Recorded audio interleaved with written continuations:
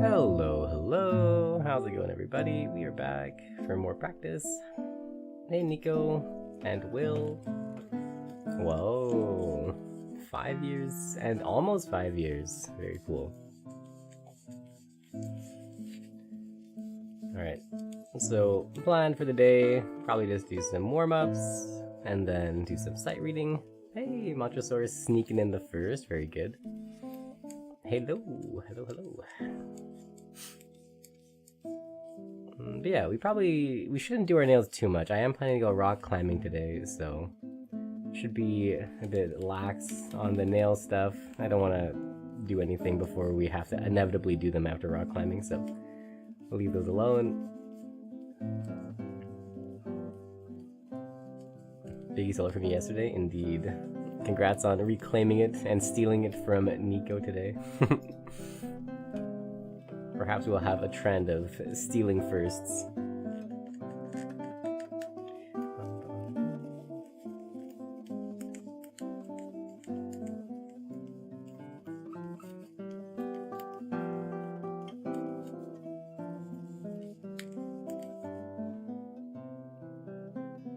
Okay, that's pretty good actually.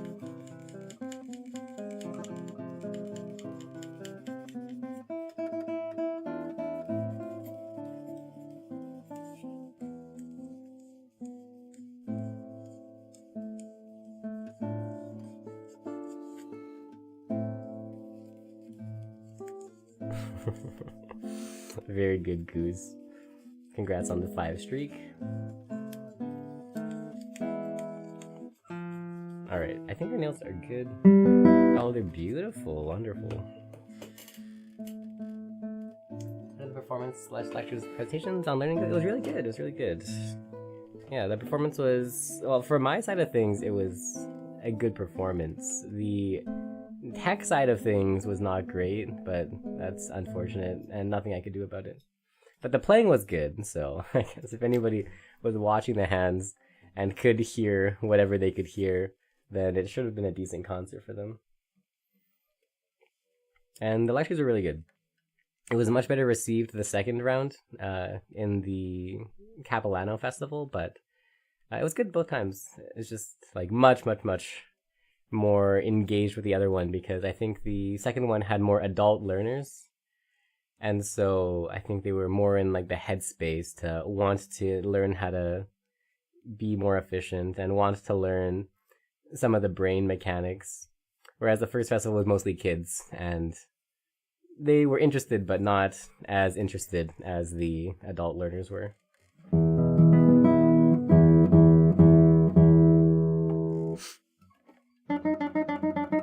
Oh yeah, let's actually practice with our pinky. And for that, we should probably polish our pinky too. Our reverse New Year's resolution for the year is to get good at the pinky. So let's start with that.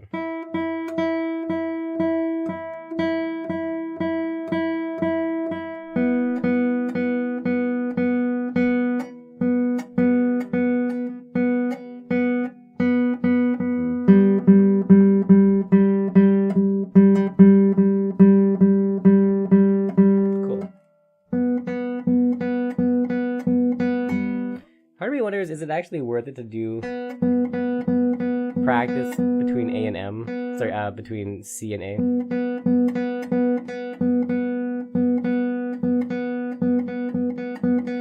It's probably worth practicing. Let's not cope.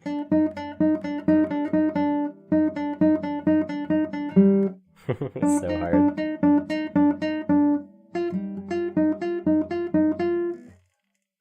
Polish, fret, or any other maintenance on your instruments? I do not. I probably should.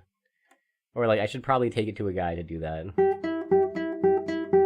But I've not ever done that for my guitars. Do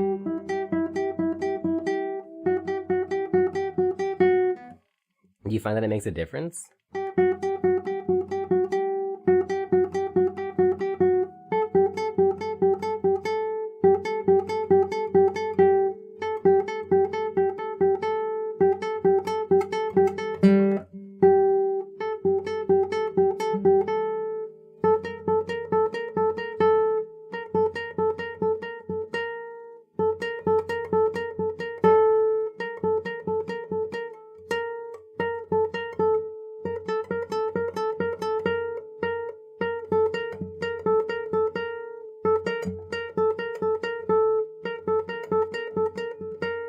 Cool, okay.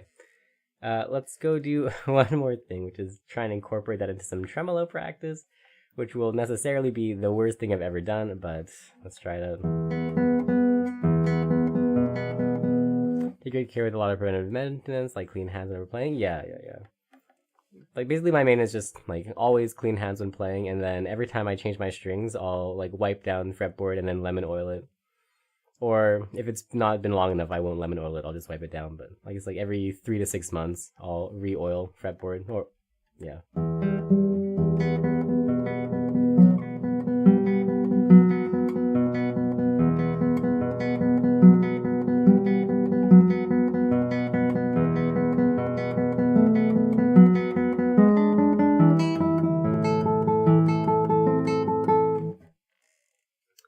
Oh, that counts as a polish? Okay. I thought polish was like actual, like polishing the frets.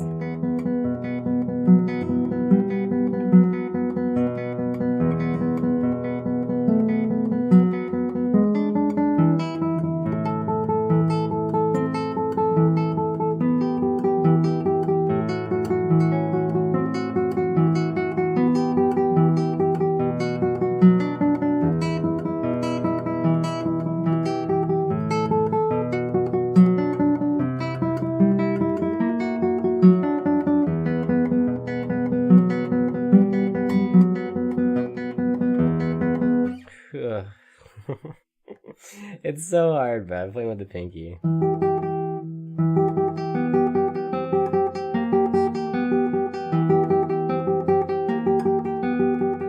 Yeah, that's what I was thinking. I have never done that.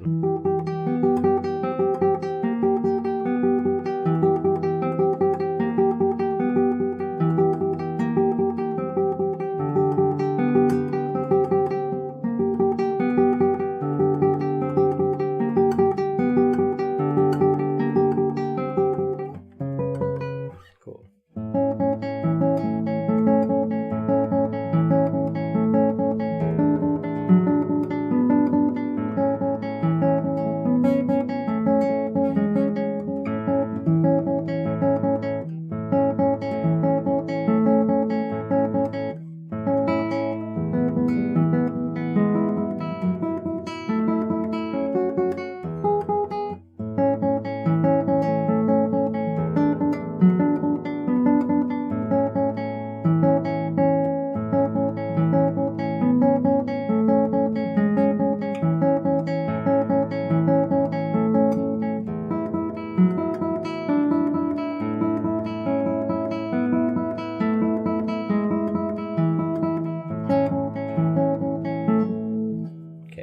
Right, that's enough pinky. Let's get on to something that doesn't feel so awful to play.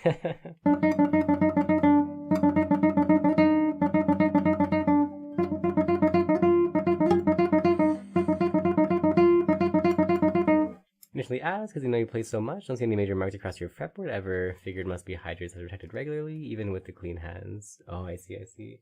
It might also be just that I think classical guitars generally don't wear as badly as electrics or acoustics. Whoa, Procco, hello. Are you back in Vancouverland?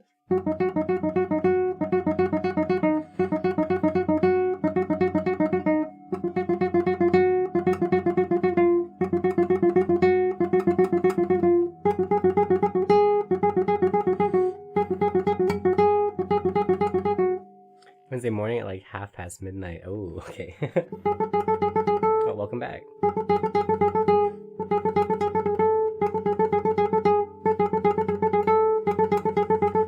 Completely screw up your sleep schedule, so here you are. Welcome.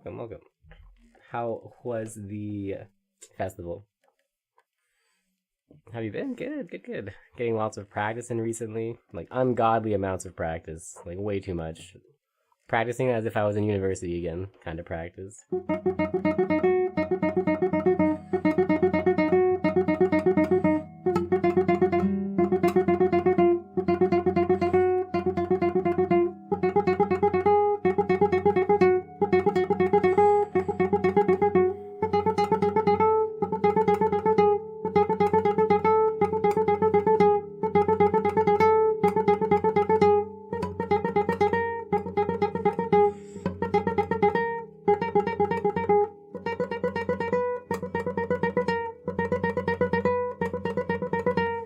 Pinky training, indeed. Well, I just finished, but yeah, man, it actually makes a huge difference though. It's crazy. Like, so that was me doing middle and ring finger training, but like, it felt really buttery compared to even just a couple days ago. So I guess like even just a little bit of work on the pinkies, making a big transferal to the ring fingers' freedom of movement.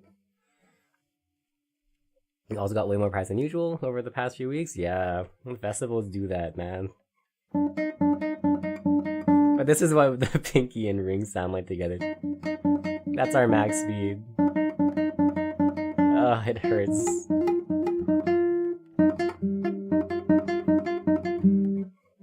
That is familiar indeed. Indeed. Welcome in, Tags.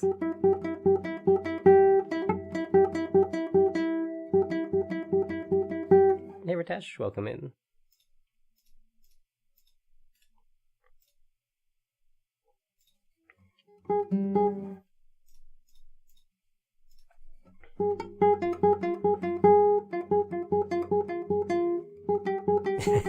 It's so slow. It's so clumsy.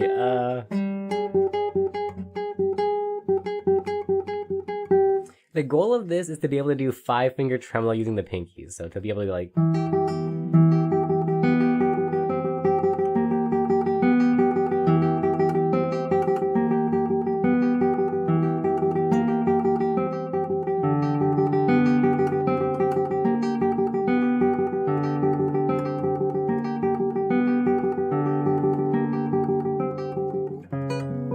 that'll be miserable to train. So, this is slowly but surely. I think right now there's no point in training that particular thing, so we're just gonna train it as like in groups of 3 as usual.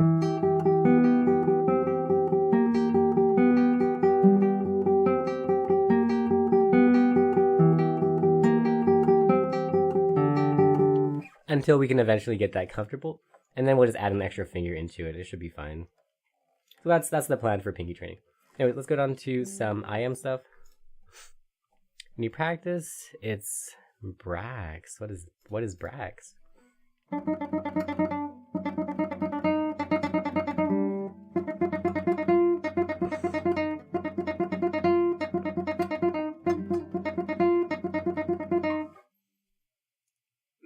Middle of a forest? Wait, were you at Domain?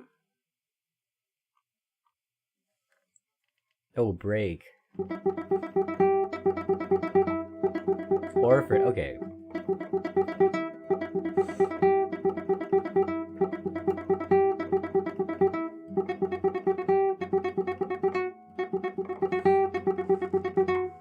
Play D? No.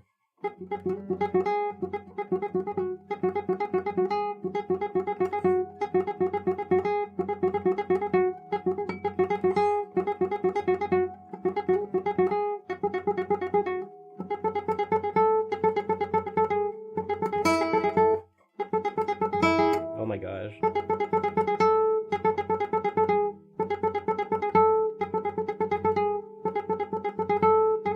Oh my god.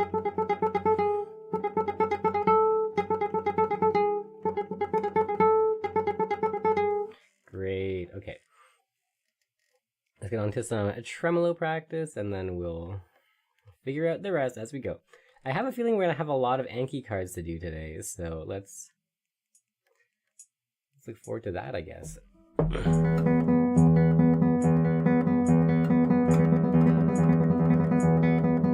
Something that might be posing tasty. Yo, that's great.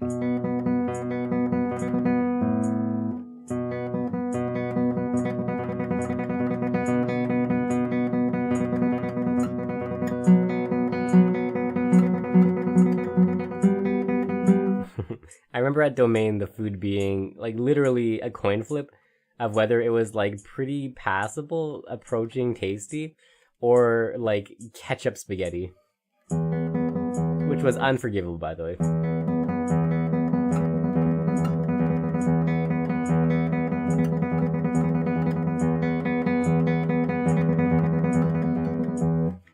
New friends, playing with some old ones, impress some profs, hopefully. Cured PCG addiction, very good. Speaking of which, Pokespawn.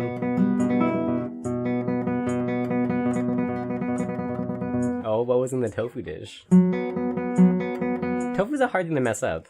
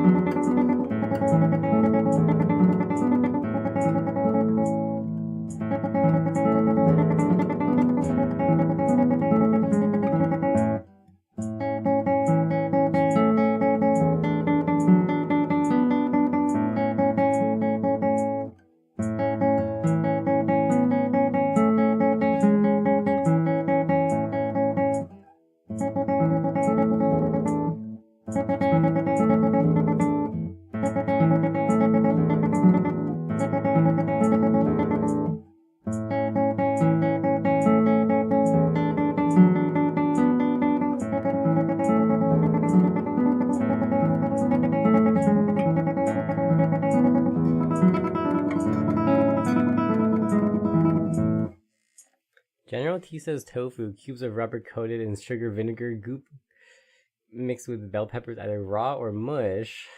Questionable green sauce on top. Interesting.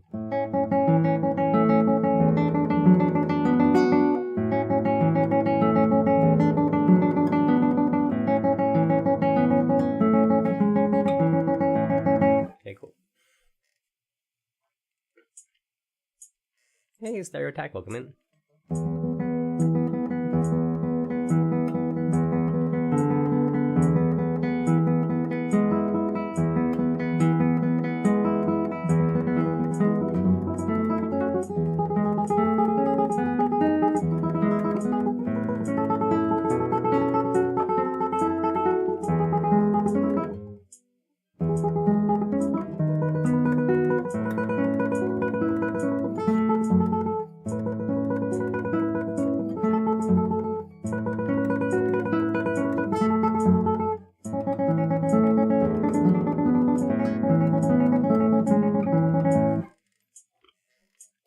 Telling a single person finished the lunch, prof in the math class went on a 10-minute rant about how awful it was, expressed sadness that most of us didn't drive and therefore couldn't pop to the nearby town for real food. Damn, dude.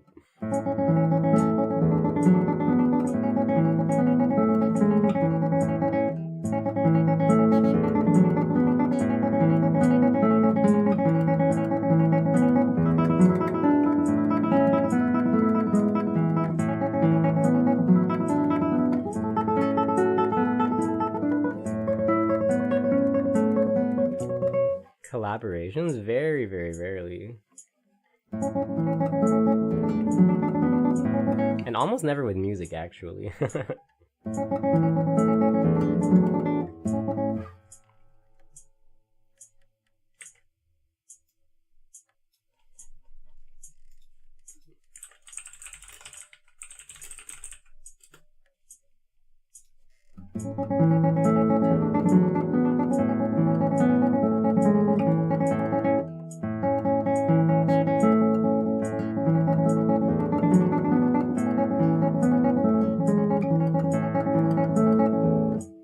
Okay, cool.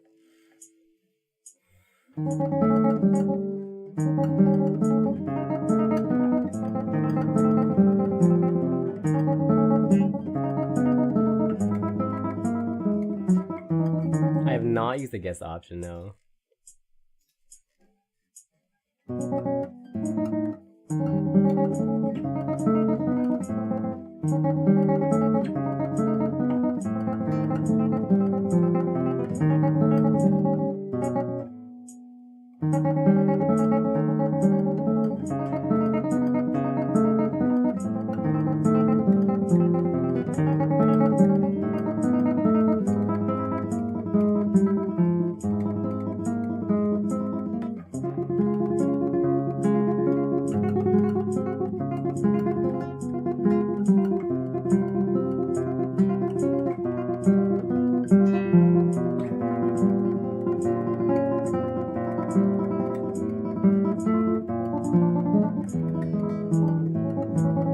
It's a bit clunky for you, sorry to say. Okay.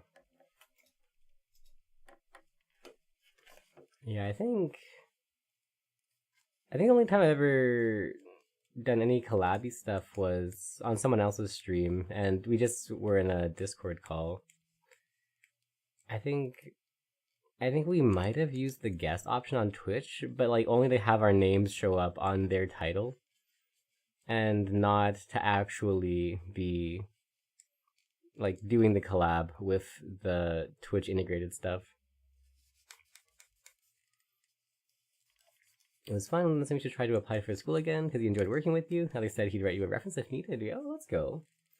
Chance to catch up with undergrad prof who would try to move to Ottawa. Cool, cool. Alright. Sounds like some good networking was had. Well done, well done. Alright, that's enough warm-up for now. Let's go do some sight reading. What will we be punished with today? 326. How's your time? It was good. It's good. People enjoyed the talk. The performances were pretty alright. I went rock climbing, which was fun.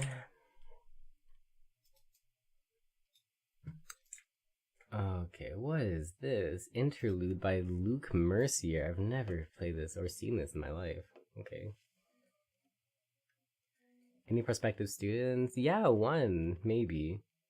We'll see. They signed up for like a little a la carte lesson before their RCM exam, so we'll see if they want to continue after their exam's over. They seem to enjoy and have got a lot out of the lesson when we had it together, so that's always a good sign. We'll see if they want to stick around.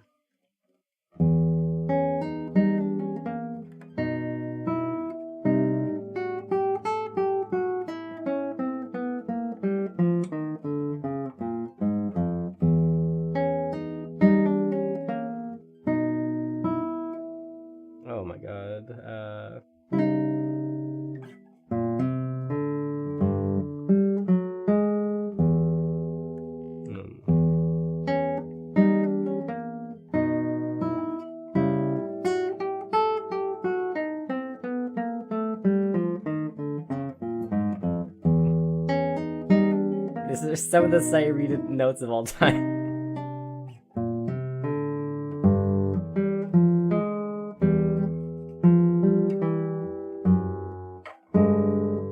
This is not a fun sight read, I will say that.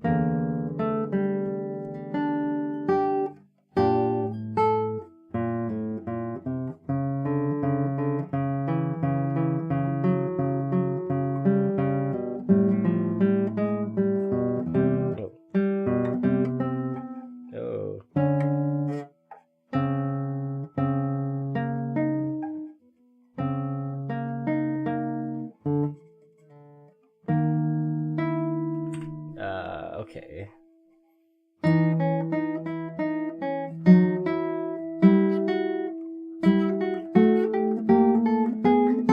That's a cool moment, actually. And then what is this? Oh dear. What is that chord? That's not right.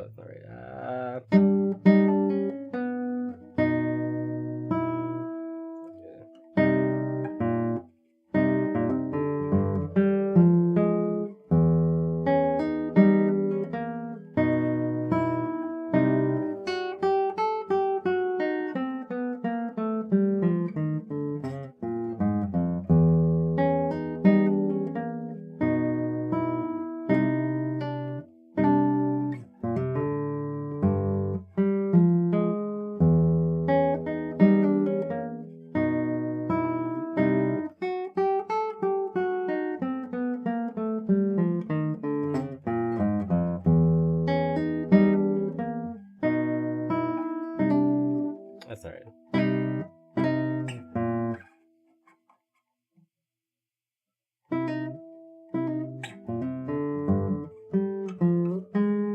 Oh, let it be over, dude. Okay. Oops.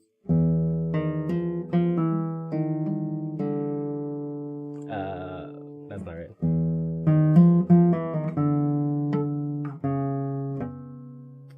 Interesting, man. That's a miserable sight read. Great. Let's get something better than that. I don't even play page 8. Wait, is there even a piece on page 8? Oh, I see. Okay.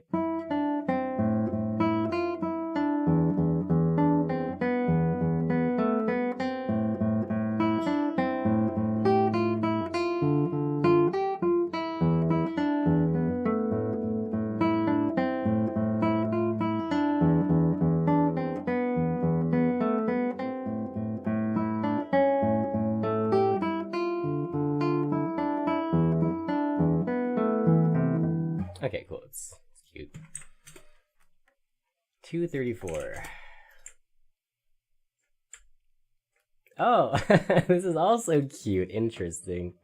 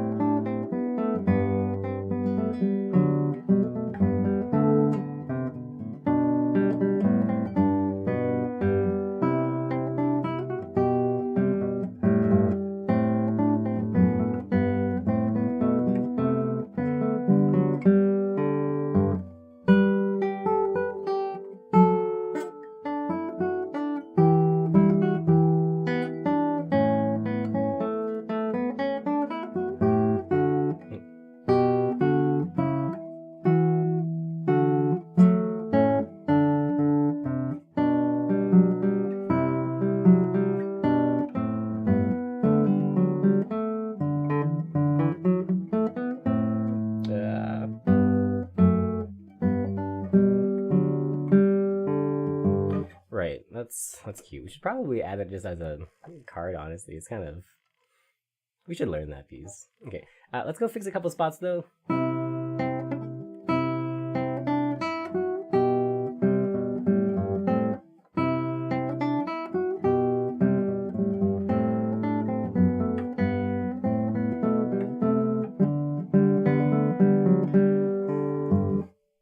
teach that? Yeah, it's a classic.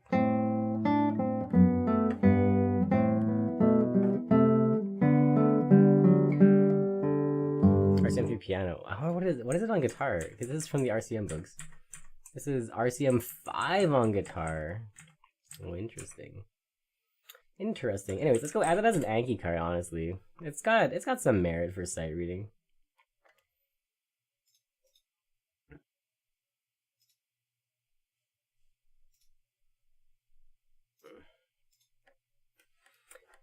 Should we just add the whole card?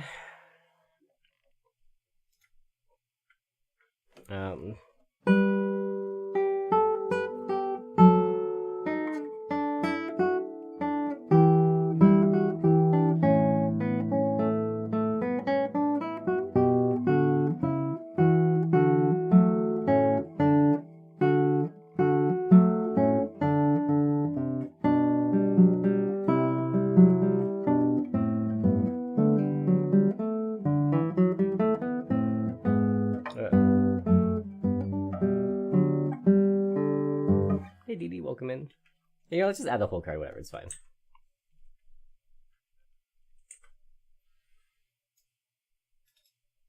I don't get many chances to just play fun and nostalgic music. Random sight read. Perfecto. Cool, man. Alright. Yeah, that's enough sight reading for the day. Let's go do something useful. Okay, there are 33 cards in the Forever Pile, which is a lot of cards in the Forever Pile.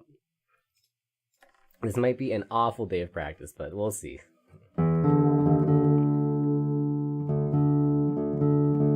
Oh, thanks for the sub to practice.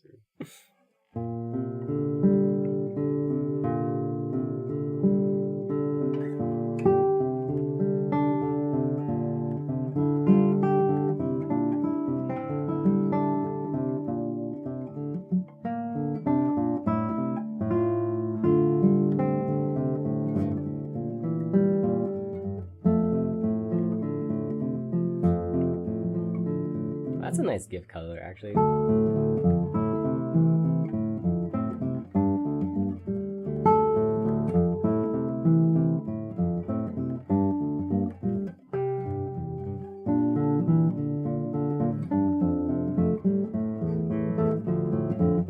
Thank you for the raid.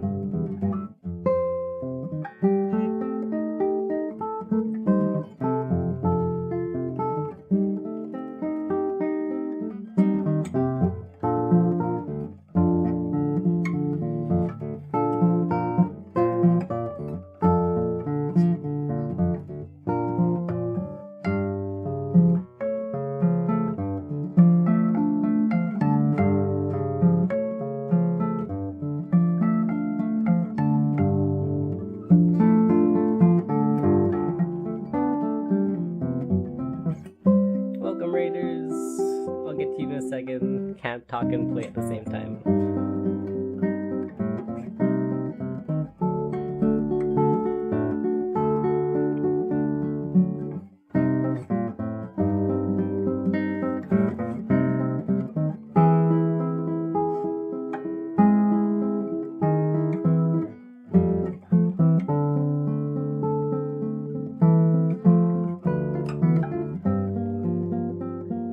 Whoa, double raid.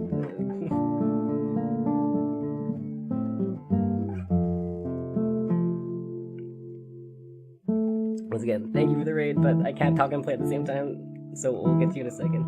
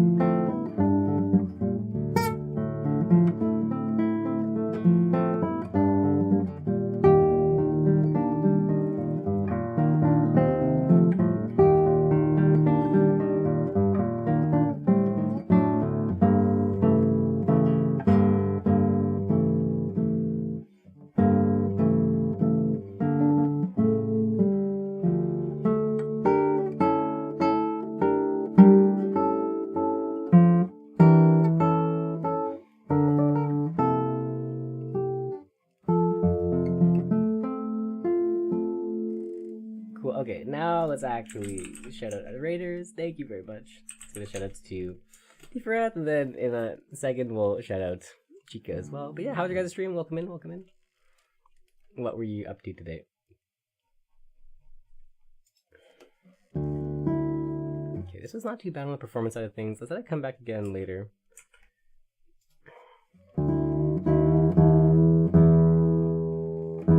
Need to be up in 3 hours. Well, hope you get a decent nap. Have a good one. Thanks for coming in with the raid.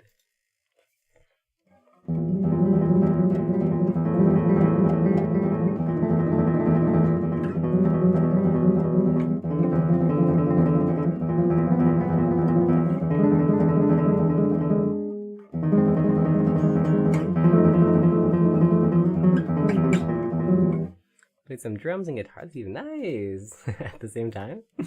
Or do you have like a looping station set up or something? Testing for a live gig stream tomorrow. Oh, cool. Nice. Will they be gigging from their house or will they be gigging outside somewhere?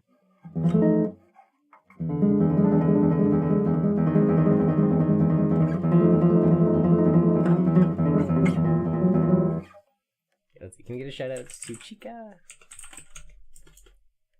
Oh, 38 seconds. Alright, we will wait.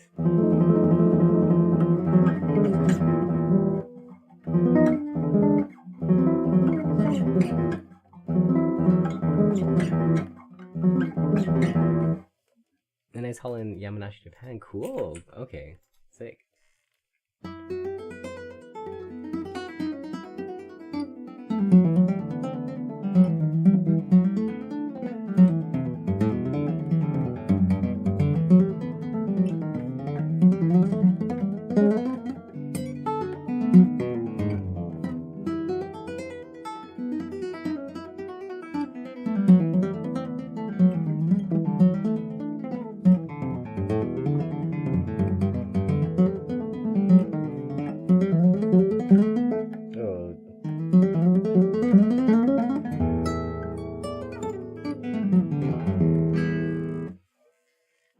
That was a nasty little round at the end. Not quite the same time, switching between the two, doing some covers from a setlist event last week, didn't get through the most of your prizes, and then sick. Tatsu would love the channel, bless. Okay, let's see, can we give them a shout out? Hey, there we go, now it worked. Alright, cool. But yeah, mostly we just do practicing stuff here, we don't do too much interesting, we just practice. So we will fix this thing. Let's see.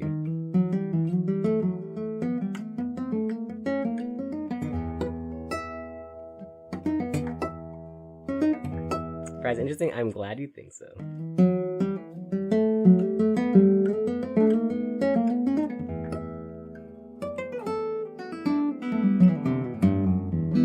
Okay, cool. And then the opening was always a bit scary. This thing with the 3-4-3-4, 3-4-3-4, 3-4-3-4, kind of.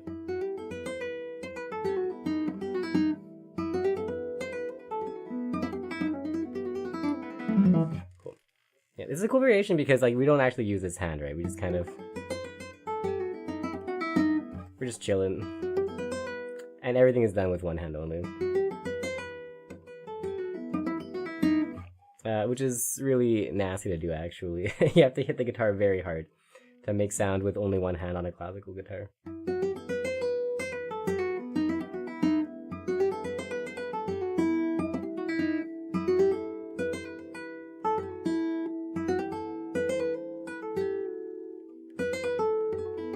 Hey, Q&L.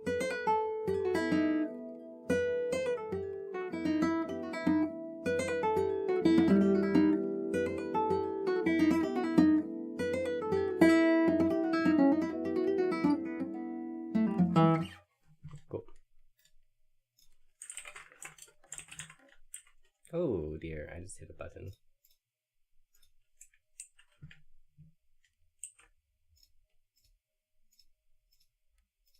And I closed everything.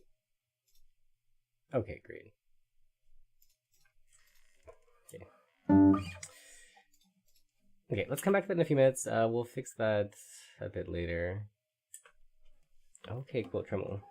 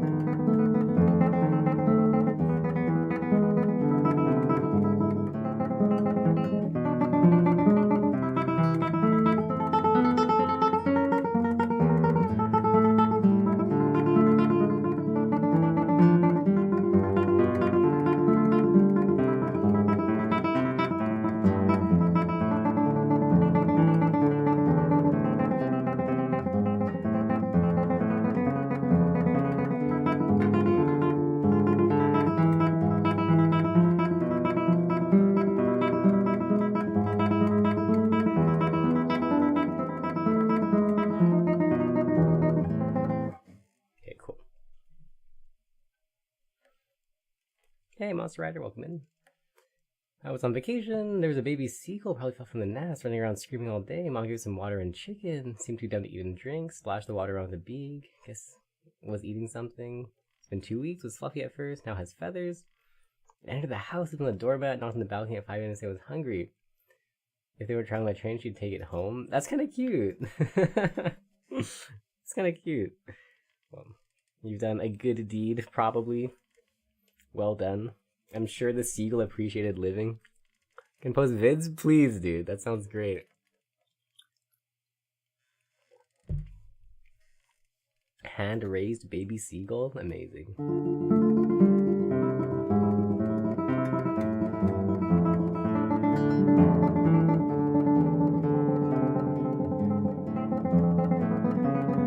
Okay. We're gonna have a first mistake here.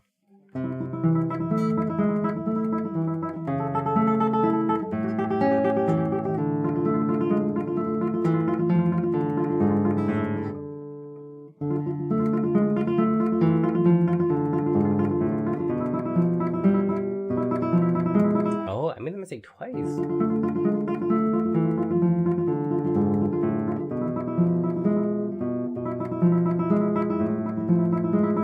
Interesting.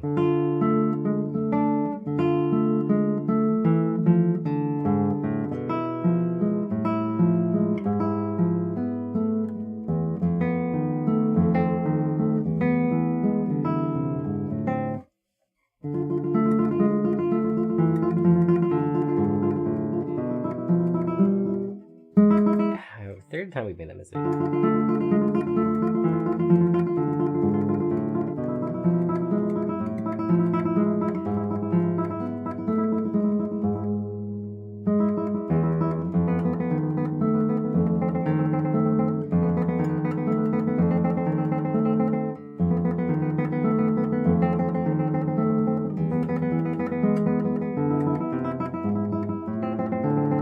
Cool. Okay, we should probably work on that.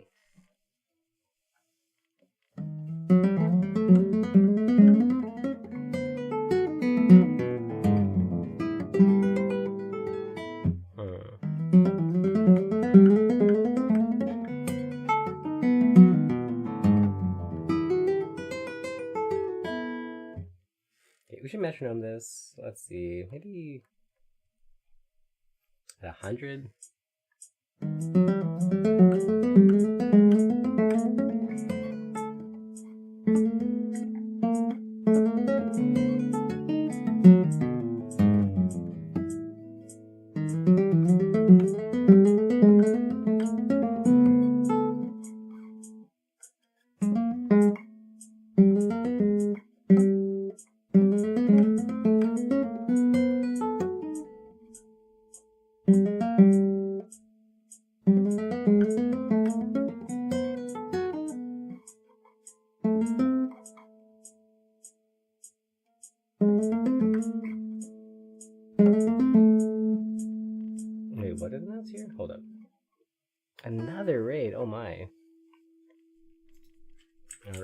A shout out to YCC MD. Welcome, welcome. Just for the support, yeah. Welcome in. How is your stream?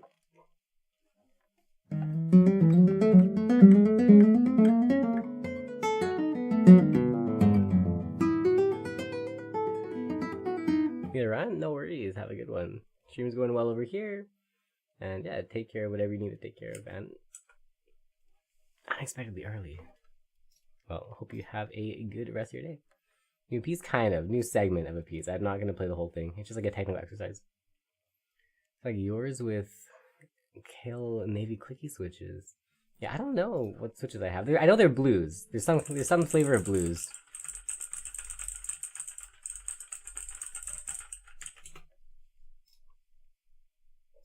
Okay, let's see these seagulls. Whoa, that's a lot. Whoa! Nice flowers, too.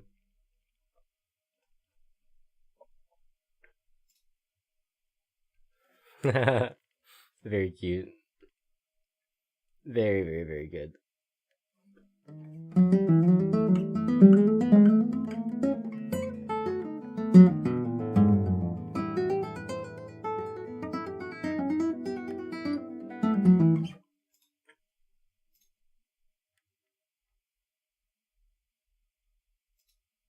Great seagull videos. Thank you for sharing. Amazing.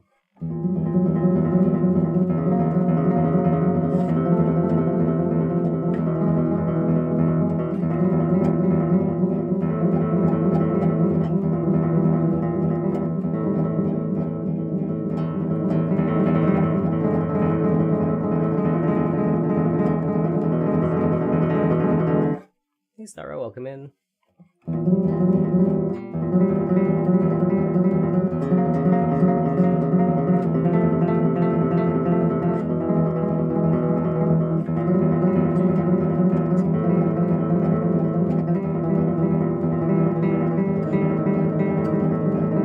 Come on, your vacation.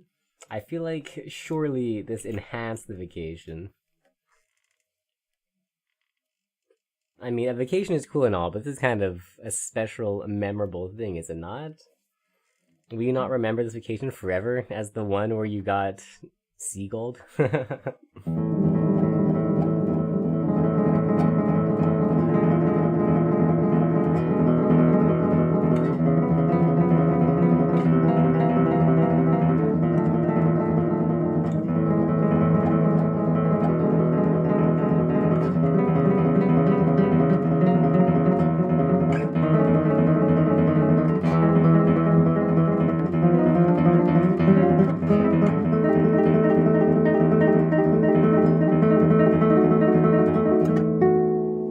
That's actually not too bad. I can't tell for galloping though.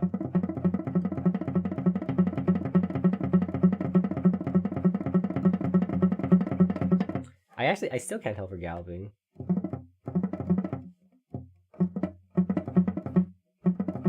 We must be galloping. It's something feels weird.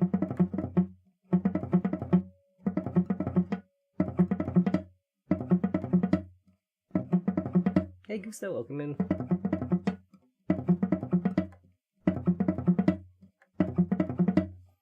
Kentucky Gold Driver from KFC. It's so good, or another one. Oh, interesting. And hey, Noptus, welcome in as well.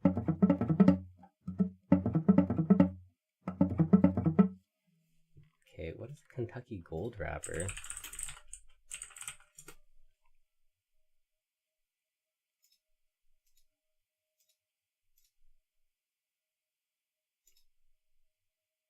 Oh, that does look good, actually. Are those French fries inside of it? Wait, what is that? Wait a minute, this kind of looks cracked, dude. Okay, wait.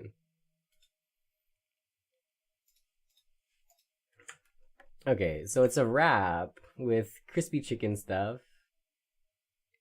And then what are these? What are these things at the bottom? Are those croutons? What are those? French fries?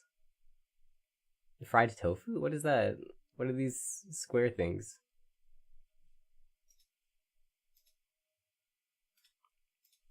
Yeah, what are these square things, dude?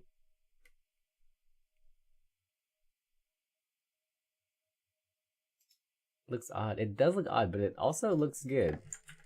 Like I see what they're going for, and I respect it. Oh, those are French fries. Oh, and the fries are soggy, limp misery. Right. I could see it being very good if they were like fresh and not soggy.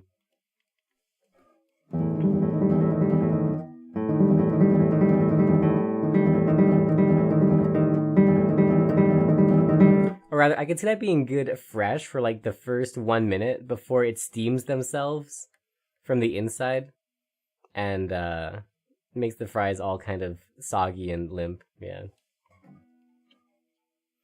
Globally bad fries? True, they are very wimpy.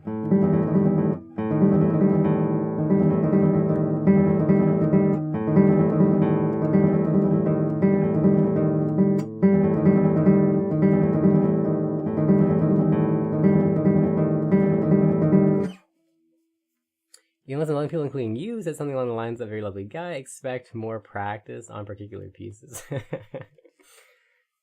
we are a boring stream. Maybe not so interesting as a song request stream or something. You like the KFC fries? Oh, interesting. Oh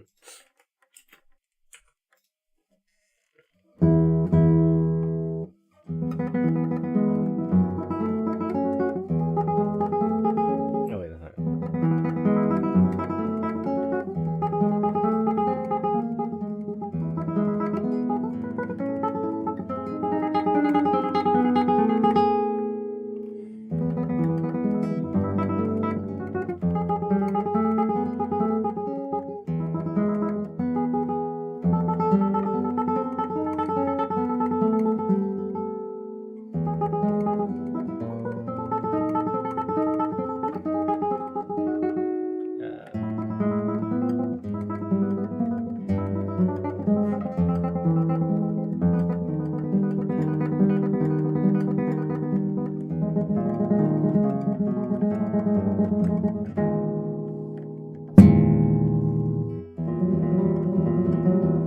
McDonald's fries are god tier, be like KFC's too. Interesting. I like the flavor of KFC fries, but I don't like the texture of KFC fries. They're a little bit soft and pliable for me. But the flavor is good. They have like spice on them or something that other places don't have. You prefer Burger King fries? Oh, I don't recall what Burger King fries are like.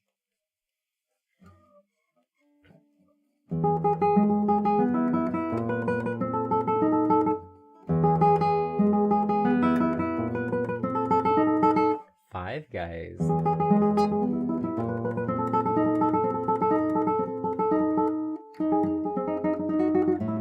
I don't think I've gone recently enough to have a good memory of what Five Guys fries are like. I think the last time I went was probably like sometime in university. So yeah, decent couple years ago.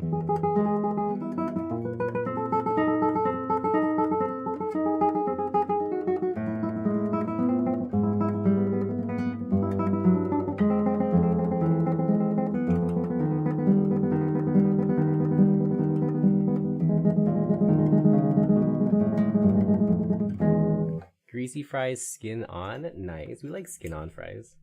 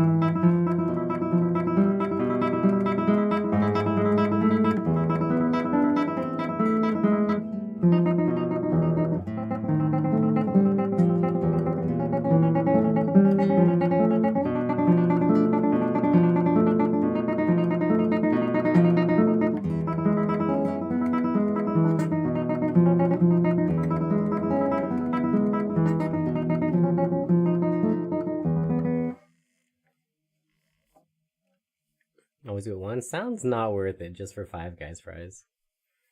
A&W and Triple O fries are pretty good. I think A&W fries pretty good. Triple O fries are a little bit... They're okay.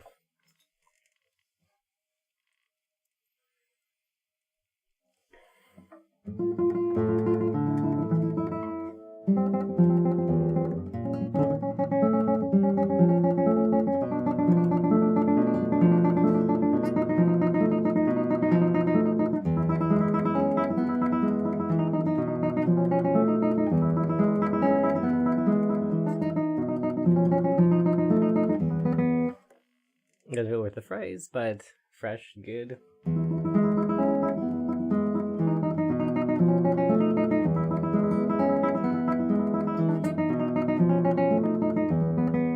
Oh, Costco good. Costco really good fries. Also, price ratio, pretty good too.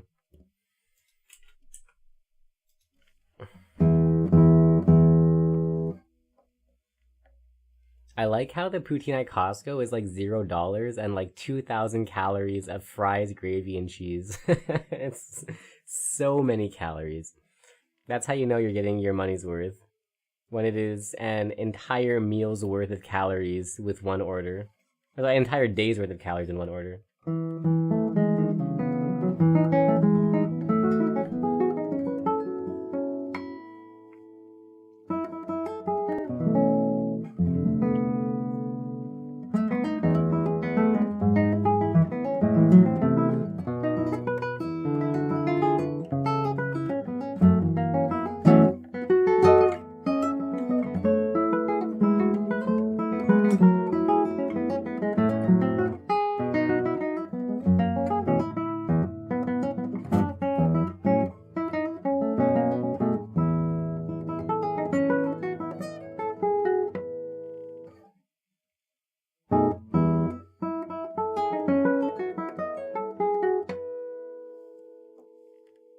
Cool. That was super sloppy. Bum, bum, ba-bum, ba-bum. You don't live near a Costco, you do Sam's Club? Fair. You've never been to one. They're pretty good.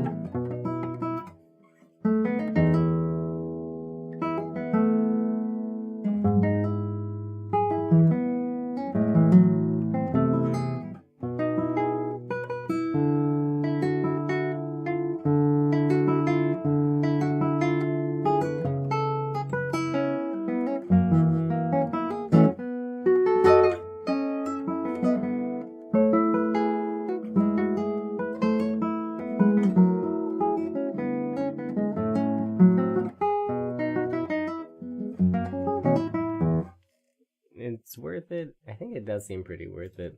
The deals there are very good. If nothing else, just like the samples and the food court make it worth it. On top of just like actually having good prices for all the groceries and clothing items and stuff.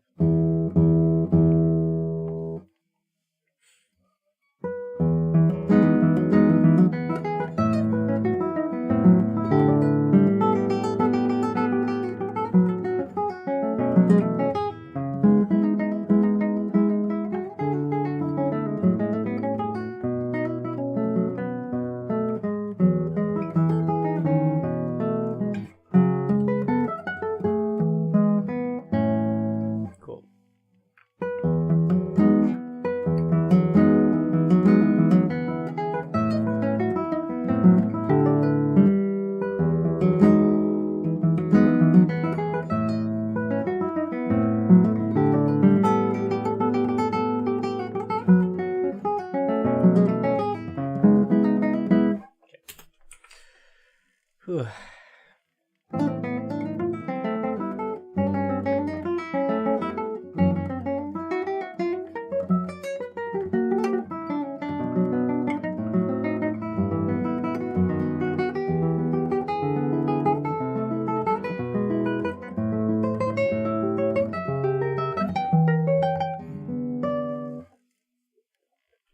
you don't live within an hour, you probably wouldn't bother. Yeah, makes sense.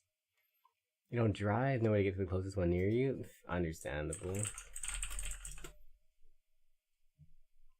You live about 5 minutes drive, 45 minutes in factor in parking. Go there a week or two. Nice. I feel like the true strategy is just having a degenerate schedule so you can go at a weird time of day. But yeah, parking can be bad.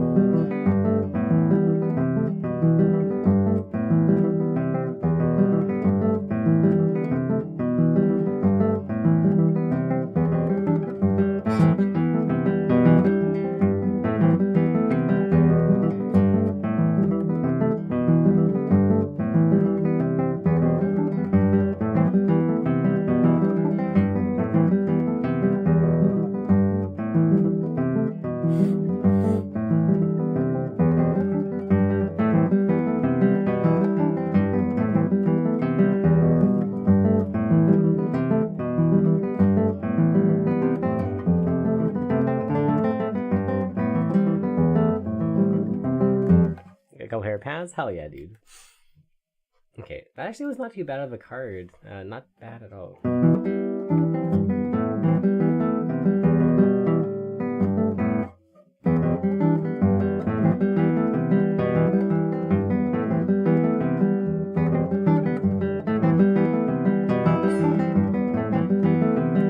I think we do better, but it was actually good. I would have passed that if I didn't think we could improve it very easily in the next run.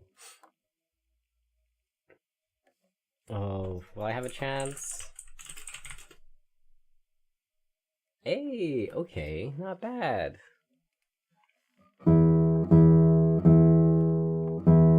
Complain about not getting any shinies. Oh, did you get a lot of shinies? Haha.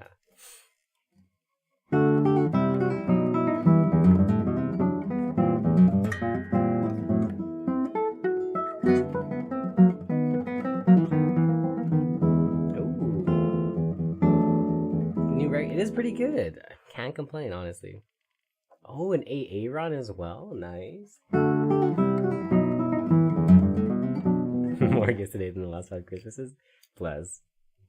Oh, a belly bolt too. Level 37 is very high.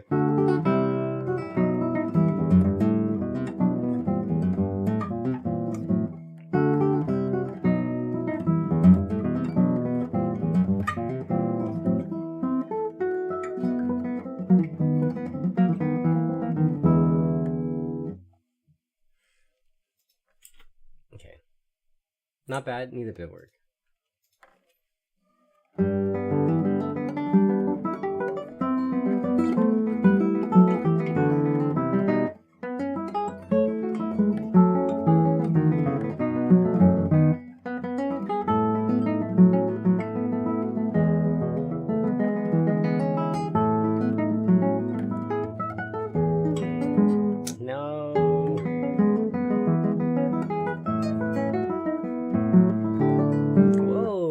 Shiny cheese string.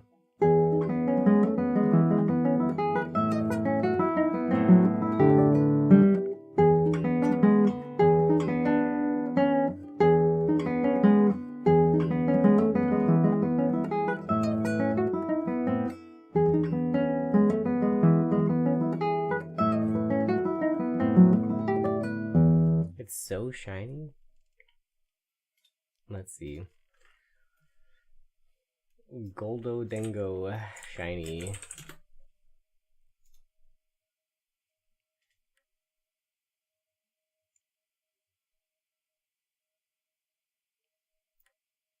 Is that not just the exact same as the OG version? Am I missing something? Is that is that not literally identical?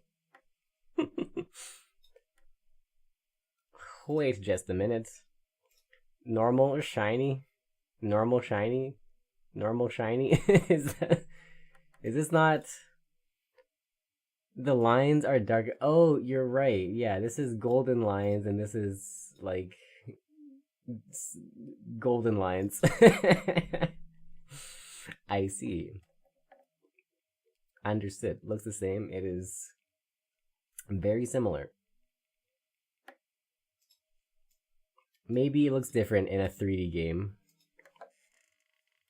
Maybe it looks different when you can see the shine reflecting off of your 3D Pokemons. Maybe the 2D does not do it justice. Cope.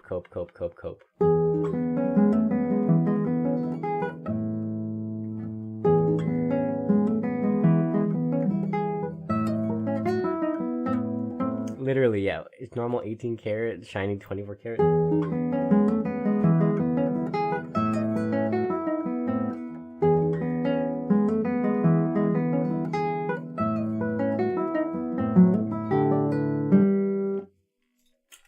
So they miss shiny opportunities? True. Alas.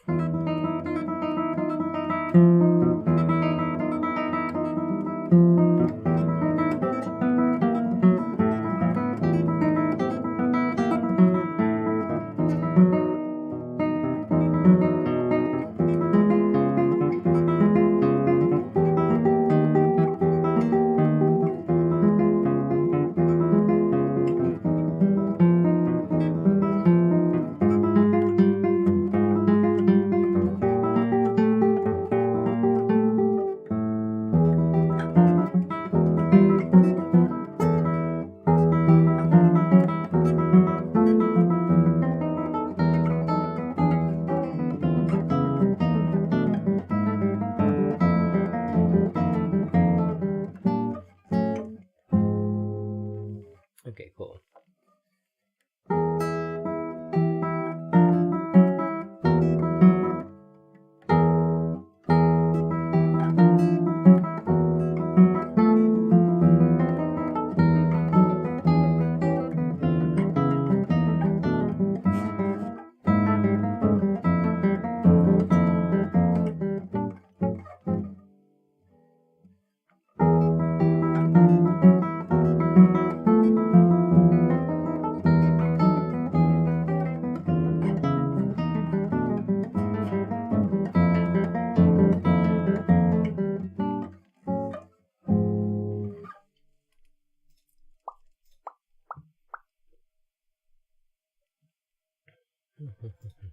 Okay, we'll come back to that one.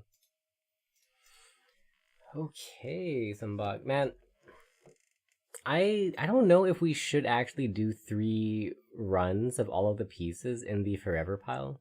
Like, maybe 2 is enough. 3 would be kind of optimal, technically. But we also have 30-something things in our forever pile, and if we do 3 runs of all of them, that's going to take at least 4 hours.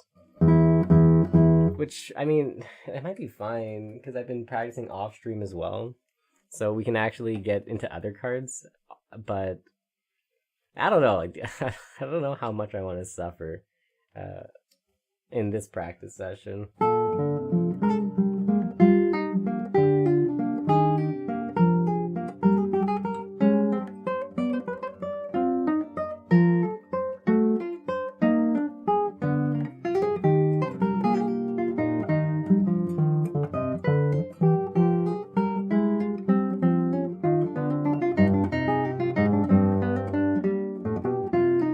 Really good. Well done. Cool.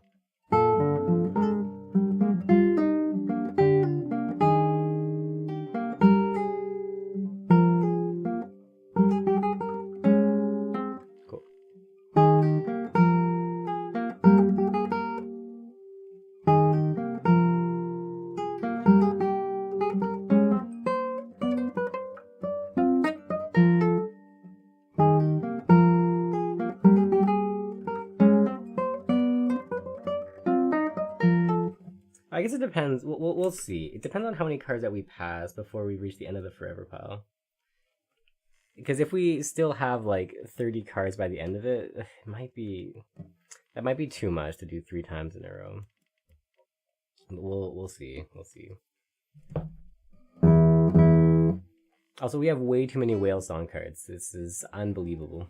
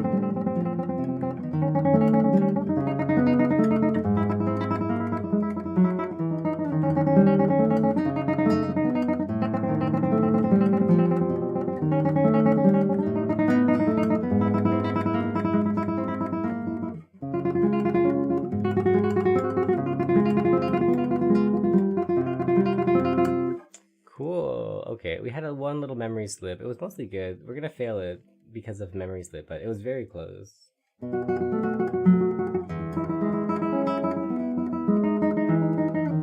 Yeah, it's just this.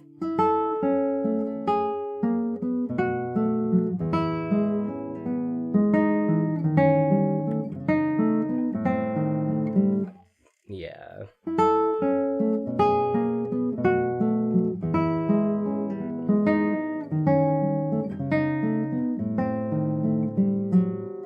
Cool. Okay, we'll come back to that later. One thing I was thinking actually is, as we practice our regular tremolo, it might be worthwhile to just include the pinky as a force vector, I guess. Because, like, if we think about it, if I move my pinky, watch what happens to my ring finger, right? So moving the pinky moves the ring finger. So the pinky should be a part of the tremolo movement, right? So we should maybe, like, just have this lead our tremolo. So if we were playing...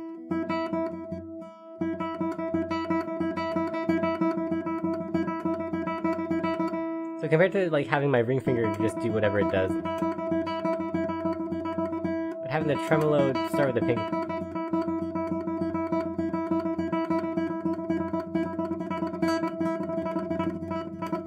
It might be nice. I don't know. We'll see. It'll be a good way to like kind of get pinky training, to get the muscles built up, even if we don't train the accuracy of actually landing on the pinky per se. So we'll see. It's an experiment that we'll try.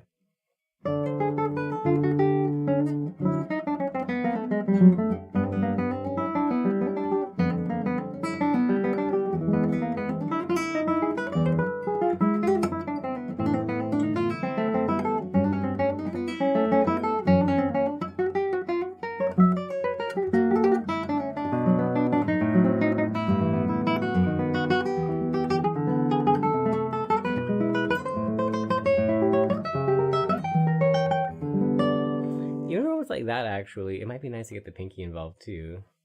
Right, just... So if we look at the range of motion on the right hand, if I don't use my pinky...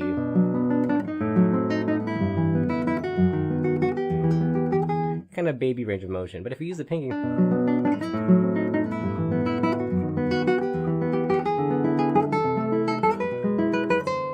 So it just might be a nice thing to include, because I think it is nice when you can use the full range of your hand and not kind of like be stuck in this narrow, frantic range.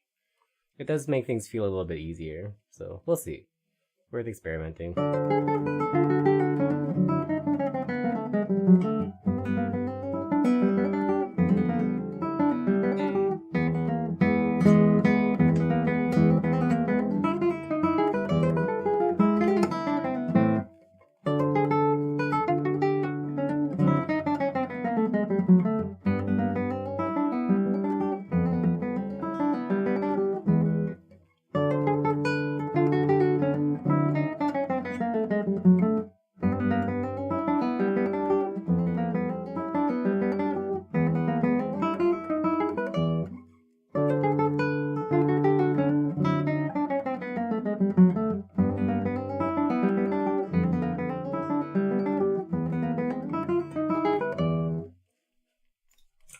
Oh, is this a dex entry for you?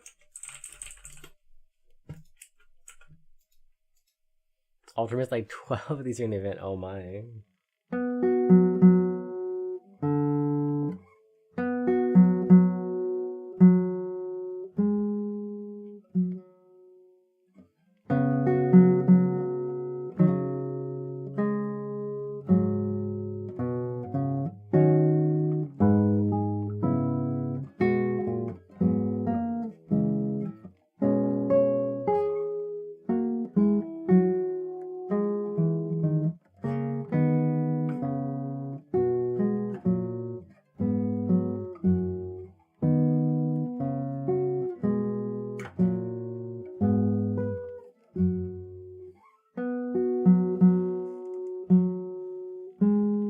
Hey Lilith, welcome in.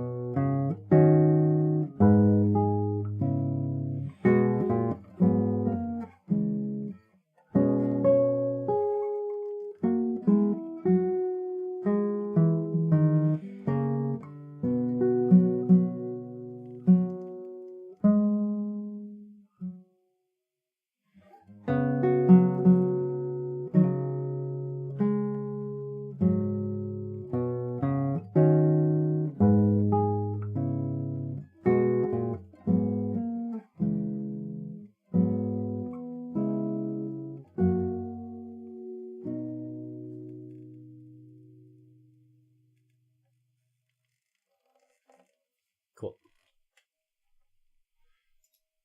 Power Gen 9, which you haven't caught before, including 2 non-evolution A tiers. Oof. You can now evolve anything, really? Whoa.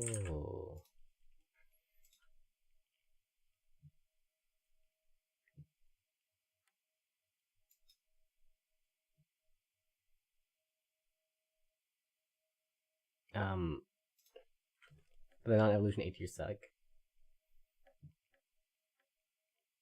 Let's see. I don't even know how to test this. Okay, let's say like we don't.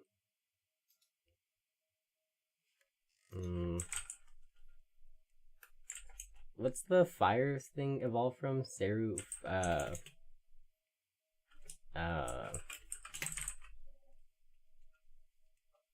I know it's a ghost fire type, right?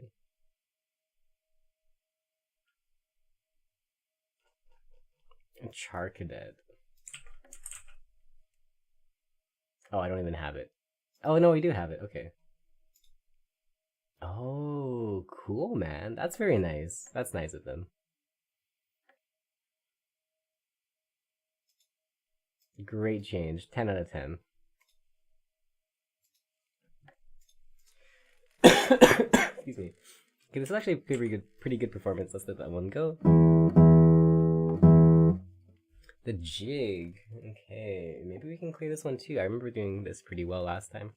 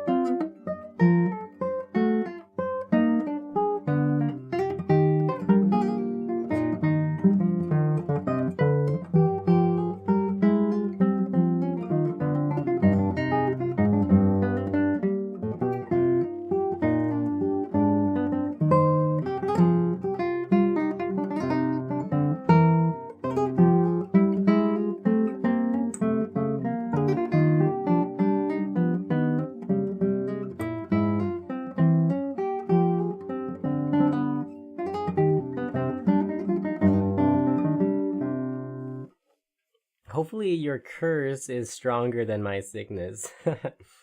Fingers crossed that after using that, it will never be used again. Okay, let's go check this box thing. The opening, we played decent, but it actually was like a memory slip that I just got lucky on. Worked last time? It did work last time, so we'll see, man. Maybe we'll be cough free. Just kidding.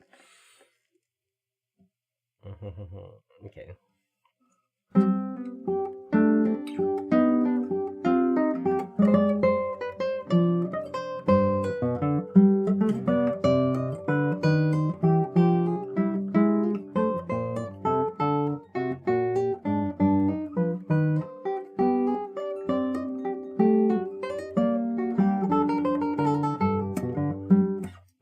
I think we'll let this jig go for now. It's actually not too important. And also, I'm not going to be playing it in the competition, so let's be a bit lax on what we accept for it. It was a decent-ish enough performance, so let's let it go for now. This one we will be very hard on. It's perfect or nothing.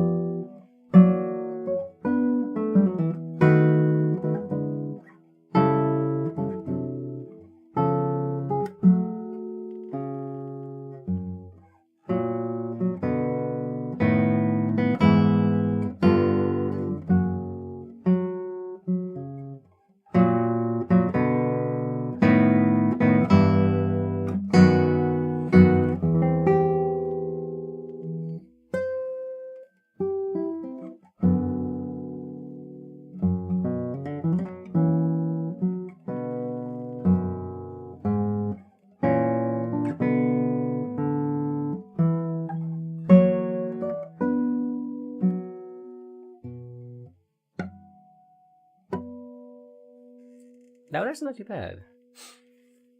When's your competition? August 3rd should be the start of it.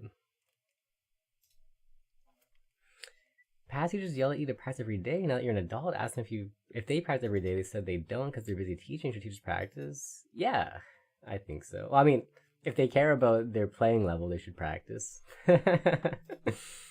Like a double standard. Yeah, I think so. I think most university professors, for example, still practice because they also do performances and they generally still have a performing career. So it's important to practice. Yeah, I guess it depends on if you've kind of let yourself settle and get complacent and maybe have given up a little bit on progressing as a player. They don't practice a plateau. It's easy to, especially get used to teaching same piece over and over again. Yeah, exactly. Does teaching help you practice? It does, but it's not a replacement for practice. Hey, Nocturne, welcome in.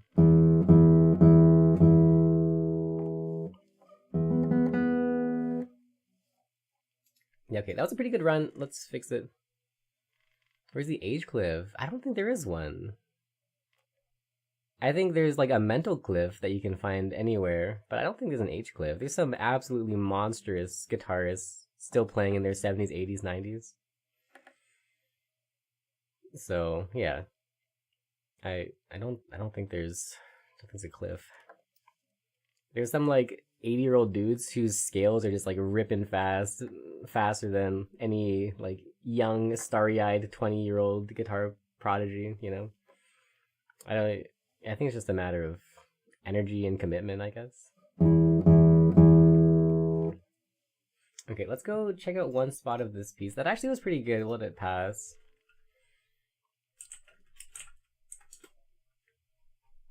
And health, that too, yeah. It is hard on the body.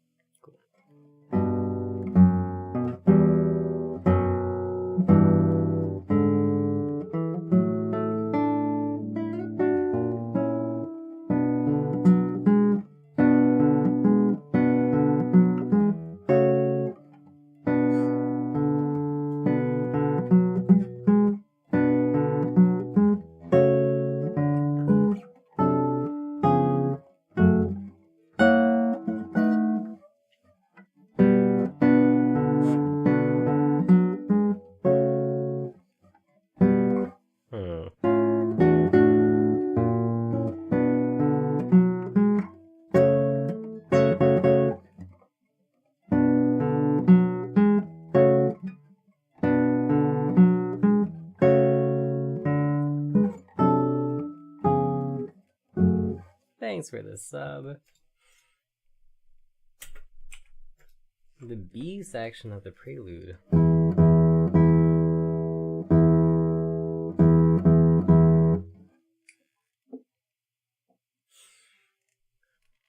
It's like the old kung fu master with gnarled bodies and pot bellies can easily put an upside flat on their back and yeah, basically. It's the advice, always have the best opinions. Bless. I'm glad you think so.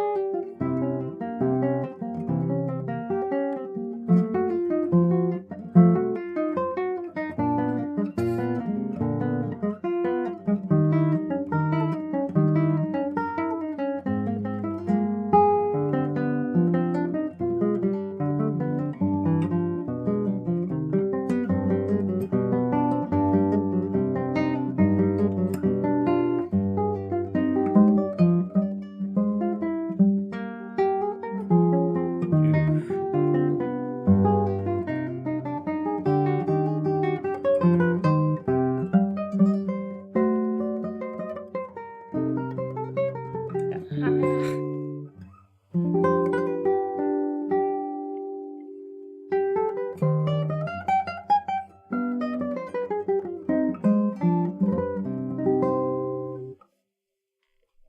connections are old? Yeah, true. Wow, still performing at 98. What a monster. That's very impressive.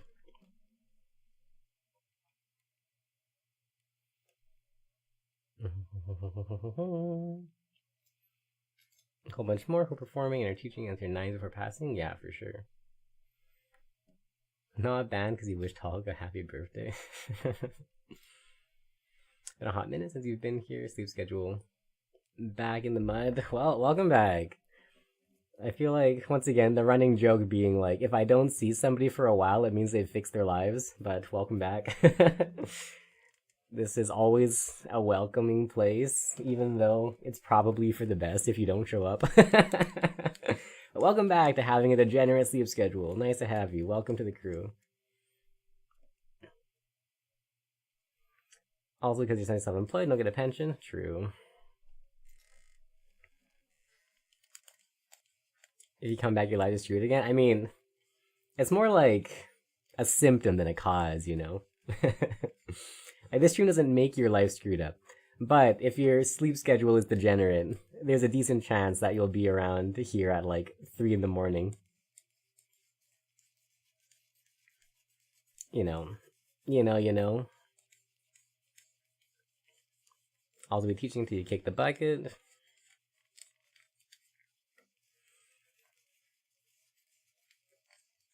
Especially if you're still in this city with its unaffordable housing. True. Teaching fun. Teaching is fun. It's fun. Ease of access ban was necessary, which turned out it was. I also banned them from Twitch just because actions have consequences, and those consequences extend to other platforms. You get back to composing and focusing on your marching career rather than composing. Cool. I think they're both good aspects, good avenues.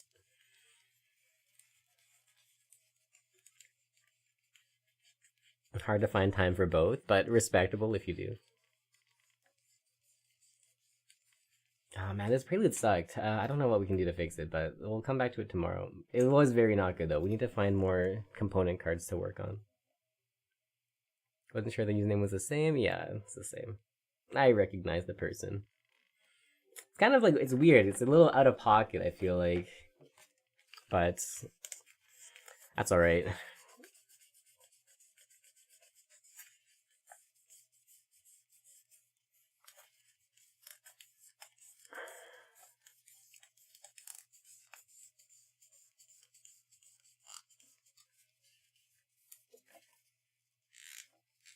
Here's all the juicy info. Basically, they put pictures of, like, uncensored pee-pee with no spoiler tag. And did that more than once while celebrating Mr. Hogan's happy birthday, which I don't think it is, and I think he died, like, yesterday.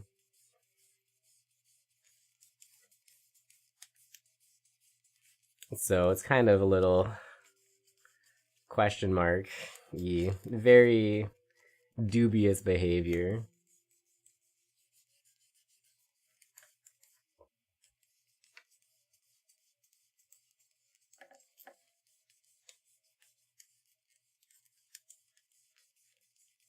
It's wild? Yeah. You're not glad you asked now. Some people just special, and just leave it at that. Okay, let's fix up this WC.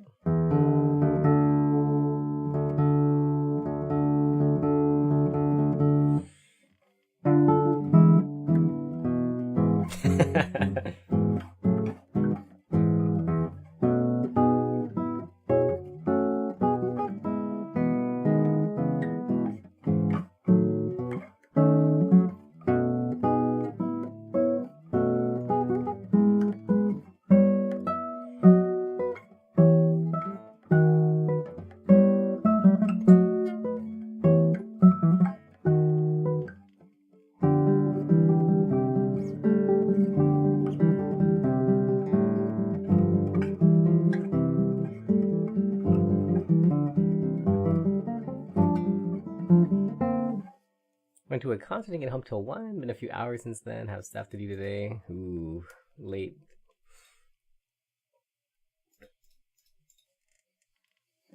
When does your day start? Today/tomorrow?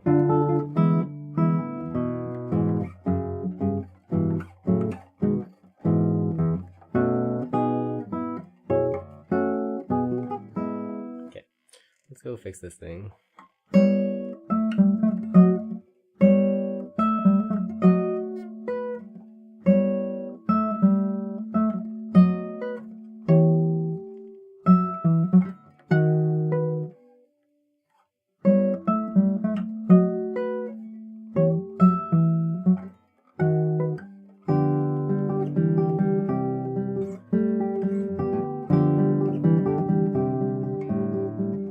Whoa, number 52,195. Just kidding, still number 1.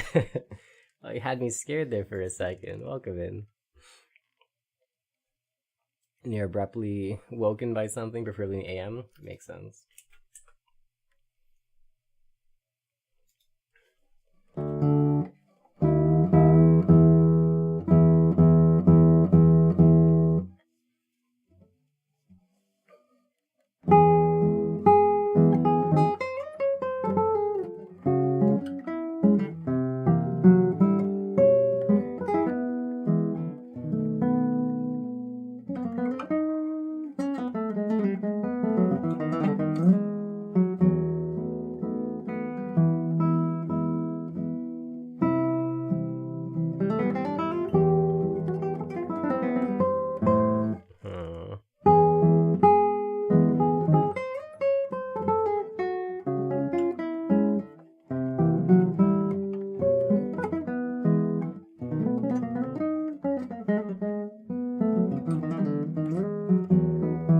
Okay, we'll come back to that in a second. It's not quite good. Excuse me.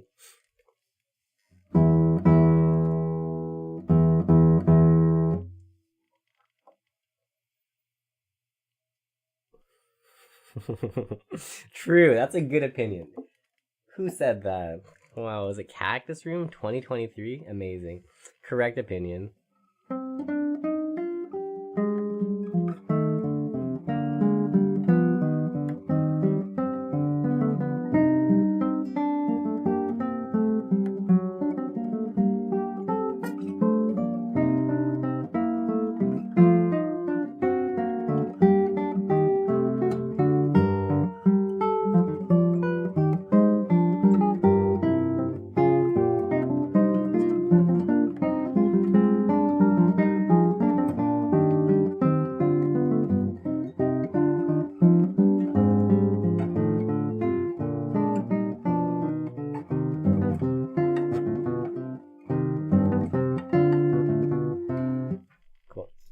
Badger fail.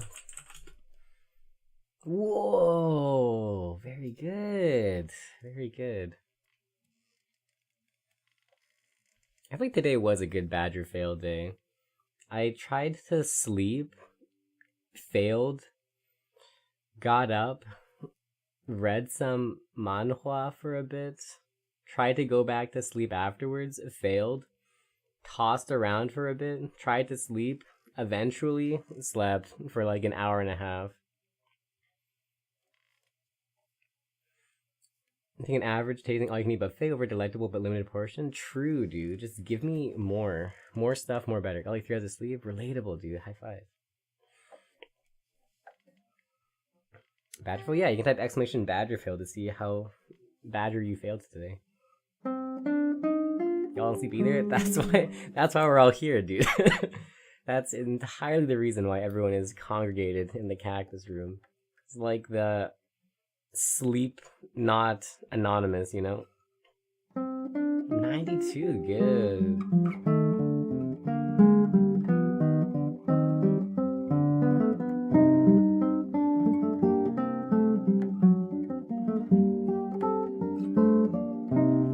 Drop of the best in the universe or sushi?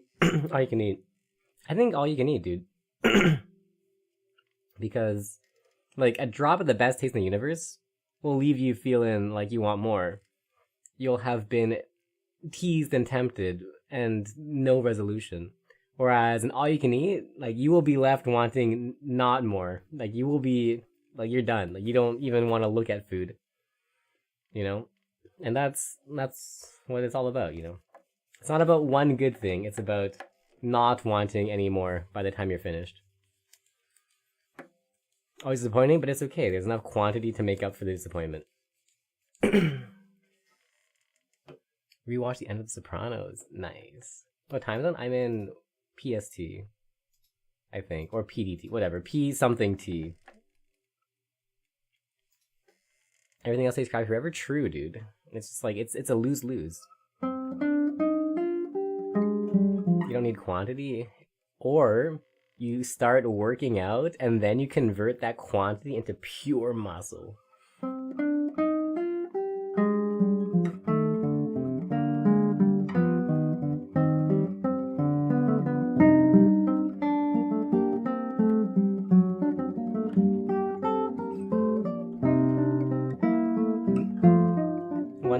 That's right.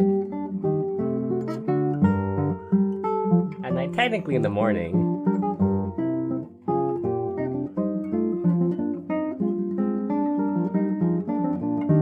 Energy burned working out doesn't compare to eating less. True. However, the impetus on muscle growth does require a decent amount of calories to realize, you know. So you will get much more benefit. Hey D, how's it going?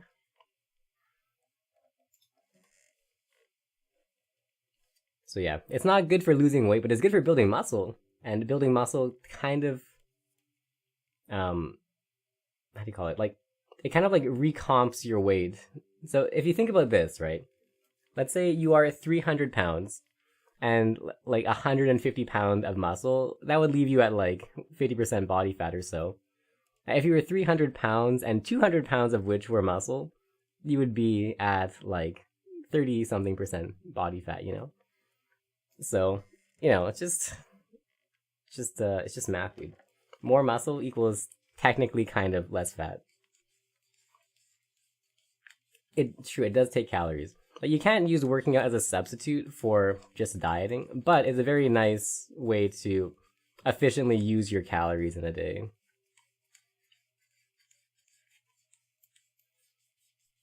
Oh, so your arms getting a bit bigger. Yo, let's go. Very nice. Cultivating mass, true. Only could use the cats that are already in you. I mean, it can. You're on Ozempic, so you don't eat much lately. Oh. Is that for diabetes or is that for a weight loss thing? Not eating more but starting workouts will make you lose weight? That's true, to a point.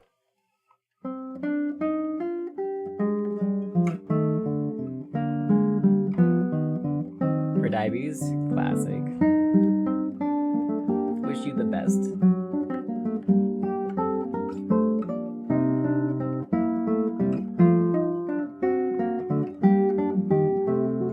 I think it's true.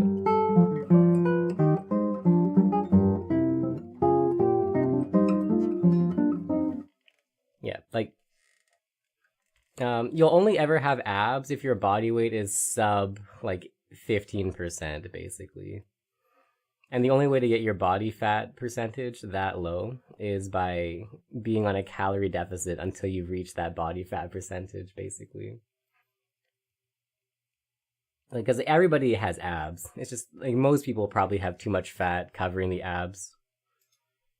Abs are genetic. The amount of pack that you have is genetic. So, like, a 4-pack, 6-pack, or an 8-pack is genetic.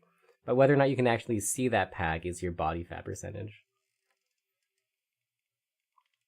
So, for example, like, Arnold Schwarzenegger, even at, like sub 10% body fat, will only have a 4-pack. I will only ever have a 6-pack. Whoever 8-pack guy will only ever have an 8-pack. But you will only ever see those packs if your body fat percentage is low enough.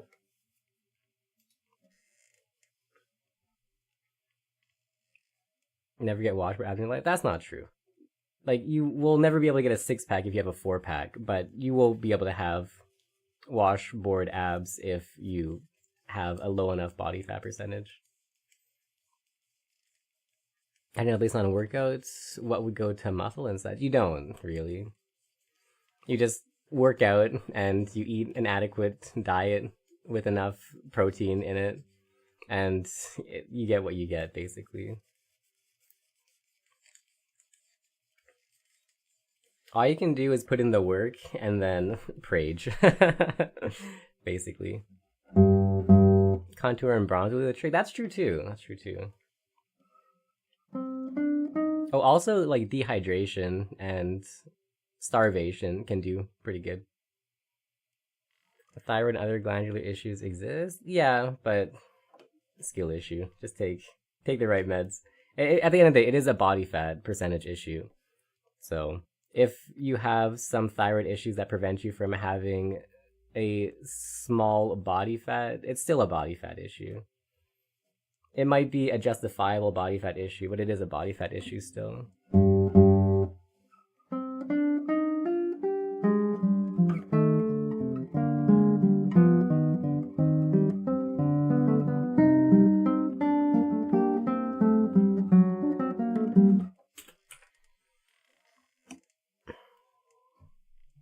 If you work out the height, you probably use body fat because you're intolerant to many foods. Makes sense. Velveeta macaroni and cheese ad. Perfectly on topic. Amazing.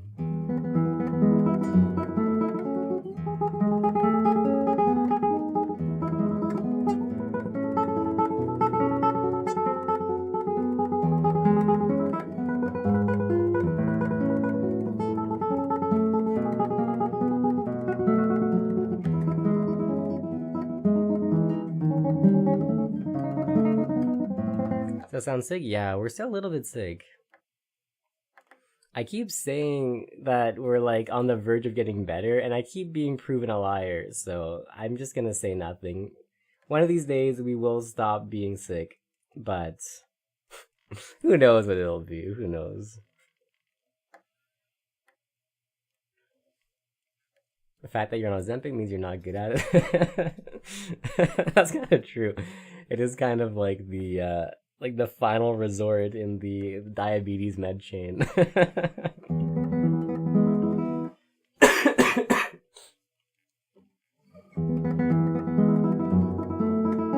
17 flavor, that's a lot.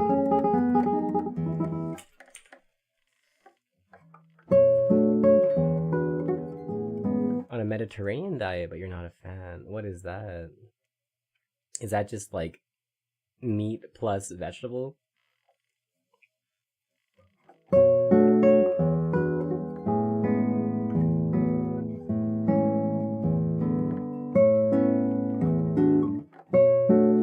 Fish, nuts, cheeses. Oh. Lots of nuts, whole grain, fish, etc. Oh, I see. I mean, that doesn't sound too bad of a diet. I mean, it sounds lacking veggies, but it sounds okay. I mean, like ideally you would just want to reduce carbs as much as possible, right?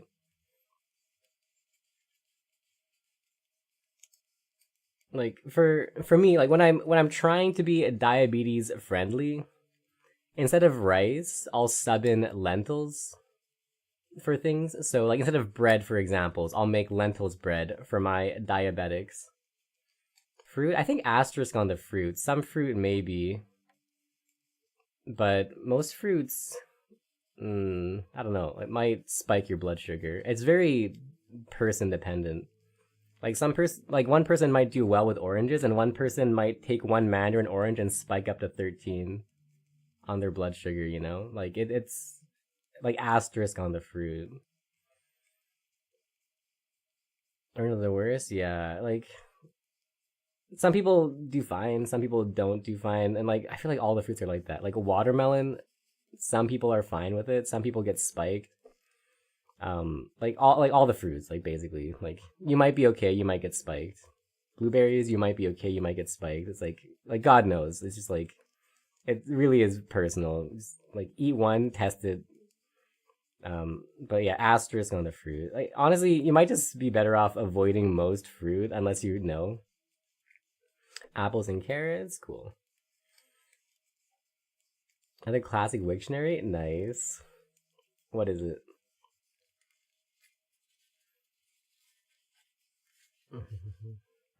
Grok Sucker. I'm very afraid to click on that. I'm gonna do that in a private tab just in case.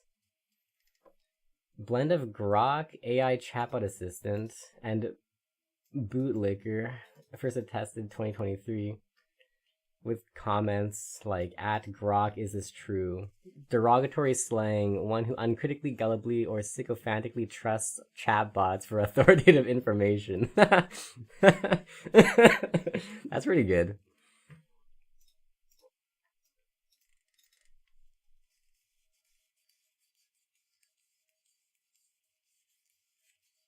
Everyone start using your word. It's a little bit offensive sounding for me, but maybe that's good for people who rely on ChatGPT. People who don't enjoy salad just make bad salads. True. And people quote AI chatbot as fact. Yeah, it does bother me. I've seen that a lot recently. Of like, let's say there's like a discussion of something, and then somebody posts a comment of like, here's the AI summary of blah blah blah. It's like, dude, like, why do you trust that? Like, why? What makes you think that that's an authoritative source of information? It's like, what?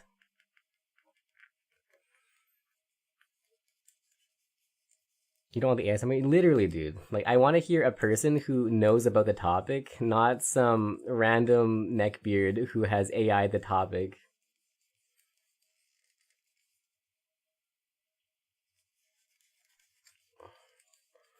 Oh wait, to use HFTS word, I don't want to hear some random grok sucker who has AI'd the topic. Dad told you he asked ChatGPT for legal advice. That is... unfortunate. AI summaries and sourcing Wikipedia for a scholarly paper? Sourcing Wikipedia for a scholarly paper is good if you've read the scholarly paper. What are you sourcing from the AI? Like, what? What source would you find from that? I don't believe anything. Gonna start calling one of the people you know that? Bless. Started the poor etiquette, turned out it was actually helpful. Okay, well that's good. You know about the field you're asking for to understand the limitations? Yeah. I mean, kind of like anything, right? Like, if you don't know the topic, you necessarily can't know if what you're reading is trash or if it's actually useful. Use it for concepts and ideas and you go elsewhere. I see. 70% of talking with your brother has I asked ChatGPT on his end? No. The call is coming from inside the house.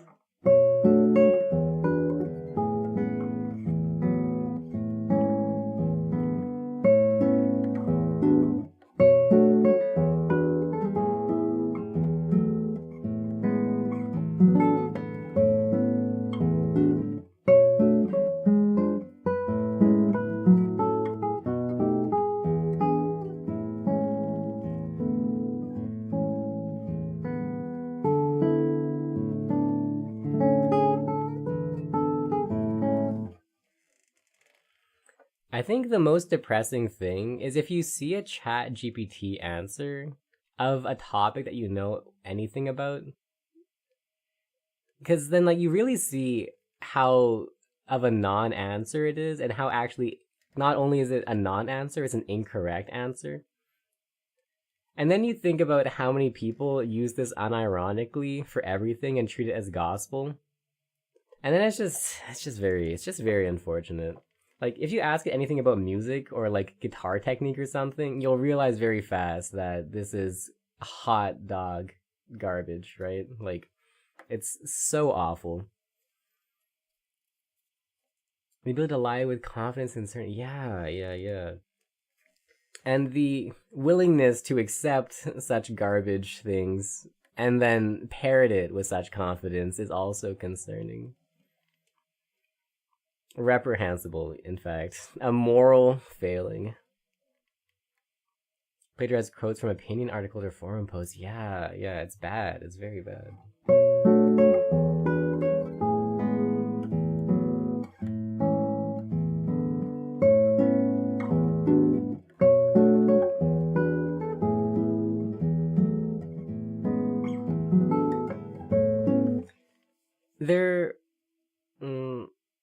this thing a while ago. This was like 10 plus years ago, where basically, like people would overestimate their abilities because of their ability to Google something. So people would believe that they had much more knowledge than they actually had because of how easy it is to access information, despite them not actually having that knowledge and only having like the most surface level understanding of a topic, just because they can easily Google it again. And I feel like that's an even more heinous problem now, because not like only is it not Googled, it is just straight up chatbotted for most of it. So it's somehow even less investment, but even more confidence in the knowledge than it was when that little phenomenon was posted. So it's just very, I don't know, very dystopian, like non-information happening.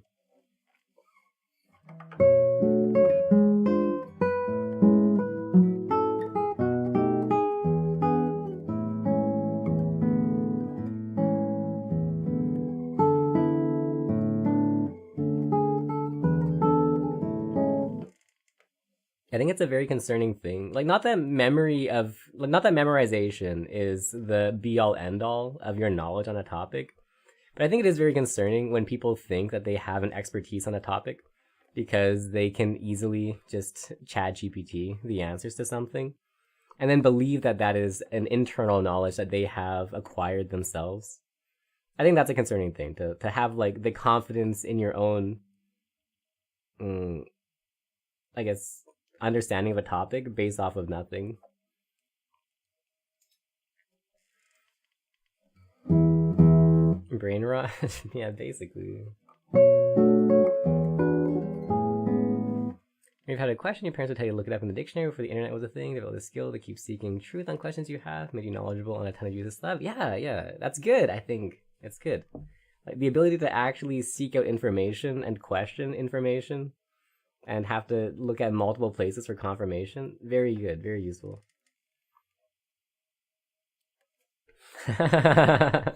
Wait the day AI suggests seasoning food with detergent, get modern survival of the fittest. Yeah, I was gonna say, dude, Tide Pods was already a thing, dude. Like, how many people died from Tide Pods when they were looking so yummy, tasty? And man, if you read about what happens when you actually... Was that real? Yeah, people did eat Tide Pods. And it's horrific, dude. It, like, melts your throat, basically, because it's so basic that it, like, literally corrodes you from the inside. Amazing. The lack of critical thinking and yummy Tide Pod. Reduce trust on GPT with calorie counting. Asked, said 700 calories. Edited the message, had error in the date, June 2nd. Wrote 800 calories. My god. Can't tell you how many times asked mom what something meant. She told you to look it up. Honestly, good training. At least their breath didn't smell bad when found. True. Had to stop locking up the detergent pods like it was Sudafed.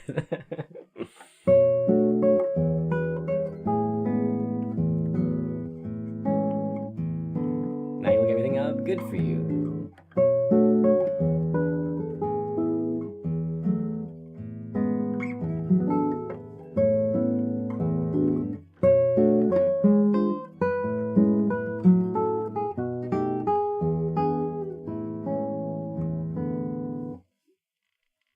That's why Kinder eggs are banned.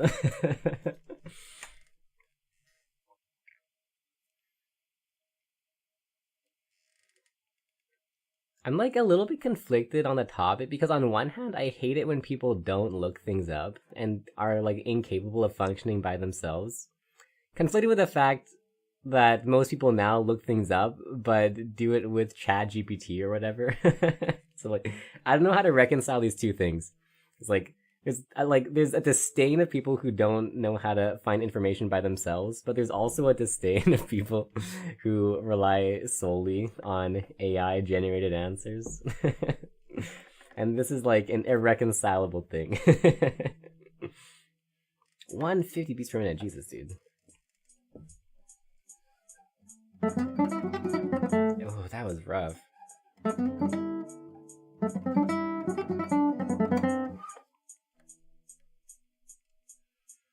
Something like this spreading the social network. Social networks responsible for it. True. Guy you worked with would spout random claims, later looked up, almost always wrong. Classic. Don't consider asking AI looking something up, that's how you resolve it. Perfect. I accept that. That works.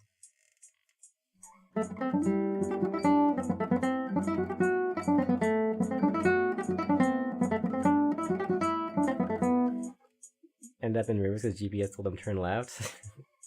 How about me?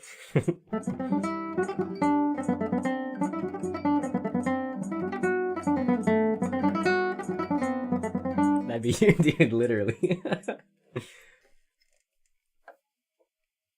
I don't think I told you this, but like when I was in Kelowna, I looked at the GPS for whatever, and very, very, very confidently went to the wrong. Like I looked at the GPS, like looked at where I had to go, and then I was like, okay, yeah, I'll probably remember that. Like I can read a map, and I went the exact opposite direction of where I was supposed to go.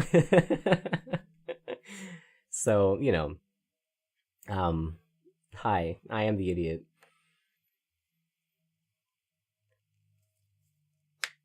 Get closer to idiocracy? True.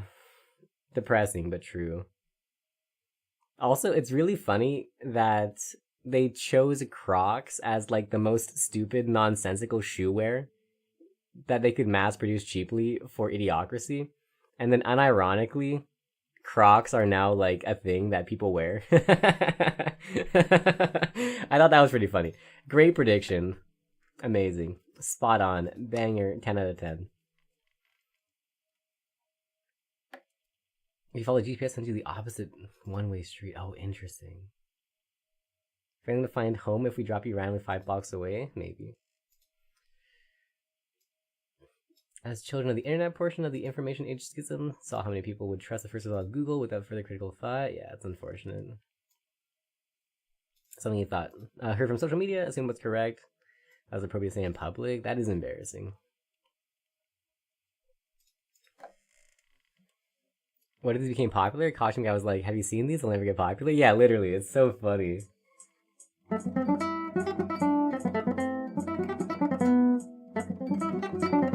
Oh, man. Oh, it's so hard. Okay, we'll come back to that later. Cool.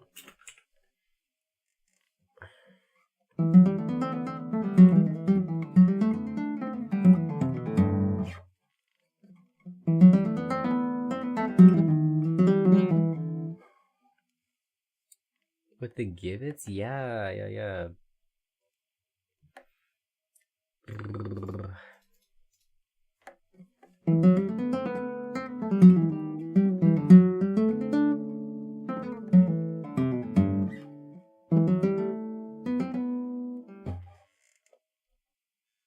Oh, the gibbets. Man, I have like a guitar group chat thing of people from like whatever guitar festivals in the past, and dude, they're like really into Crocs, and like they always share photos of like their fancy like Shrek gibbets or whatever, and like they send pics of like the ugliest Crocs they can find and then like buy them. It's like one of those like ironic turned actual unironic kind of things.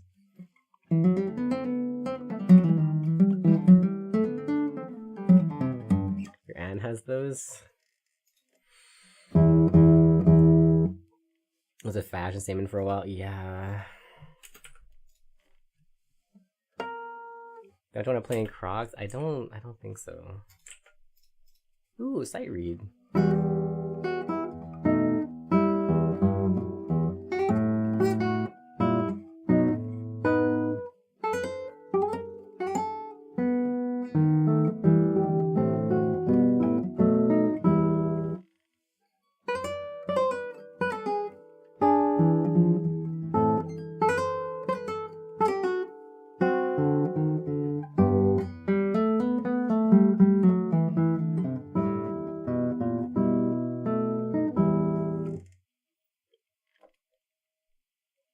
Sight read. Oh, Thank you for catching.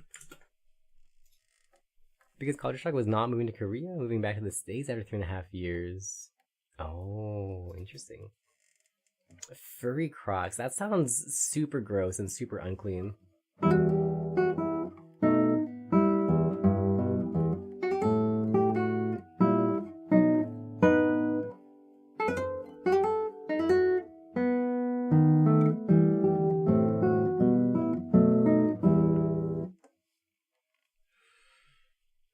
Different manners of tchotchkes on them. Oh, we're back to the top of the pile. Okay, how many cards are left in this forever pile? 23. That's not too bad. I think we can run that 3 times before it streams up. Furry Croc. I feel like Furry Crocs is the same as a carpeted bathroom. It just seems like a bad idea, you know? Like, why would you want that?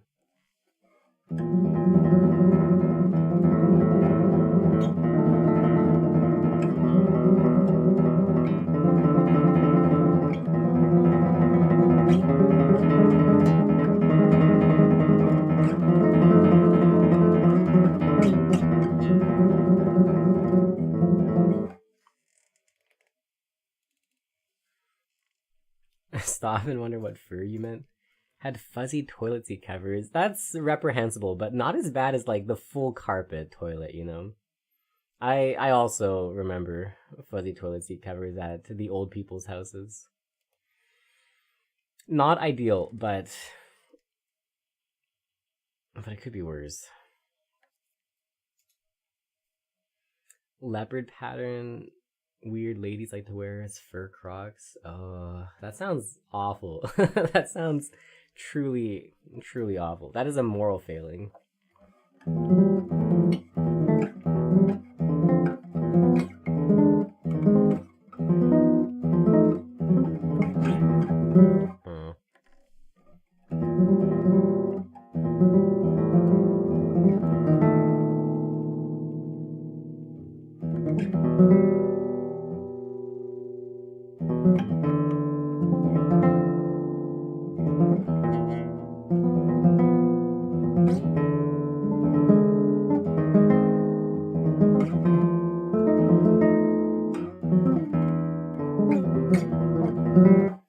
Leopard print Crocs too. It's unfortunate.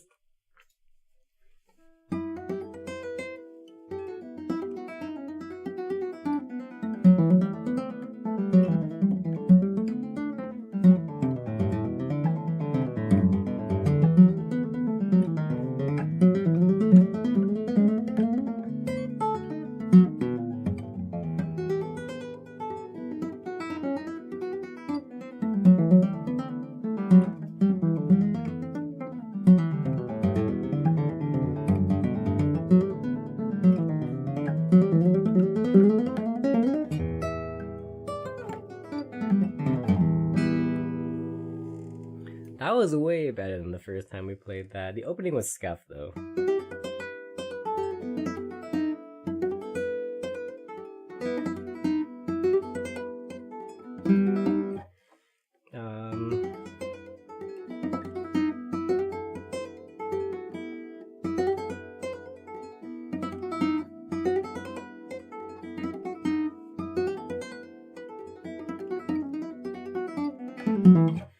Pretty big shock how much of a post-capitalistic hellscape that Korea, Seoul, and Busan had become.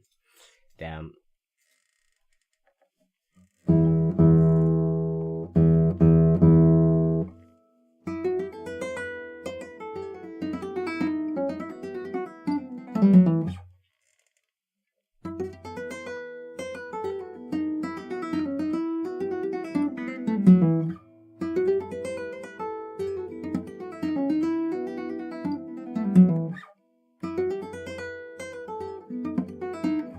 So many high-rise buildings. I had the same feeling when I went to Taiwan too. Like, just seeing, like, just big, giant cluster buildings for just residential living, but then it's plastered with ads and different little billboards and signs and stuff coming off of it. And like, it really reminds me of like cyberpunk slums, you know? Like, there's something to be said about like the big old like flashy Tokyo looking places, but like the slum looking places. I think I took a photo of it because it was very shocking. I wonder if I can find it. Okay, it's like this is not what I'm talking about, but like it's pretty close. This is yeah, from my like from when I went to Taiwan. It's like for me, like this is like very very cyberpunky. You know, it's like plastered with ads and billboards and blah blah blah blah blah and shop signs and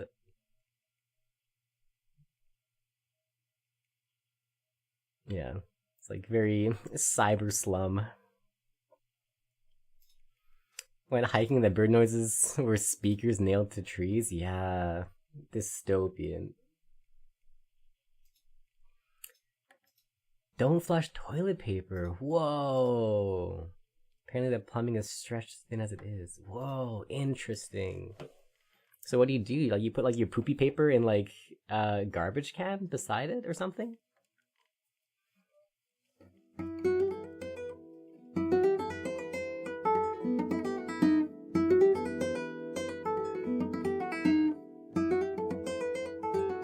You're too fast for intro if I should keep up. Oh, interesting.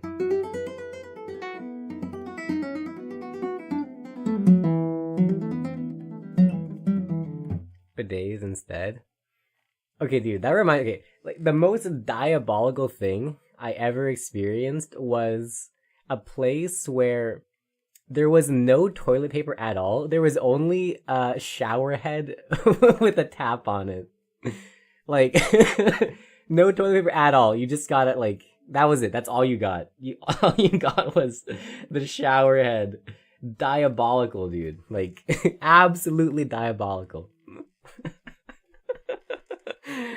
I didn't like I did not know what to think about that. My brain went into shock.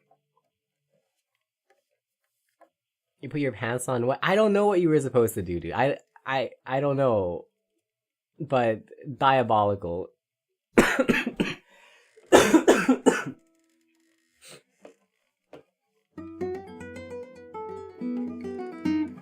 Happened to a park at a park you went to in Korea. Hear cheerful bird noise in the dead middle of winter. Oh, yeah, that's weird, man. Why fake nature? Community sponge on a stick. Hello, ancient Rome.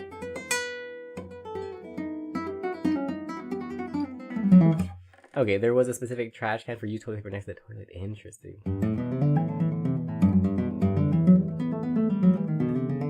I imagine that smells very not good. Like, no matter how you figure it, surely that's gotta be stinky, right?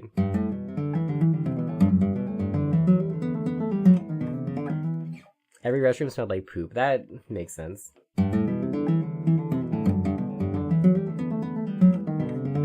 You learn to not breathe.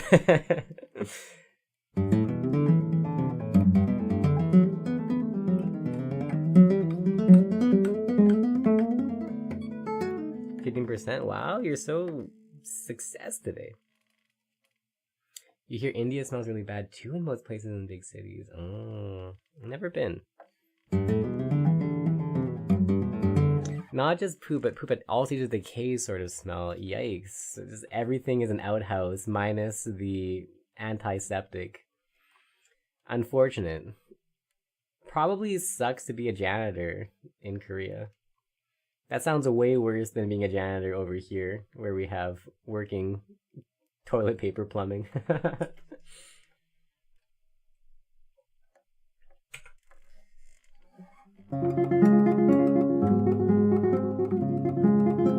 Sewage close to road level, so always stinky. Oh. And if it floods, oh!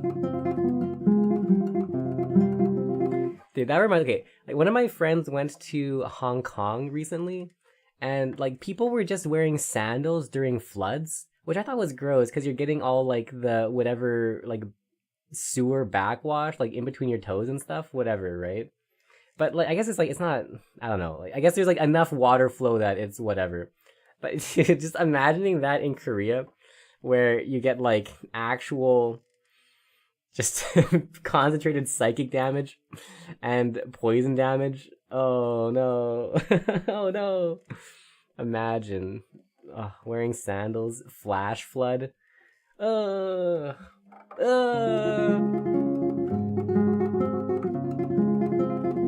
I would never leave my house again.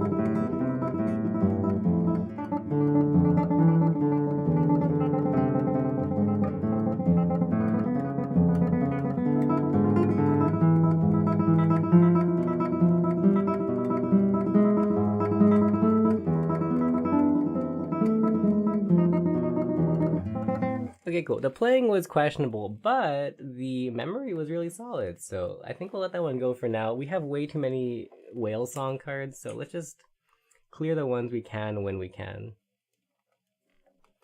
Gross. Alright.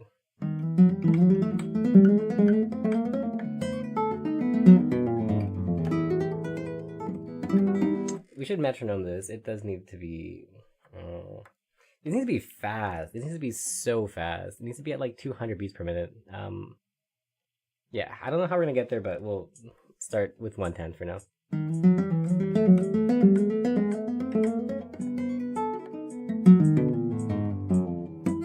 The crazy thing is, like, this is half speed for what it actually has to be. Okay, that wasn't too bad. Let's try that 120.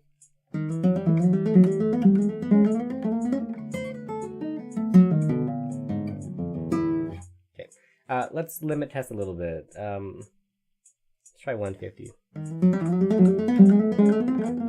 Okay, that's kind of...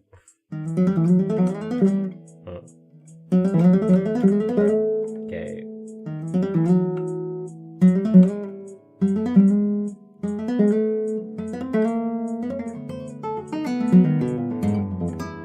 That's about like 75% speed. This speed sucks, dude.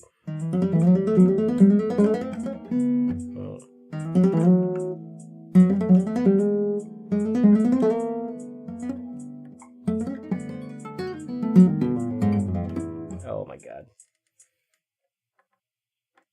Yeah, okay, so that's kind of limit for this moment. Let's work on some specific things a little bit slower than that. Let's go 130. That should be easy asterisk. Okay.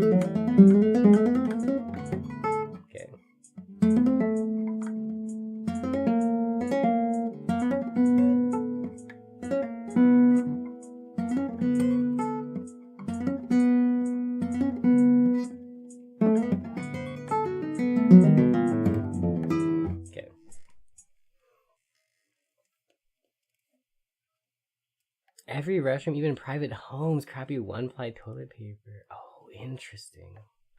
Wait, in your own home, are you allowed to flush toilet paper? Or do you also have to keep a separate toilet paper bucket?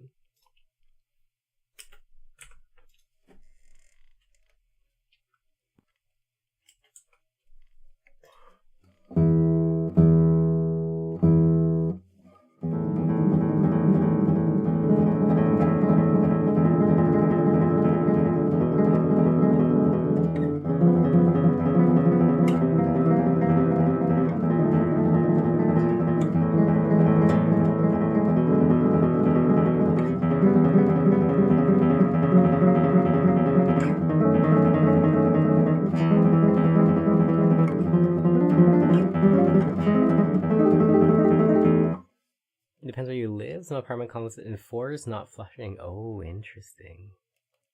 Huh.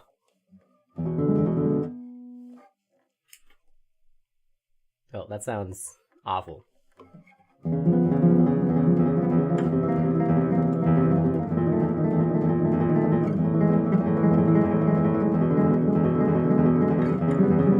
I wonder if this shows up in any K-dramas and stuff like that. Is this a thing that it makes it into popular media?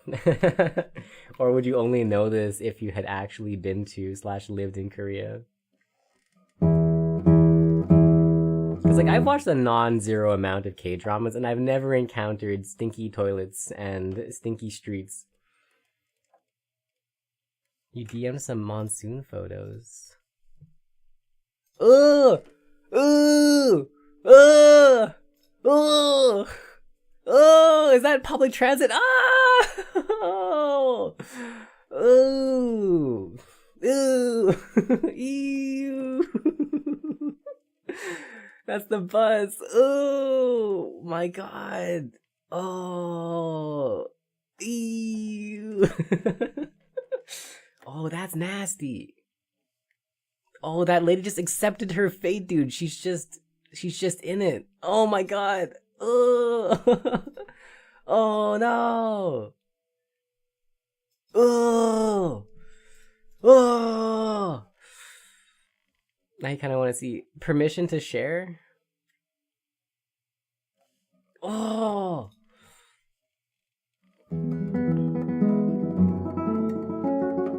Permission granted. Okay. Oh my god, dude. Oh.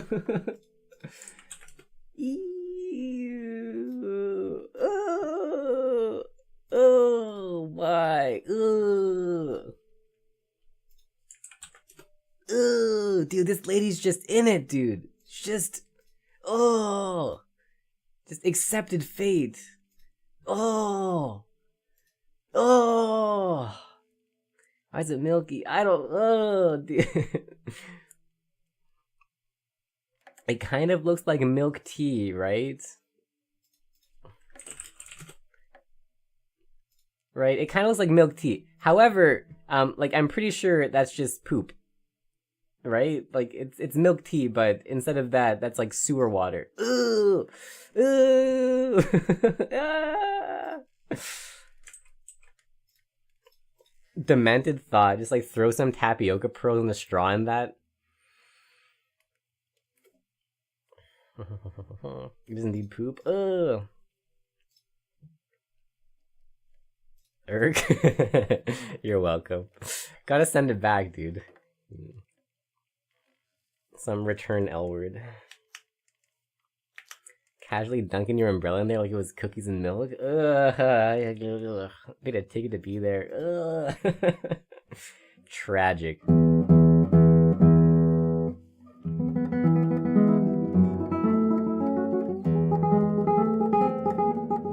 That's so gross.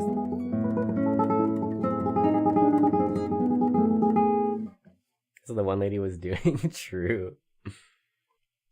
Okay, I think I remember seeing a scene like this in the Parasite movie. Have you guys watched that? It's pretty good. Very flavor of the month a while ago.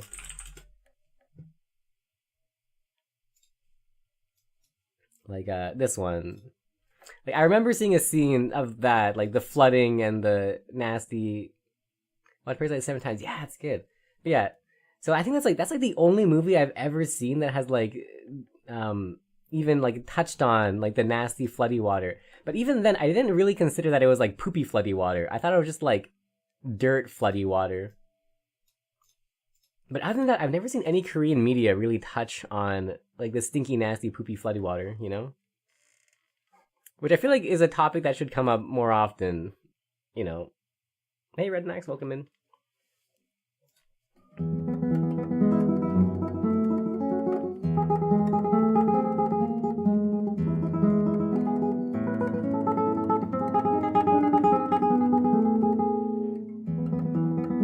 All K-drama is fantasy? Yeah, seems like it. And like most fantasy, ignores the reality of sanitation. And like, yeah. Like you watch all these fantasy movies, you know?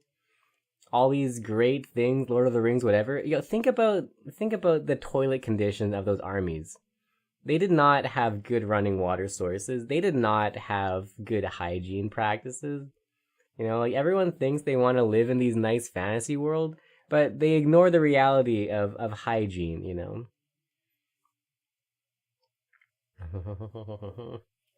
Much like K-dramas. Which we're putting in the fantasy category from now on. How much Korean tourism do you think comes from K-dramas wanting to go there? That makes sense. Vancouver, downtown east side avoided? True. But okay, like avoiding the downtown east side is one thing, right? Avoiding the reality of every toilet you see is going to have a poopy paper bucket, and you're gonna have street level sewage stink. That's like an entire, like, one is an isolated small location that is pretty unfortunate, but whatever, you can avoid it. The other is seemingly every toilet you ever encounter, as long as you're in a major city, is gonna be stinky poo poo, you know? Like, these are not the same. That is like, these are different levels of denial of reality, you know? Proud American. Ours and Yurkai eras had to be the worst? Yeah, it couldn't have been great.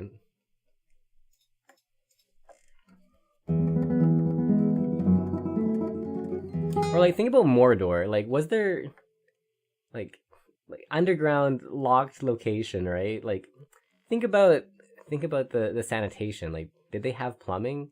I don't know, man. I didn't see any. If you didn't see it, it probably wasn't there.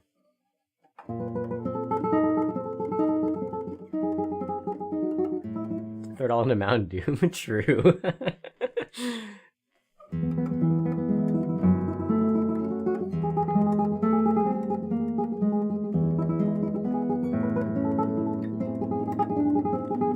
They probably had like a poop cart guy. Just like get one of your peons to just carry the cart all the way. Just wheelbarrow that thing up. Slosh the refuse over. I can see it, dude. Like rows and rows of donkey carts being hauled up.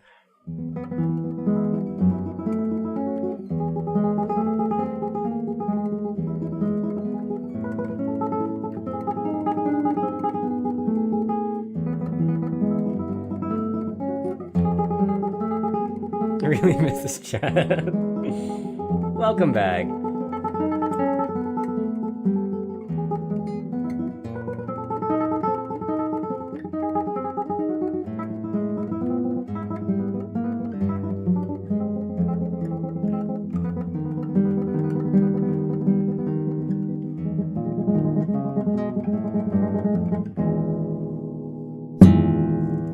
That's a racist question. Do undead poop? That's like, there are so many different kinds of undead, you know? Like zombies, I don't think they lump all undead under the same umbrella. Maybe vampires just pee blood, true. Why would zombies poop? If you think about poop as a biological process coming from bacteria digesting and dealing with whatever things go into your body, like, even if you're dead, the bacteria is still there. In fact, the bacteria is probably thriving in a zombie, because why would it not? So therefore, if you're eating stuff as you would as a zombie, and it's going through your body, and there's bacteria in there processing the foodstuffs, obviously it's going to make poop, right? Like, there's no way it wouldn't. It either makes poop or it leaves you, if you don't have a functioning tract, like a nice little septic sewage thing that might leak out or continue building pressure. Implies expelling? Look, you might expel it through like a gash in the stomach, or it might just rupture like a boomer style, and then you'll just have like a new leaky faucet, you know? That's true. They might just have a belly full at all times. That's true. That's true.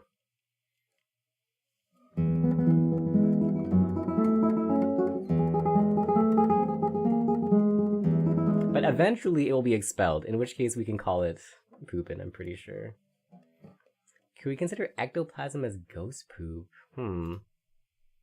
I don't know. We might have to ask ChatGPT on that one. I don't have a real answer. I don't see explored media. Right? Dude, I can't wait for there to be... You know what? Maybe we'll be the change. Like, I do have a necromancer in the book that I'm writing. Maybe we need to make that be a thing, you know? Like, nobody explores the reality of an undead army. Like, okay, yeah, you've got a whole bunch of zombies, ghouls, and skeletons. But, like, they obviously have different biological needs, right? So wouldn't it be great to, like, oh, like, yeah, you have an army of zombies, but, like, what's the reality of having an army of zombies and necromancer? Stinky. So stinky. And then they start getting sluggish as time goes on and they keep feeding unless they have proper digestive channels. You know, that could be, like, a fun thing to explore, right? Like, zombie constipation. And how you might have to just deal with that as a necromancer. Wouldn't that be good? Huh? Like the behind the scenes of necromancy? Very stinky.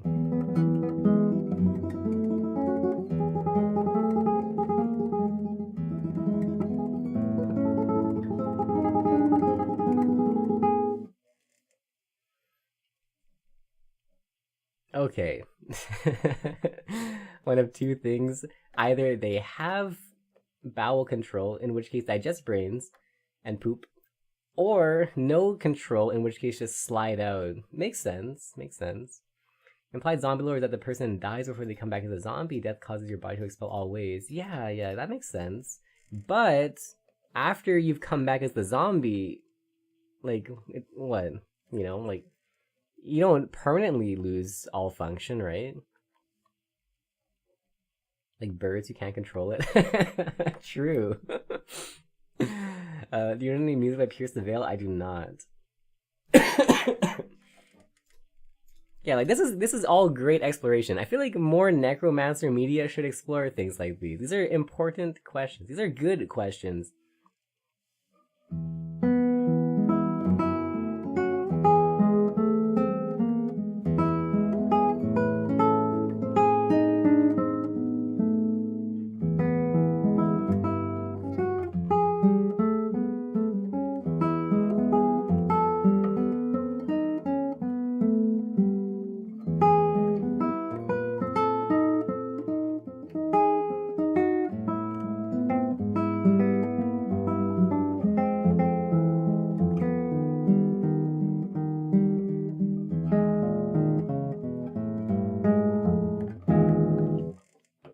Documentary broadcast during your meals? Yeah, exactly.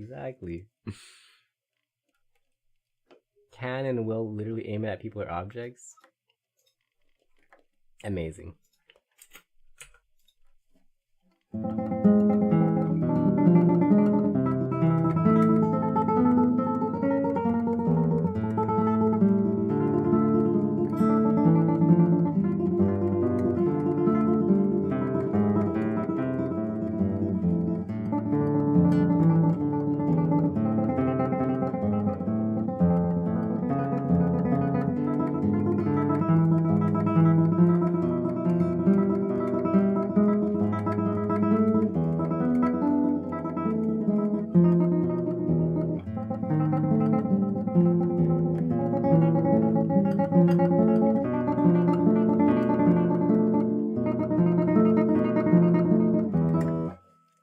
Wait, thinking of vampires, right? I don't think that would be a pee thing. Because, you know, like, in real life, people do eat blood and drink blood, right? And I'm pretty sure that's a digestive thing, not a urination thing, you know? Like, for example, like, coagulated blood sausage, right? Or, like, blood pudding or blood tofu. All that stuff is very much digestive and nutritious, right? So...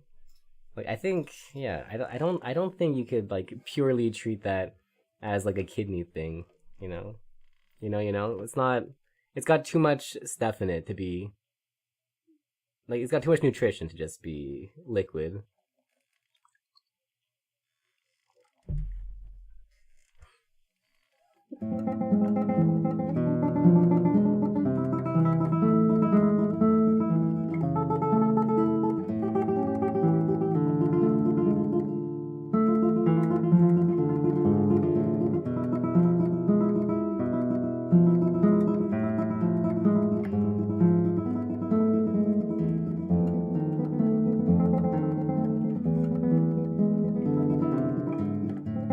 Maybe they just peel the plasma. I can see that. That makes sense.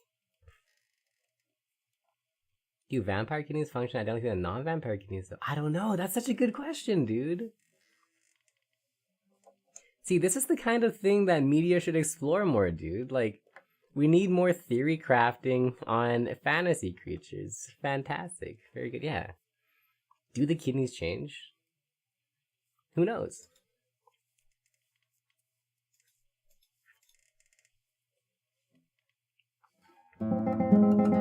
Emphatic yes from Biggie.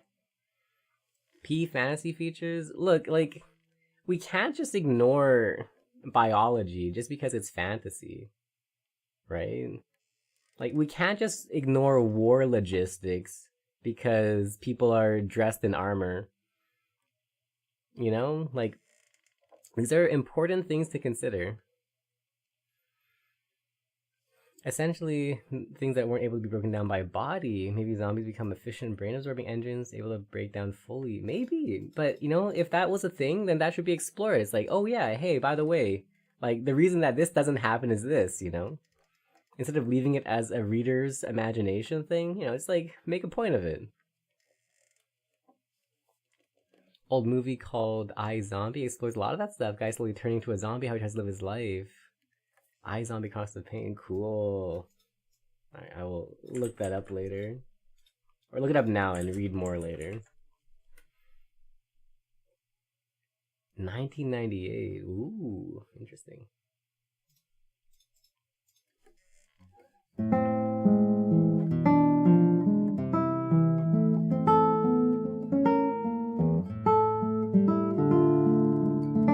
Brain is pretty much fat, not nice digestion. True.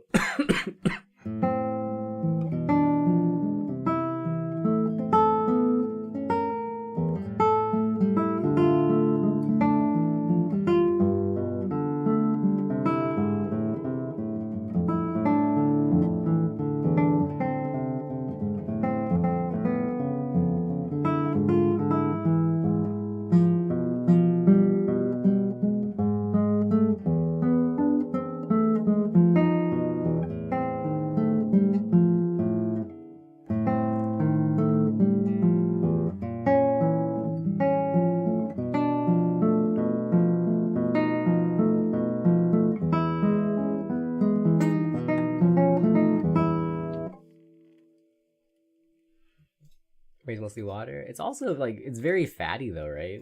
Like, it's not the entire defining thing of gray matter being fatty tissue.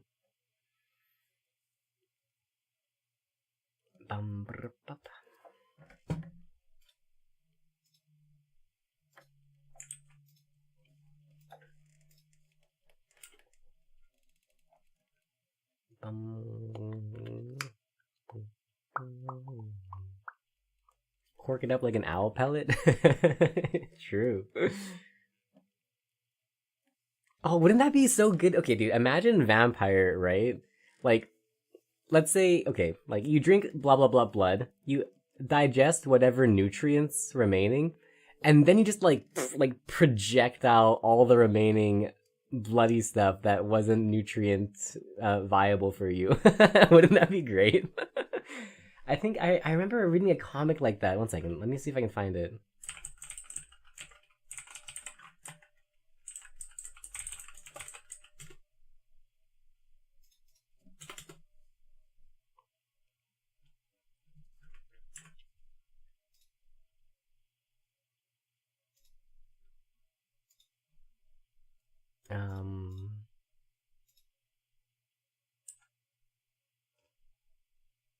Oh, where was it?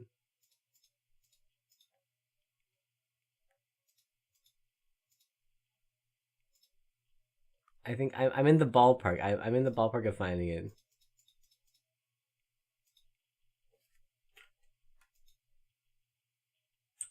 Uh,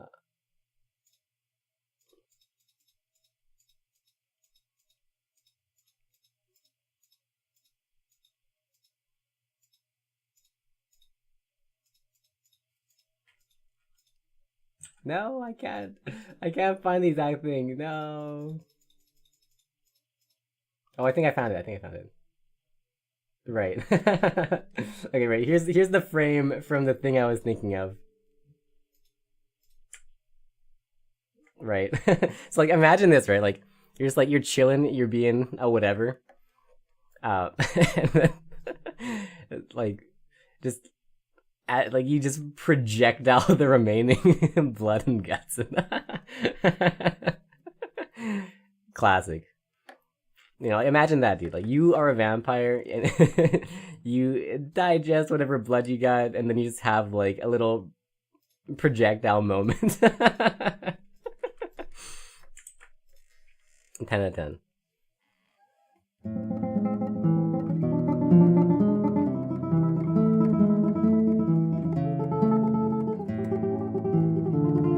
Wait, did I show the screen for that? I honestly I just had a mental slap. I don't know if I just laughed to myself while looking at nothing, or if I actually showed that to you guys. I literally just brain stop.exe, but if I did not show it, that's kind of hilarious. So you know, I win either way.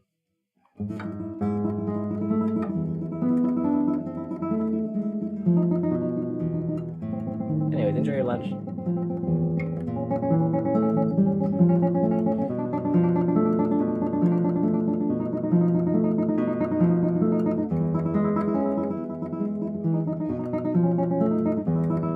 Alright.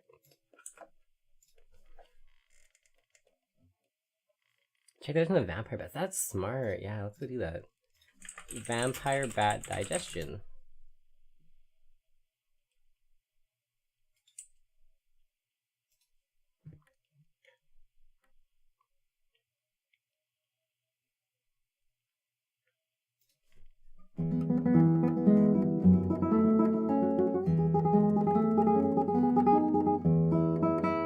Oh, interesting. Okay.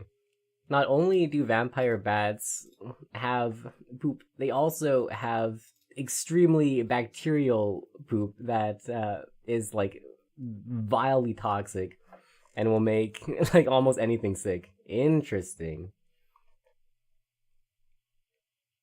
Very interesting. Little plague vectors they are.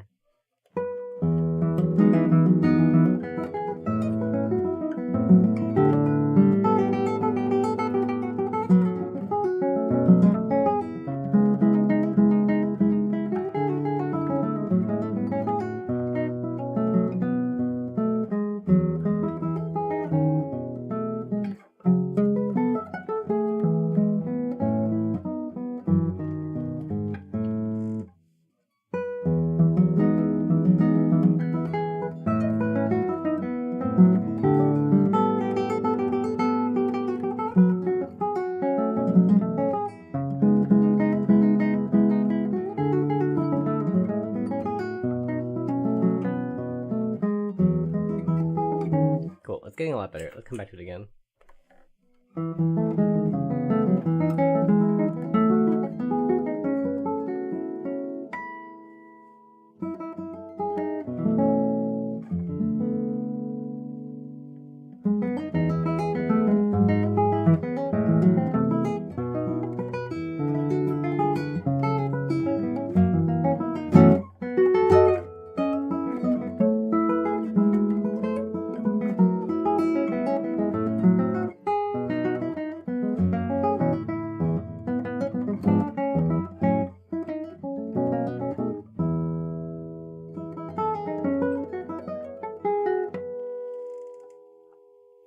Simultaneously defense mechanism and also a breeding ground. True.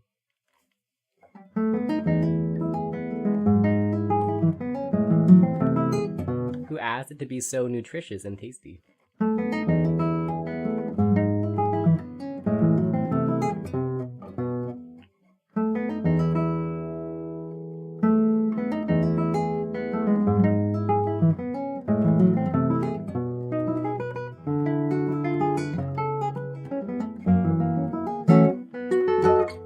Gotta keep it in an airtight container, brackets your body. Also true. I do like it when my blood is inside my body.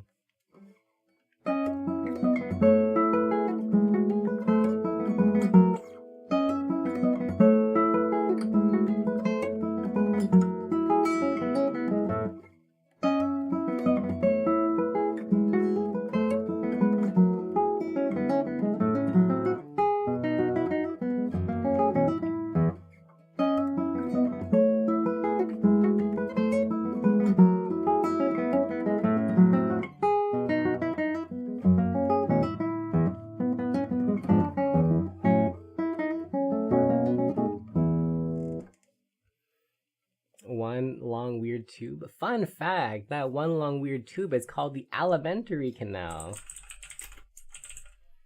In case anyone's, I don't know. Fun fact, I guess. Memorize that, Anki that.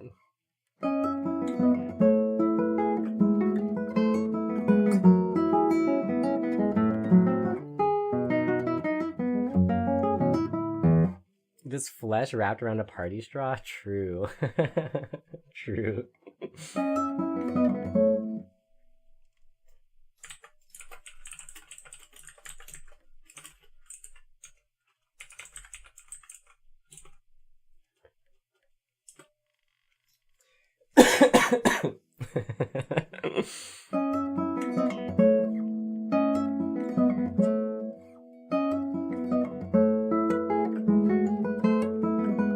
How could you? I only quote greatness. It's your fault for being great. Not sure how much party your straw has left in it. Oh, do you have a good fibrous diet? Understandable.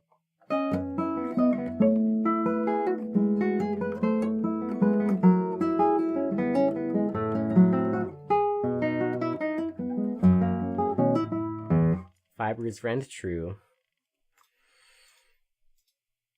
It's actually really surprising how much fiber you do need in a day. I think it's something like, what, like 25 or 30 grams of fiber per day, which is like a lot actually, when you think about it. Because fiber does not come very easily from food. It is like, most people are unfibered, or like not nearly as fibered as they should be.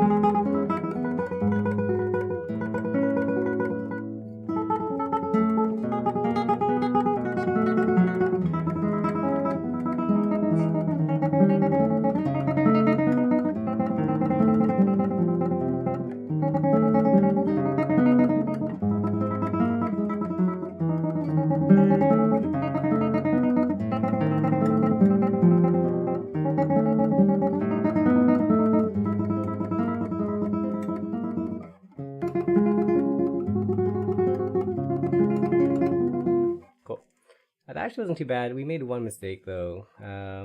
Where was it?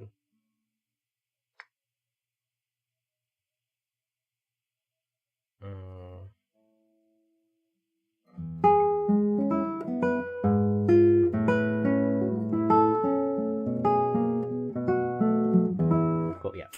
Unfortunate, but it was really close. It was very close.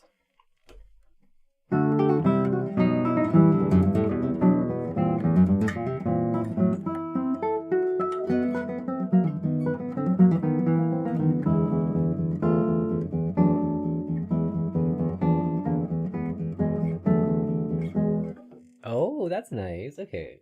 The soda you drink has a bunch of dietary fiber, and you have generic version of Metamucil as a backup for serious backups. Heyo, good pun. Nice.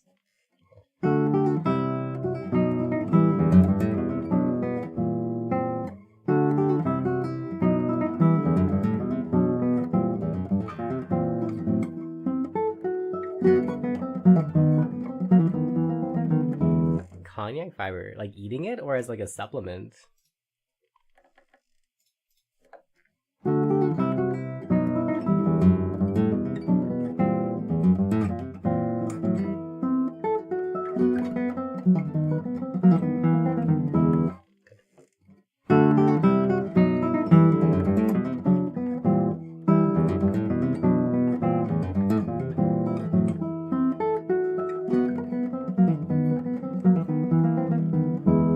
Eating yummy noodles or jelly or whatever, then you get a cooling cleanse benefit. True. Produces too much sugar. Pancreas feels gross after drinking the amount necessary for proper fiber intake. You can feel your pancreas? I feel like I'm realizing that I don't have as much body awareness as I maybe once thought.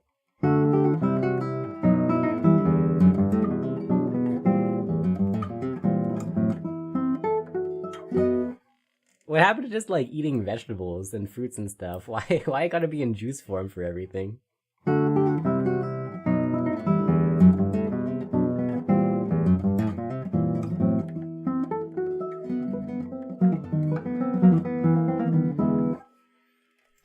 Okay, I think we can let that one. Well, no, let's actually let it come back. Let's not. I'm not gonna play that in the competition, but let's not be lazy. Let's. Sippy, that's why. Fair. Can't argue with logic.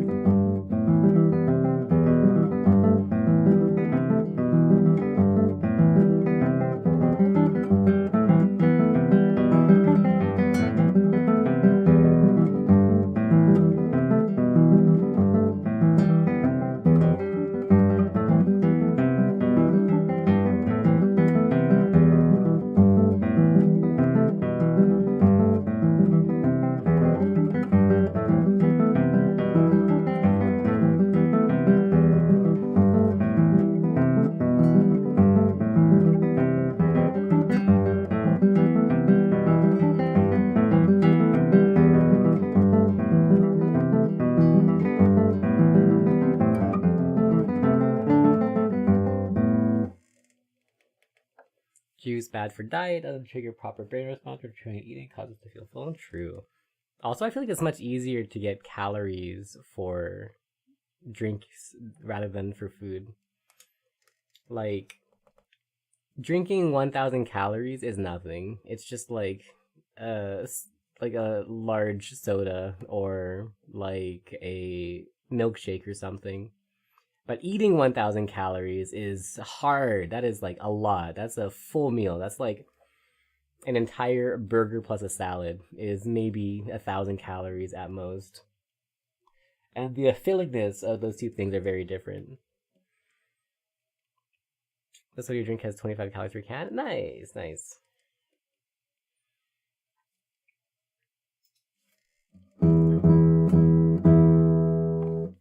Five peanuts. That's true. That's also 1,000 calories.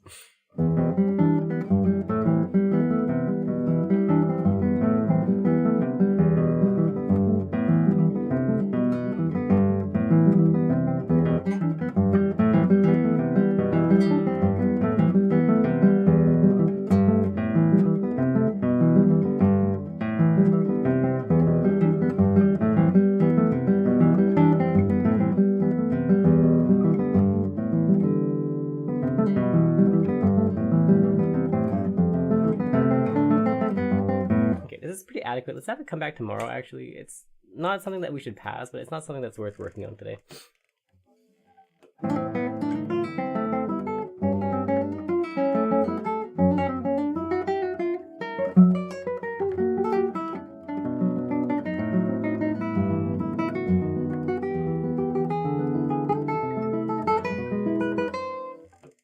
I want to join your community and expand ours. It sounds like a pyramid scheme, but welcome in.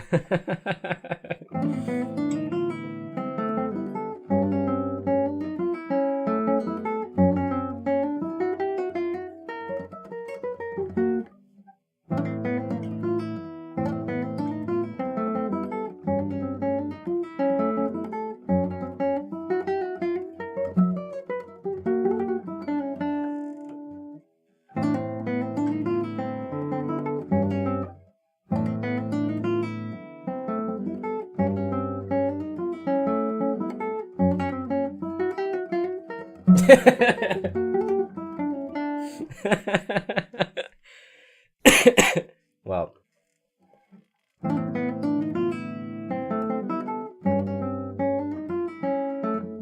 that was a very human interaction.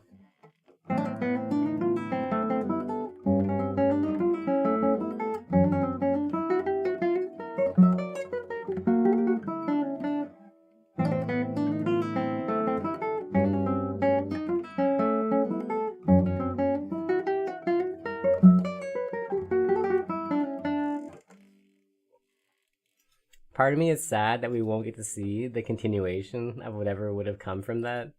But part of me also realizes that probably nothing would have come from that. The dilemma. Memes versus pragmatism. Alas. On this day, the war has been lost. Trying to reach you about your card's extended warranty.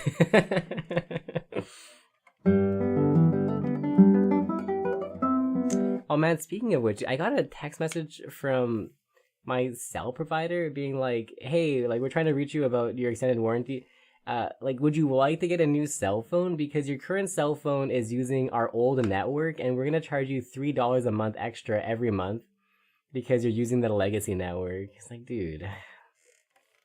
Alright, buddy. I'm either gonna just tank the $3 a month or switch providers. It's bull, yeah. I think they're trying to, like, this is like an impossible thing, but they're trying to get rid of their LTE network and go only 5G, which is impossible, right? It's like, there's no way that that's feasible. The amount of 5G towers you would need to have nationwide coverage is unfeasible. So, like, surely the LTE network is going to stay up forever. But they're charging me to use the LTE network and not be on 5G? Absurd. Ridiculous. Yeah, 5G is very short range. There's no way that they can get good nationwide coverage on that. So, like, the legacy network will always be up. Yeah, anyways, whatever.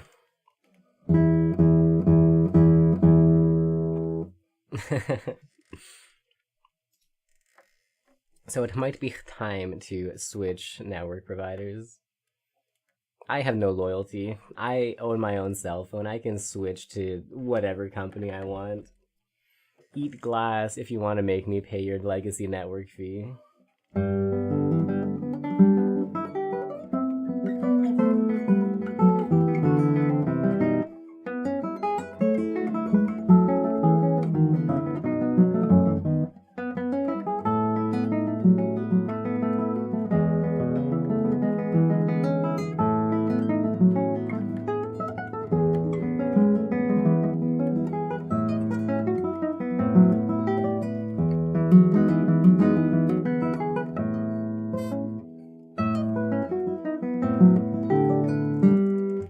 Only 2.5 options are all terrible? That's true too.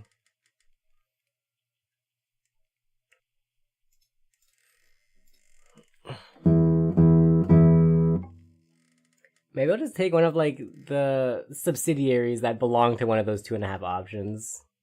You know, like one of those, like, tiny little startup companies that pretend like they're not actually part of, like, the Bell Rogers whatever Telus giant cluster mind, but they're just subsidiaries with a different name to give you the illusion of choice. Like, maybe I'll go for one of those or something. We'll see. I don't know.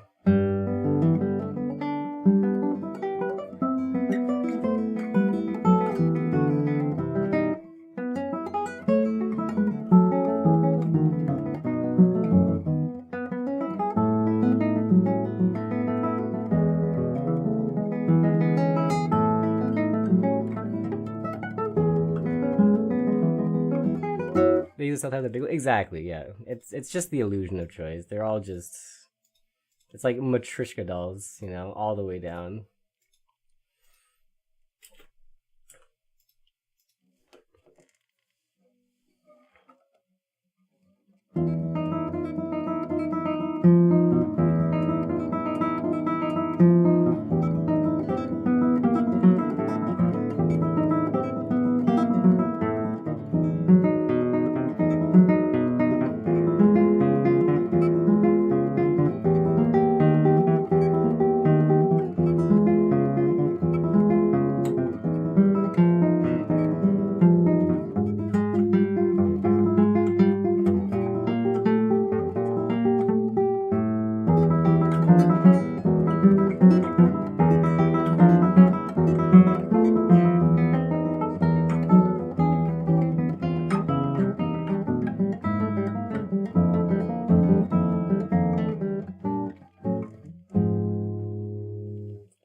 called you once saying, can you get a cheaper deal? You said, oh, really? How much cheaper than your current deal?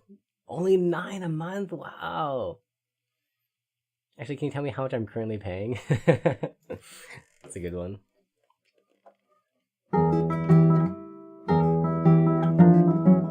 Take a punt at 20. I mean, that's so cheap already. 9 is unfathomable. I feel like my plan is like $50, and it's even worse than what you're saying for $9.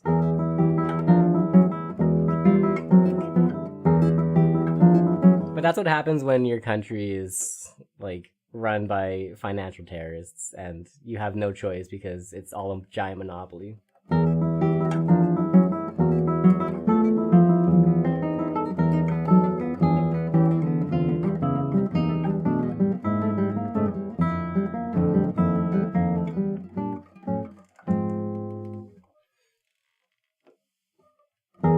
When your telecom companies can threaten the government is when you know you're in a bad situation.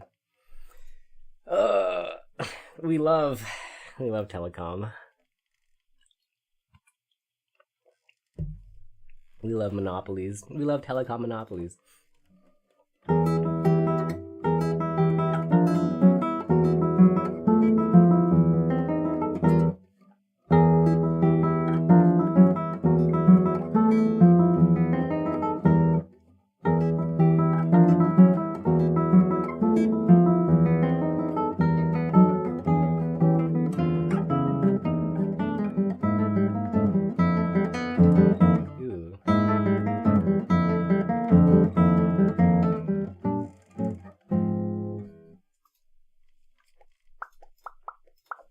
Okay, it's getting better. It's not quite good, but once again, it's not a section that's really worth working on today.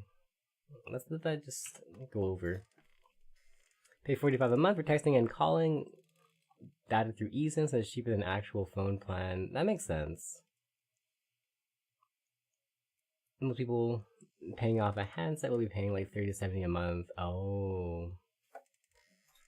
I think it's always cheaper to just buy your phone outright and then get a whatever cheapo plan. But that's predicated on having the capital to buy your phone outright. Which is like a takes money to save money kind of deal.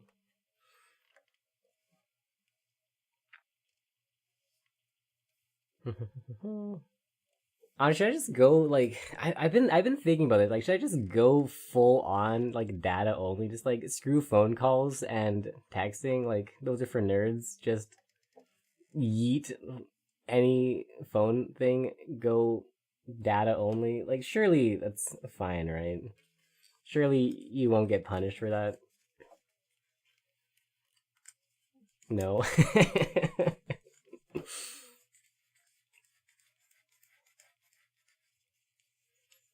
Leave the handset with PayPal credit, paid it out slowly, still worked out cheaper. Sounds bad. Yeah, you're probably right. Pay a nominal fee for a bit of calling plus texting. Okay, let me go look at my. Okay, let's take a look. How much have I texted in the past 1 month? Let's see. It's the 25th. Okay. So since June 12th, I have texted like, let's say 30 times total. Most of them are just either like, hey, I'm here, or someone being like, hey, I'm here. Something under $3 a month. You say nominal, but that's like more than Big Coffee's entire plan of seemingly unlimited everything plus 30 gigs data. Depressing, dude. Depressing, the state of affairs. Hey, Shredda, thank you for the 47 months. Nominal for Canada? Yeah. Like, nominal asterisk. Excuse me. I think in like a real country like Finland or something, $30 a month is basically unlimited everything, including high-speed data. Average phone plans here, 70 to 80 a month. Yeah, depressing. $15 a month, but not in Canada. Sad.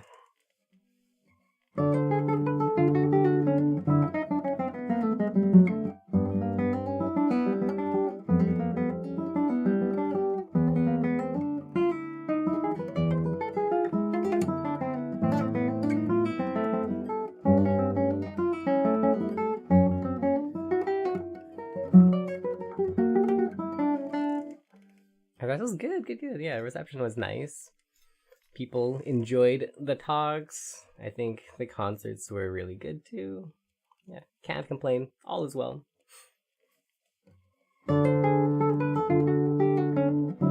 Pay-per-views. I was thinking about that, dude. I was thinking of just getting a burner, just because, like, I don't really need unlimited texting, calling. I'm a loser, dude. I talk to nobody for any reason ever. Like, why do I need unlimited? Right? Just give me like 100 minutes of calling, and that'll last me for 5 years. Give me like 1,000 texts. That's like good for 5 years too, probably.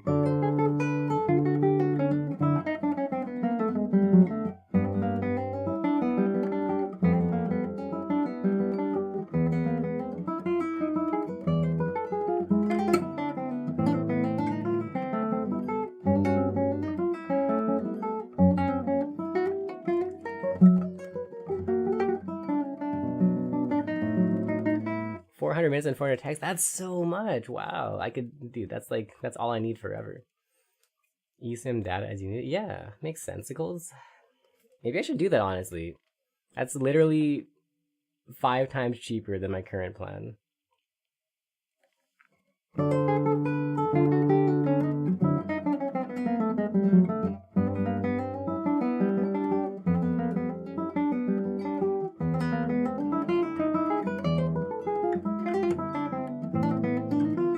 3.5 terabytes of data. Jesus, dude. Let me go look at my computer really quickly, and let's see my network usage on my full-on computer. Hold up. Can I get some details here? Network details. Let's see. Can we see our total network utilization? Oh no, it's only per instance of computer. So it stops when I turn it off. Okay. Let's see. Ethernet settings. Let's see.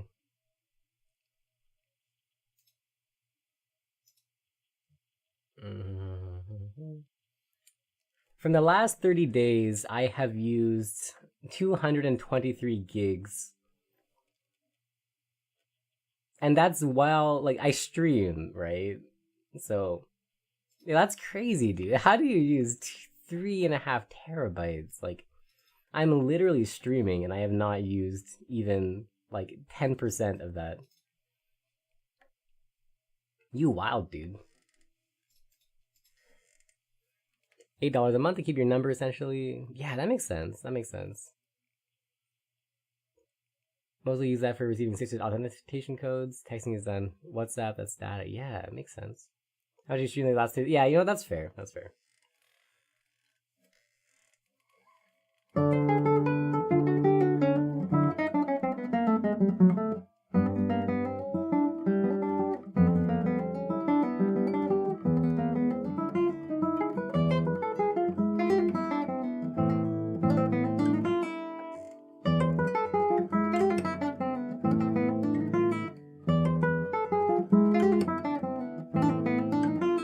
There's a lot of video edits when you're away from Wi-Fi. Fair. Makes sense. Just check something. Oh wait, does receiving text cost out of that plan, or is it sending text, or is it both receiving and sending that cost? I wonder, like, would I get 400 TUFAs in a year? Because like that might be actually kind of worrisome. Usually, but yeah, it's sending and receiving, which is terrorism. Not mentioning game app updates. That makes sense.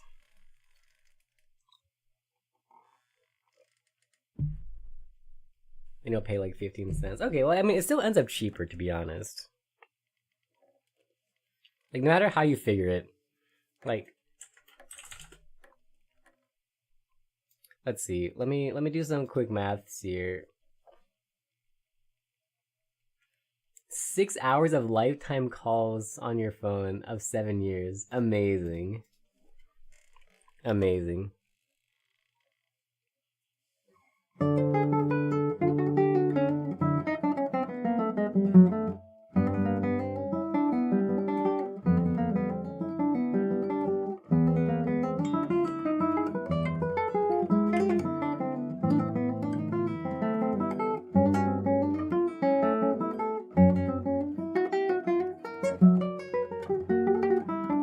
Hey Jeff, what's up?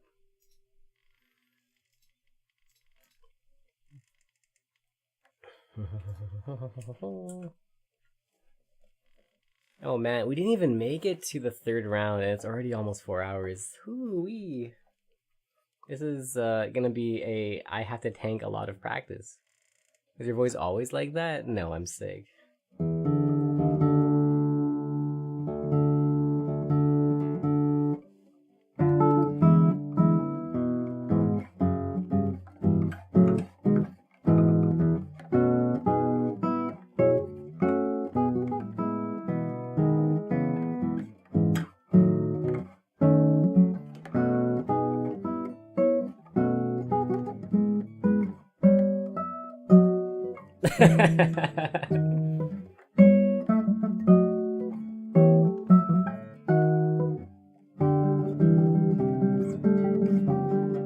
Wait, haven't you been here for like the whole week? Is this the first time you've heard me speaking?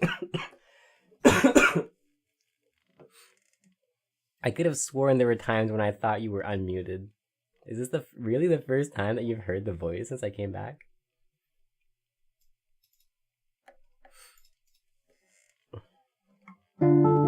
Stay sick, dude. That is in fact the sentiment, yeah. Just noticed today. Fair.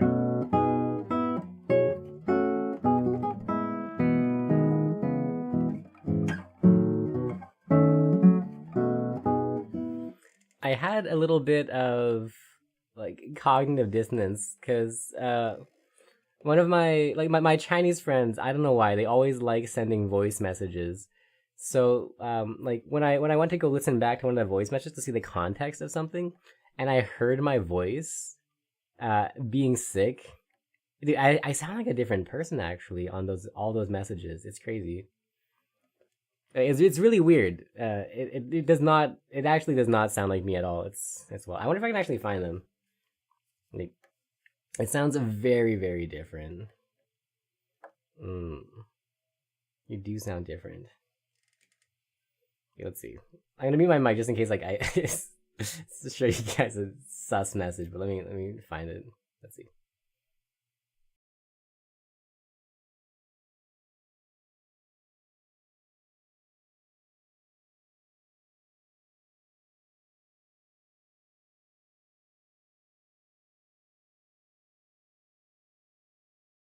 Okay, this is like a nothing message. Okay, so like it's like for me it sounds so weird hearing this.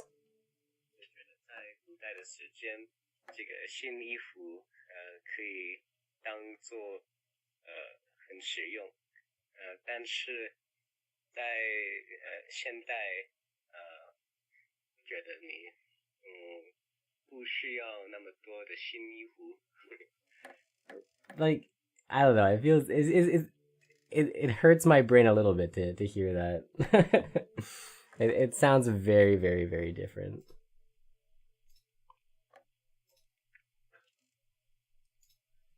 Phone clips, yeah, but like comparing that to a non-sick time, it is like you can still notice the difference. Nothing sus gets transmitted. Correct. That is in fact exactly what I did.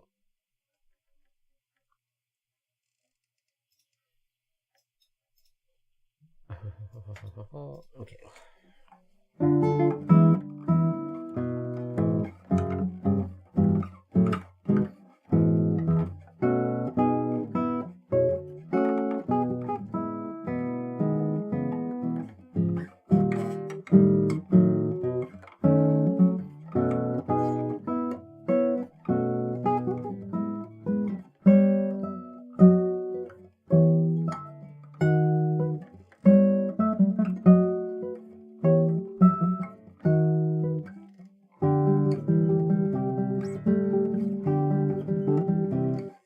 audiobook transcriptions of Bean content remain safe.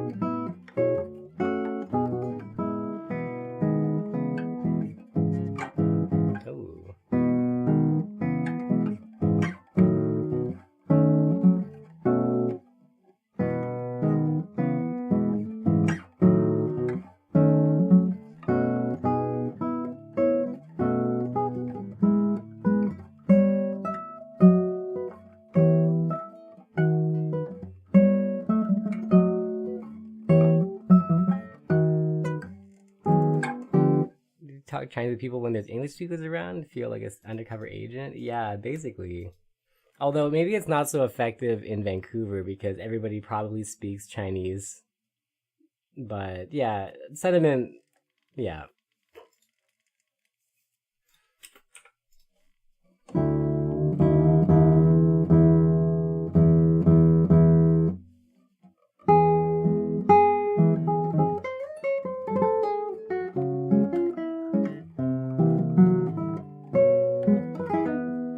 Nice.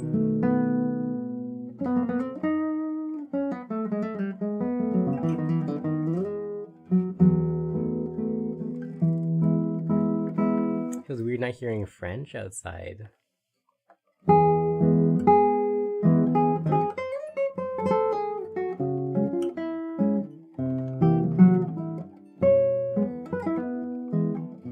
You must have been in like deep Quebec. Montreal, I feel like there's like no French. The return from Montreal to Vancouver felt like zero culture shock because like there was no French anyways.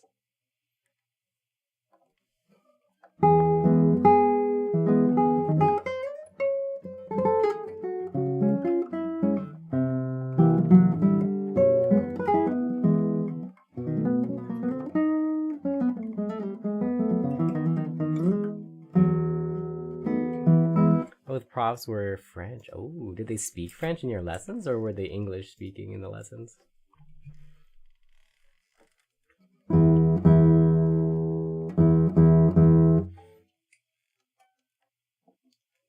I find Canadian French to be very charming.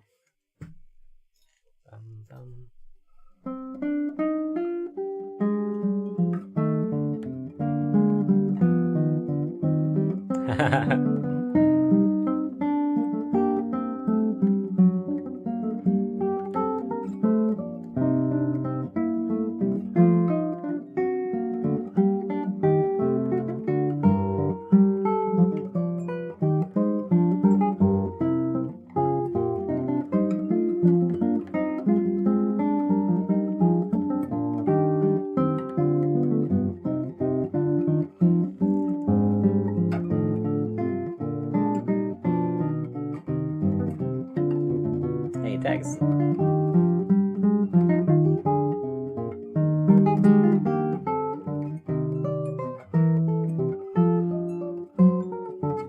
thought it was a cat licking themselves. It is in fact just wiggly birds, but yes.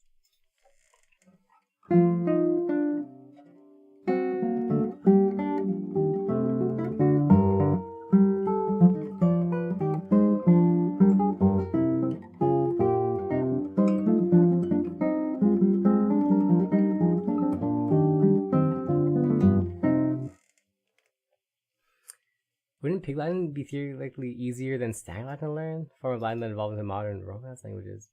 I think Pig Latin is just like adding an A to the end of your word and taking out the first consonant, isn't it?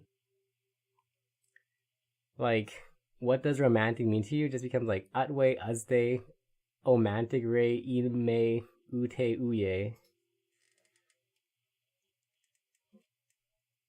That's like typical Pig Latin. Isn't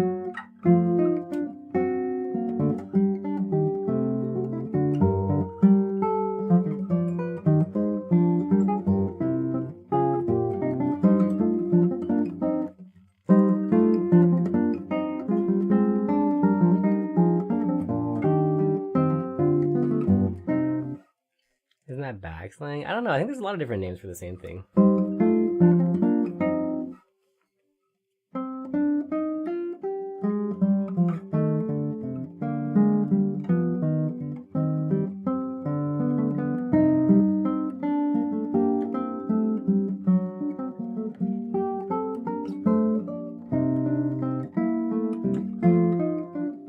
Yeah, that's about right, Nocturne.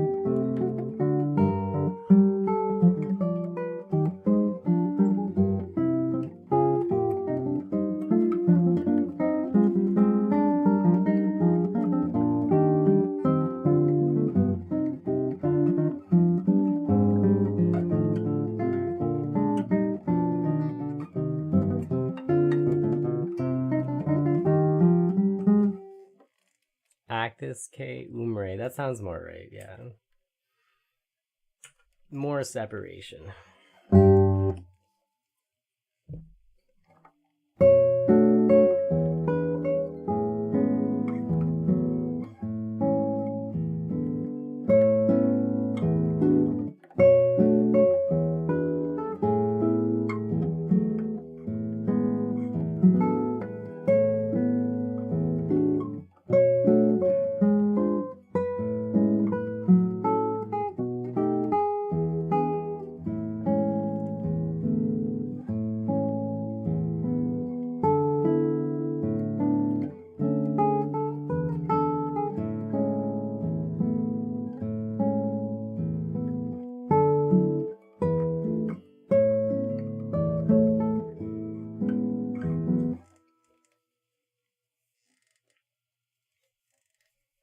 Wait, you don't think that there's a lot of French influence in English? There's so much French influence.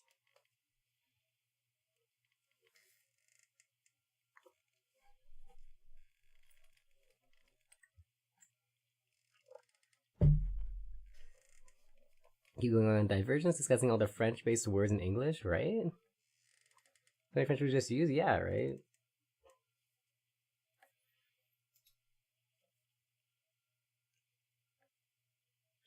%70 was hyperbole.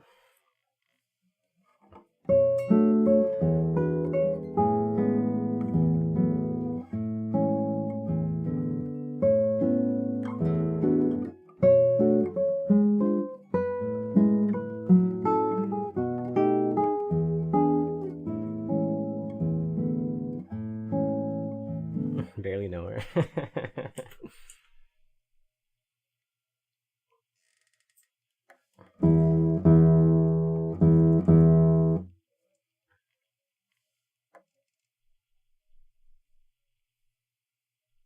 I'll be right back. Enjoy.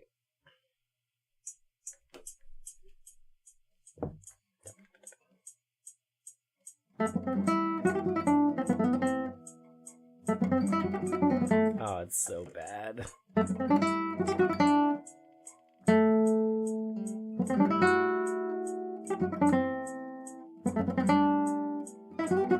Oh my god.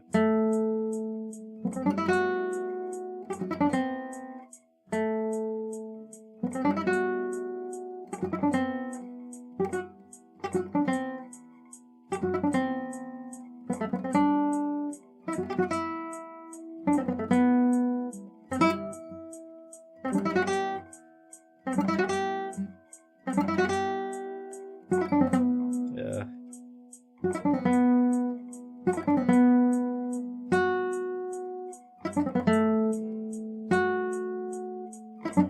Ugh.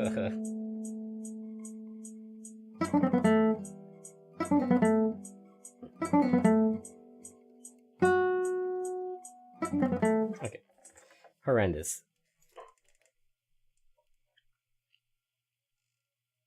All Romantic languages are Latin derived, hence the name. Makes sense. Not even you think. I think they're pretty different.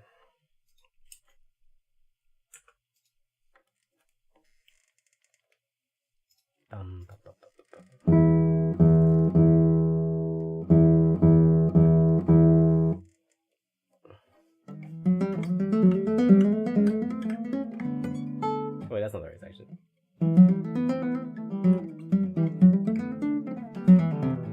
Okay, cool.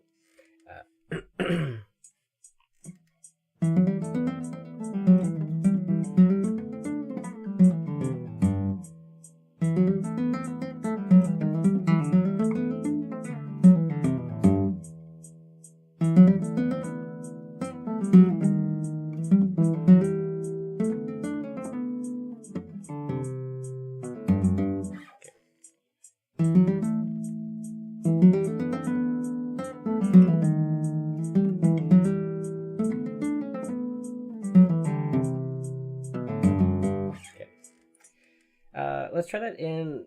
Oh god, actually, what would full tempo be like?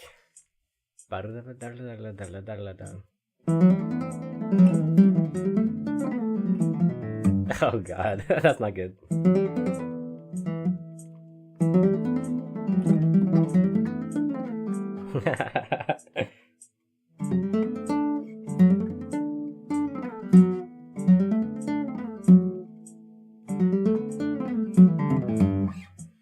Okay, cool. Pokemon has appeared. It's an A tier. You did something cool the other day. Old French word for today was simply hui. Modern French, they say on the day of today. Never linked hoi until then. Oh, cool.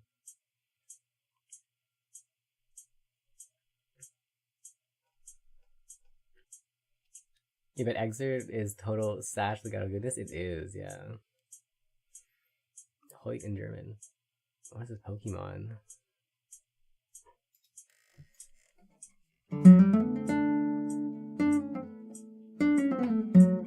I don't know about this slide, man.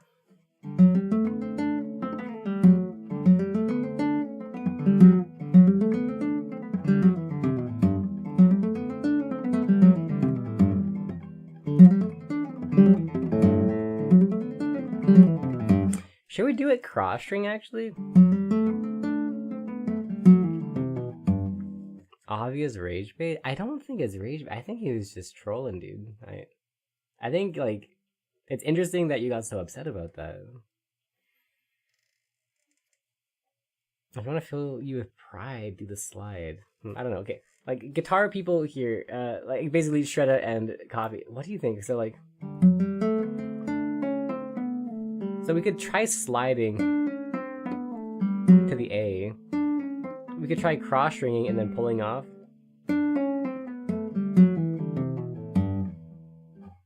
Obviously hyperbolic, yeah. So taking it as like a fact and as a rage bait is very strange. It's like taking satire and being like upset about it, or like taking a parody and being mad that it's not real life. Cross-string and pull off is nicer, yeah. Or also like it is missetting. Maybe like maybe rage bait. Well, I mean, if you want to take it that way, do as you will, my guy. Maybe like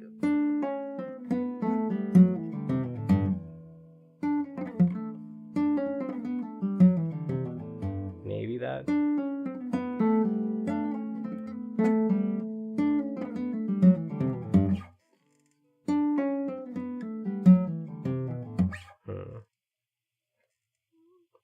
With obvious rage bait? Okay, dude. I think you just are looking to be upset about things. As you will. The shit has an odd accent to it, less liquidy, the crossing sounds better.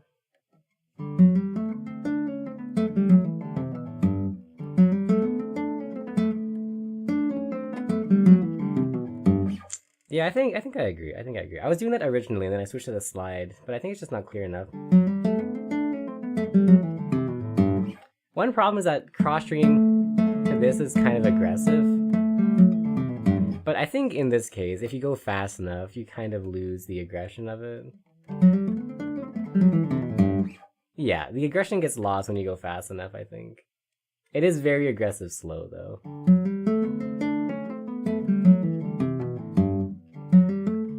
Trying to be funny apparently failed. It's okay. I appreciate the attempt.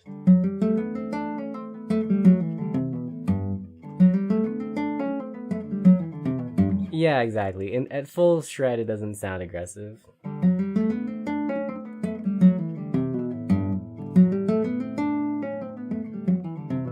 Want aggressive? No. We want it to be very butter, very smooth.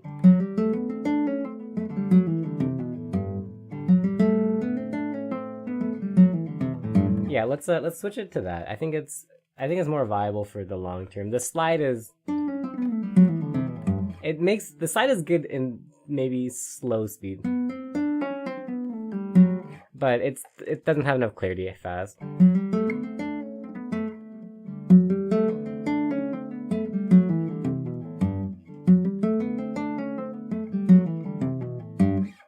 But then what you'd say till you look at it properly? Yeah, fair. Well, for now, let's go with this. The slide is not working, and it's not working at speed. So that's like the big crime. So let's go with this for now, and if it's trash, we'll find something better. But let's stick with this for now. I think my initial thought was doing this cross string. So let's go back to the initial thought. The slide was an experiment gone awry.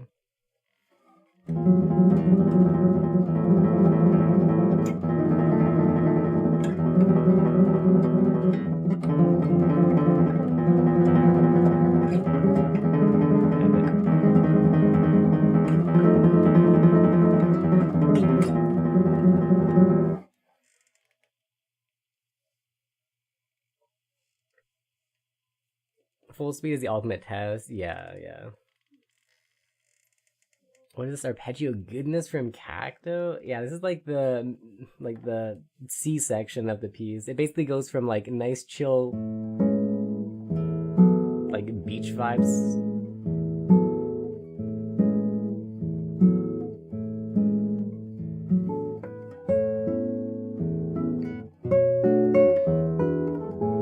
Into some tremolo, into some drowning, and then we get to the panic section, and this is the panic section.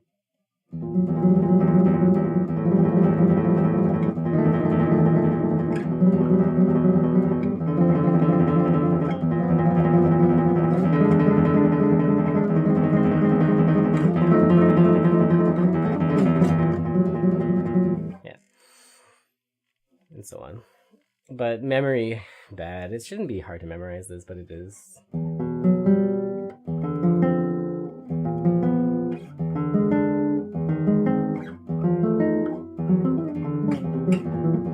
Yeah, okay. We'll come back to that one again. Will giving birth here? Something.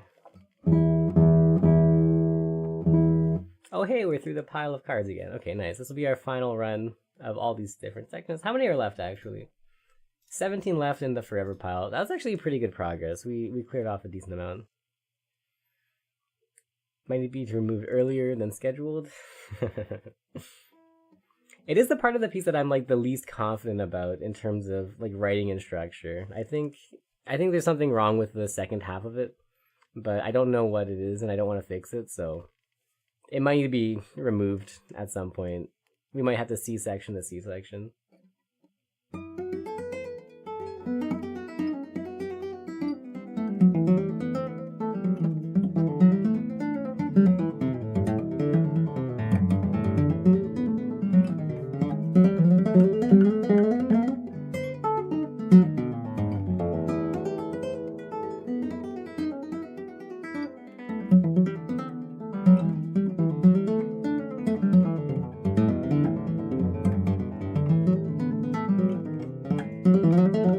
Oh my god.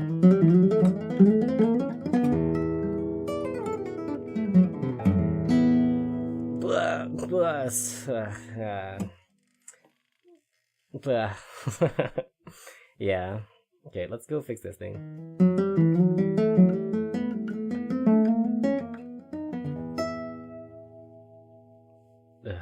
Yeah.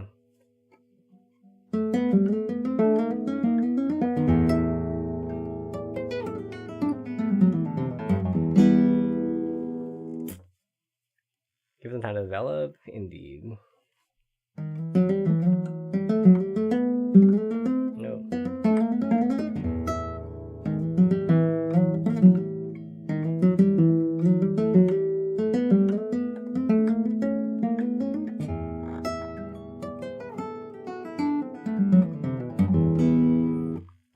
This actually surprisingly, this really hard part is not too bad. I'm surprised that we're actually getting that as consistent as we are. Because like that is miserable. Anybody who plays guitar will confirm. I don't even know how we're getting that in time, honestly. Like hammering onto nothing from a shift. It's kind of like an inconceivable thing, actually. It's super hard. So that's, yeah, that was already fine before. It's not the progress. The progress we want is in this.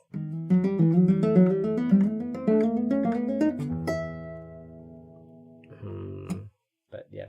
Also, let's work on this a little bit.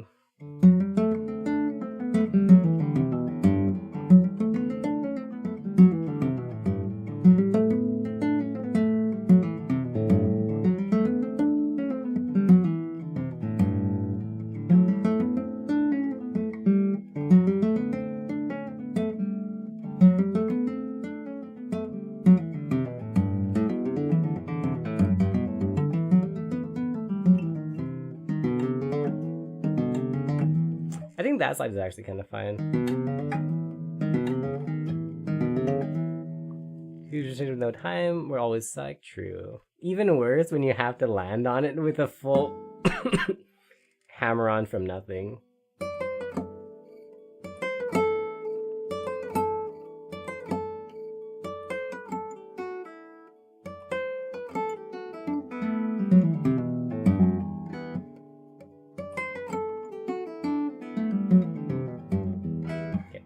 Anyways, let's check the opening again.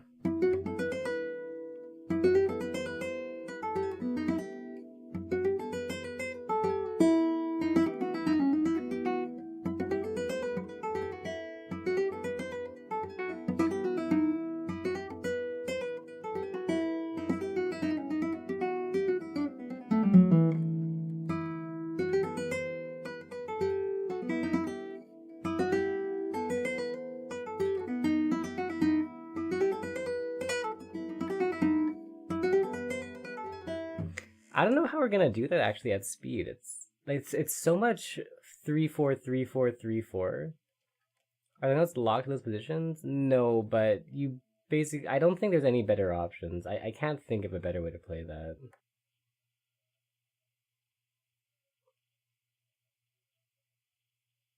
Yeah. Although, like maybe this would be some, like maybe from here.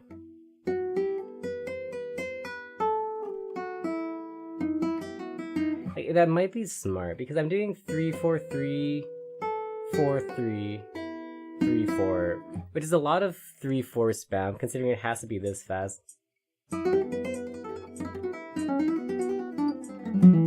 Right, like it has to be that fast. So doing 3-4 at that speed is just good luck.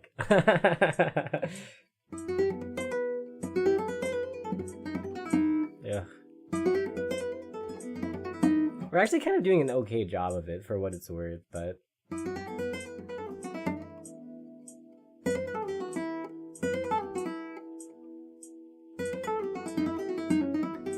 yeah, I don't know. It might be worth actually doing that.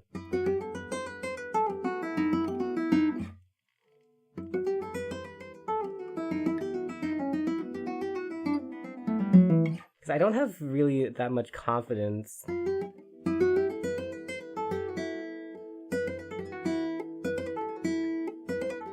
Like this pull off is really hard and it's causing I think a lot of problems. I don't know if that sounds good though. It's not bad.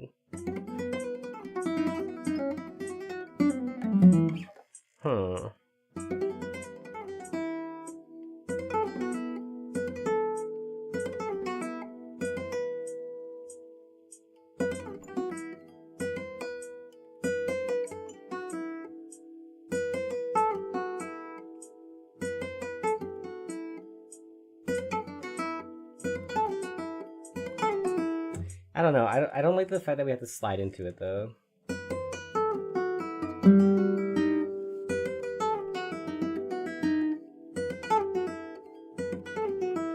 Yeah, it's a little bit, it loses clarity and timing.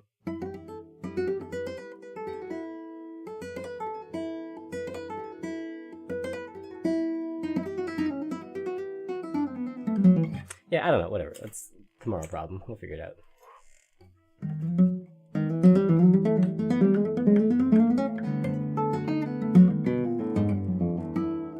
This is also, like, can we do this at tempo? Because we have to hit 8 notes in that time.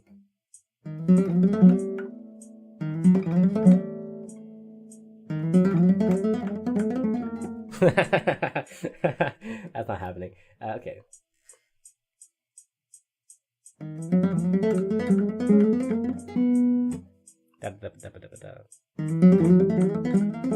Oh my god.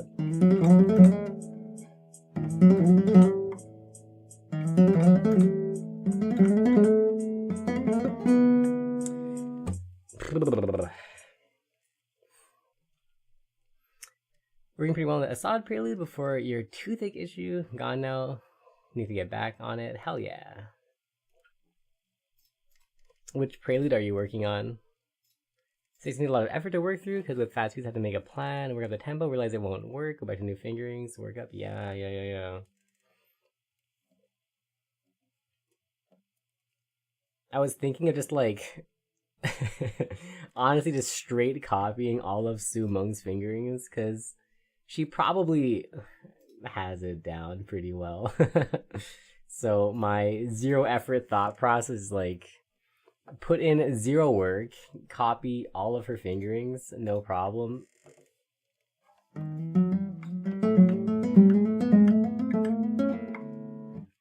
14 and 16 worked out, 3 halfway, nice.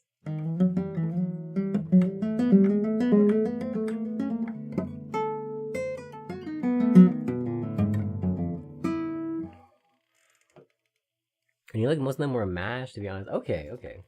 Did you make any changes?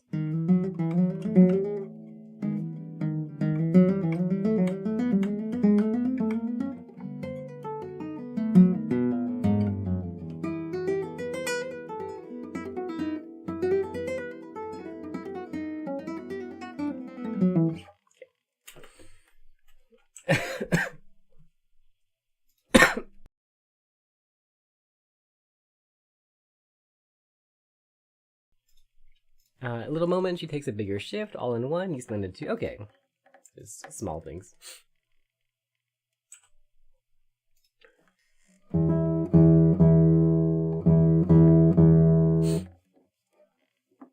Plus some little things at the end. Okay, cool. And I'm baited once again.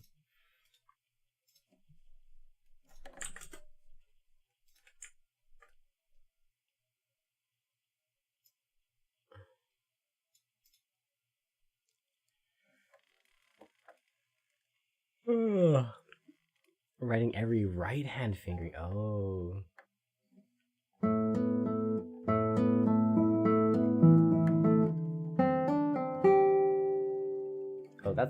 Oh, that's awful. Wait a minute.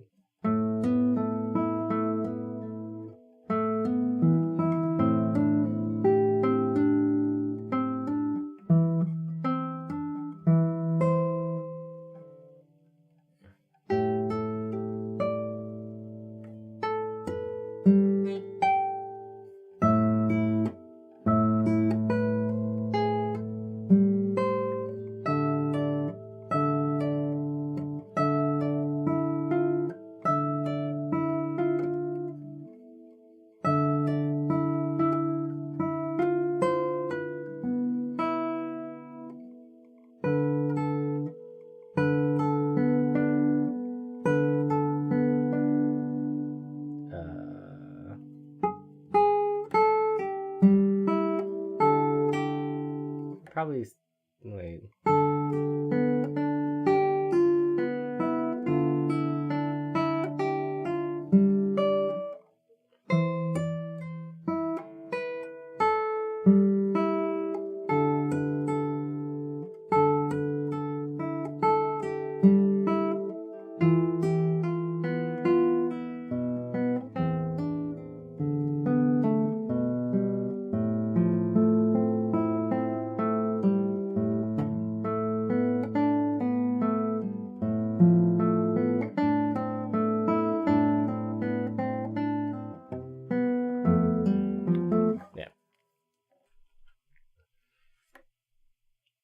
No room for creases, yeah.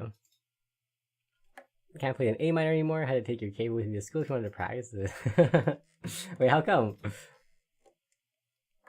Is the muscle memory that different? Just cable one.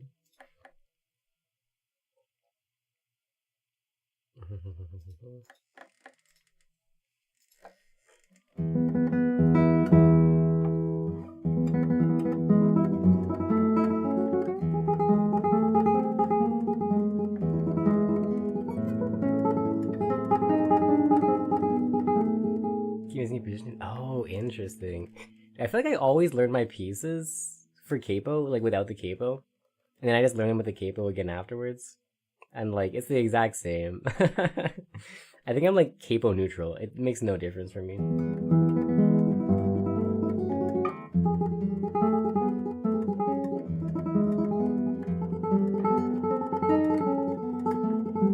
Dot. Oh yeah, just close your eyes, forehead. It's fine. Yeah, eyes closed means you can play any piece with capo or no capo, no difference.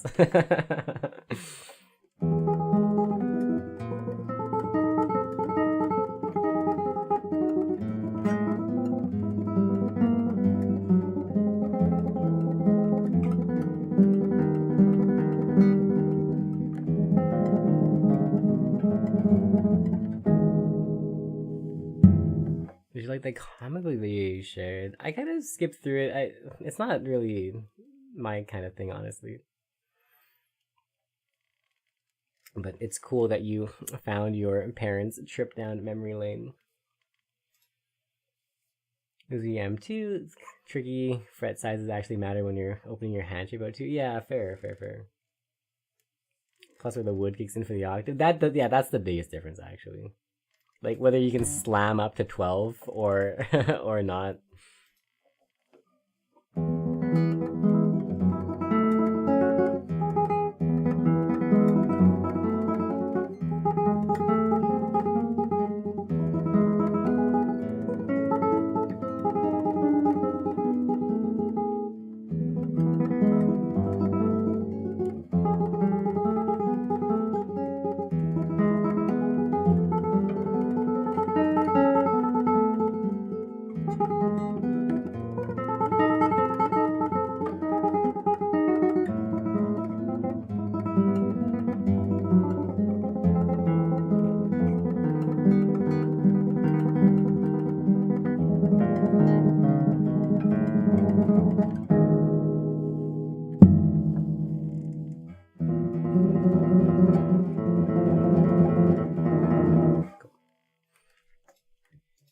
Okay, tomorrow problem.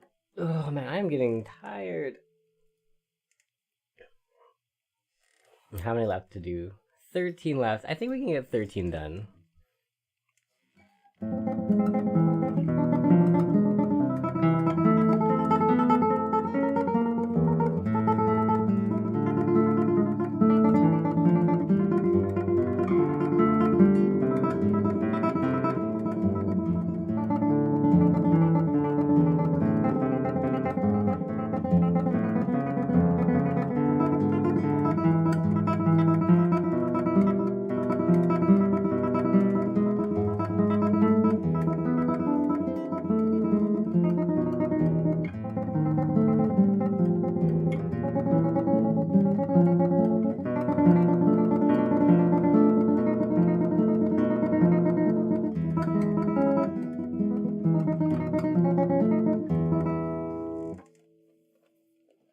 When I post the entire book, slowed down. Audio list for reading, but no one replied. Yeah, I don't know if this is like the kind of thing that many people in this community would be interested in, honestly. It might be one of those things that's like exciting for you, but not for others.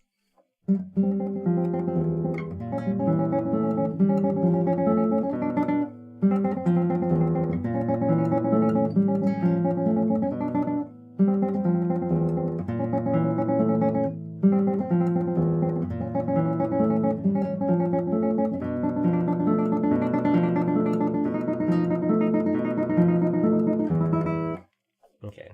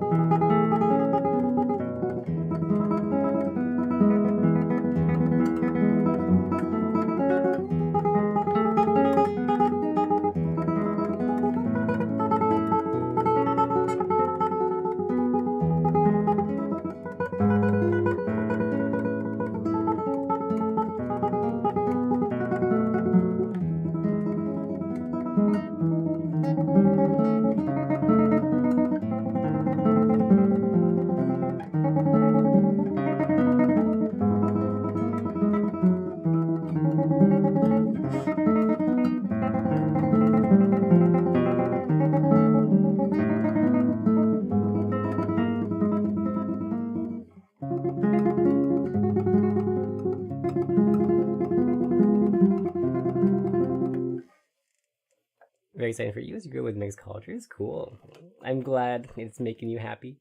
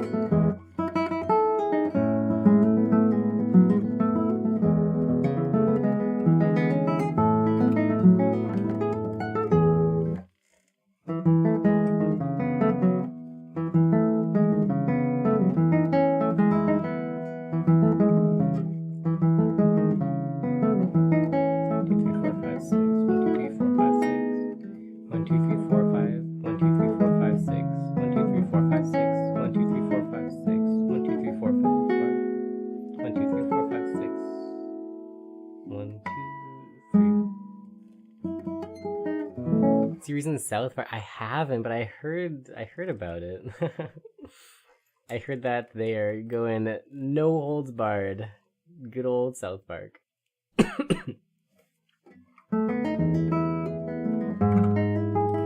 How is it? Is it good?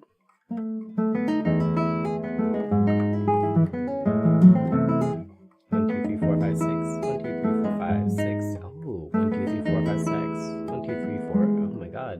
1, 2, 3, 4, 5, 6. 1, 2, 3, 4, 5, 6. 1, 2, 3, 4, 5, 6. 1, 2, 3, 4, 5, 6. 1, 2, 3, 4, 5, 6. 1, 2, 3, 4, 5, 6. 1, 2, 3, 4, 5, 6. 1, 2, 3, 4, 5, 6. 1, 2, 3, 4, 5, 6. 1, 2, 3, 4, 5, 6. 1, 2, 3, 5, 6. I think they did a perfect job pissing him off. Perfect. 1, 2, 3, 4, 5, 6. 1, 2, 3, 4, 5, 6. 1, 2, 3, 4, 5, 6. 1, 2, 3, 4, 5, 6. 1, 2, 3, 4, 5, 6. Which is the premise of the show, always. Yeah, basically. 1, 2, 3, 4, 5, 6. 1, 2, 3, 4, 5, 6. 1, 2, 3, 4, 5, 6. 1, 2, 3, 4, 5, 6. 1, 2, 3, 4, 5, 6. 1, 2, 3, 4, 5, 6.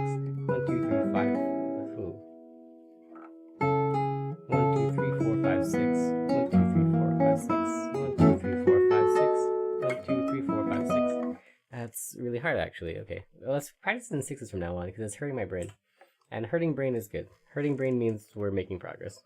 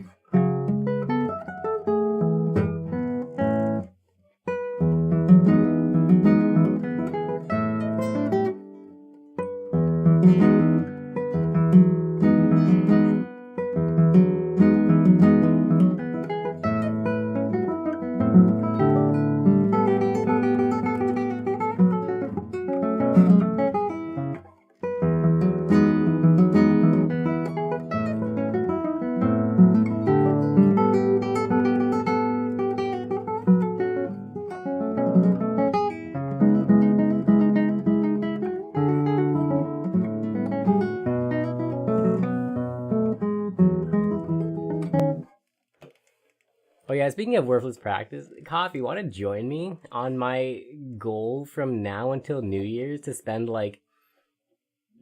at 2 minutes a day working on Pinky to eventually maybe get the 5-finger Pinky tremolo?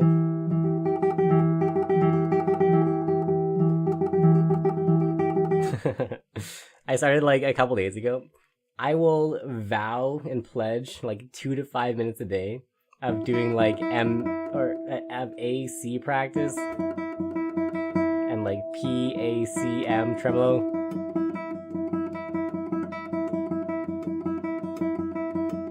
With the hopes of eventually one day getting the 5-finger.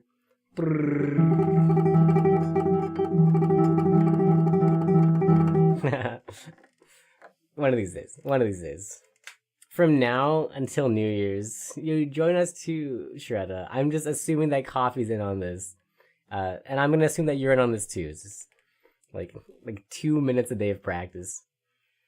Deliberately not with the Pinky. Let's fix that, dude. Let's get this little guy with the rest of the crew. Too short for that stuff? Just make your hands smaller. It's fine. Bum bum bum. You do PIAMI tremolo. That's baby stuff, dude. Get your Pinky involved. Get your Pinky as part of the family. Yeah, everyone does PIAMI tremolo. Everyone does that. It's fine. That's baby stuff, dude. We all do that. Get the Pinky. Just get PCAMI tremolo. Let's do as nature intended, and get the unholy tremolo. All right, that's my shield for the day. I'm gonna reinforce this for the whole rest of the year. Get your Pinky game up. Talking like Elliot Fisk over here. Tried to bring us into his playing. Yeah, let's do it, dude. Villalobos was pretty good. Let's be like him. Segovia got stuff. Segovia is wrong. Let's be more like Villalobos.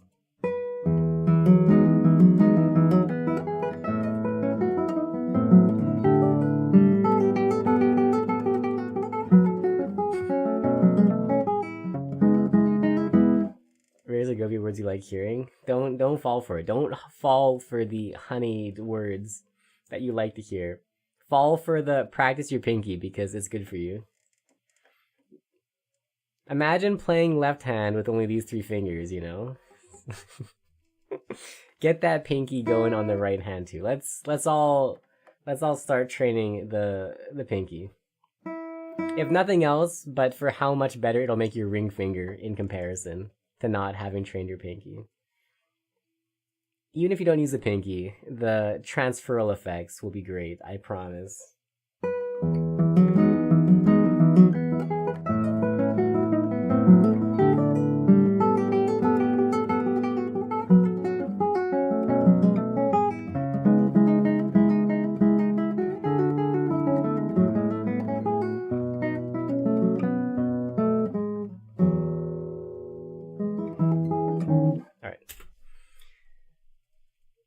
Transferal effects is the interesting term there. Yeah. Please explain. Well, think about this. When your Pinky is being weak, right? It's hindering your ring finger from moving nicely. So if you're doing, let's say, like a tremolo, where, like, at least like for my flavor of tremolo, it's like if we look at the right hand count, right, the Pinky is obviously a part of it. If your Pinky wasn't a part of it, it's very clumpy. So the more ability you have and the more muscle you have in your Pinky, the more developed your Pinky is to actually be a part of the motion, the more likely you are to not get fatigued as quickly.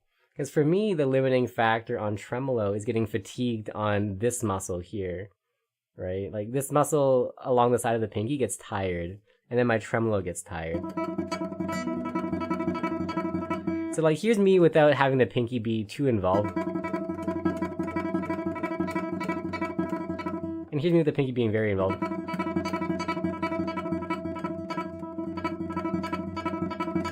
Right, like, you know, it just kind of, like, the better the pinky is, the less tired. Hand and piano skills? Yeah. I mean, if you wanted to, yeah, I think so. Like, especially like the ones like you know, like the 3/4 misery ones. Yeah, dude, just go for it.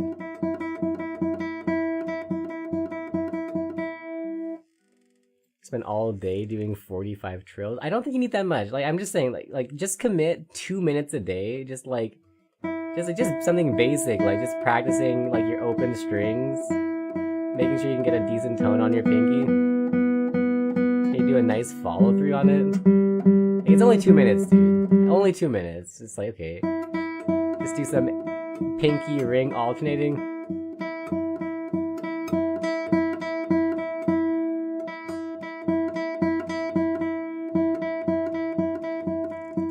Oh, fingers A and 5. Oh, I see.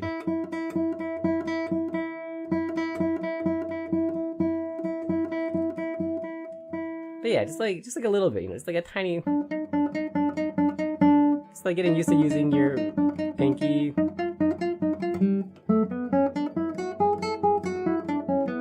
Tone questionable.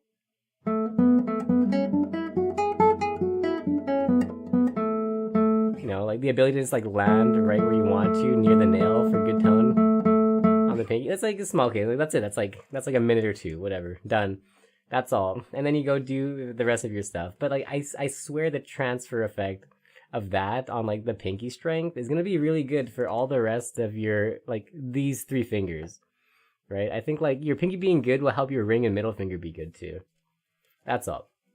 So even if you don't use your pinky for anything, I feel like it'll just make the other fingers easier to play. Because there won't be this tight, unused muscle hindering you in the opposite direction.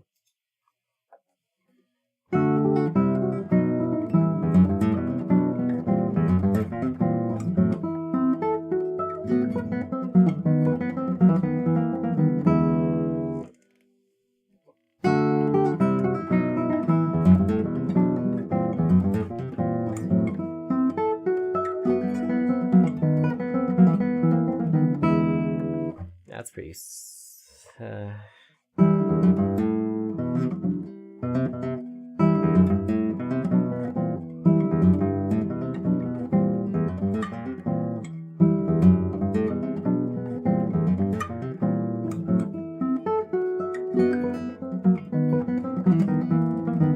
Anyways, open invite to join me. I'll be doing it every day from now until New Year's. It's my reverse New Year's resolution for the year. On top of sight reading every day. So, you know, join or don't join, I'll be doing it. Open invite. Join me in pinky training. Low investment, potential high upside. Potentially garbage, nothing comes from it, but maybe you gain an extra new usable finger. And maybe you improve your other fingers.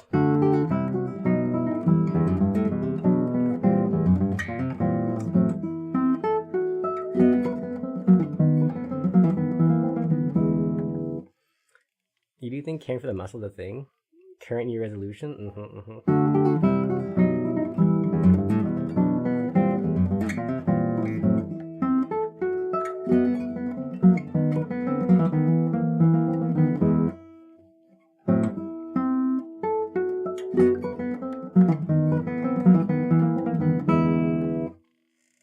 Don't think operating on the guitar is the best way to cultivate. I actually do think it is. Well, I mean, like, at the very least, like, this motion is very foreign. This isn't something that you get on piano. Like, on piano, you can get this far away motion, but you don't get this, like, curved in motion very much on guitar. So, like, the muscle memory of this kind of action, I think it's kind of like a rare thing to cultivate.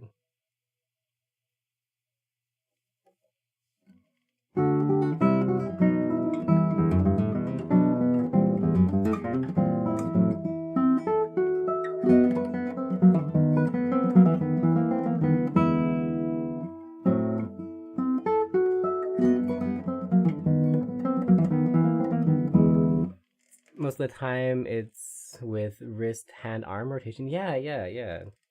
So I think like necessarily it'll be a bit of a different thing. But I can feel, for example, okay, like if I'm typing on a keyboard, right? Like here's me typing on a keyboard and like doing with my left hand. So this is my left hand 4-5. No problem. But my right hand 4-5,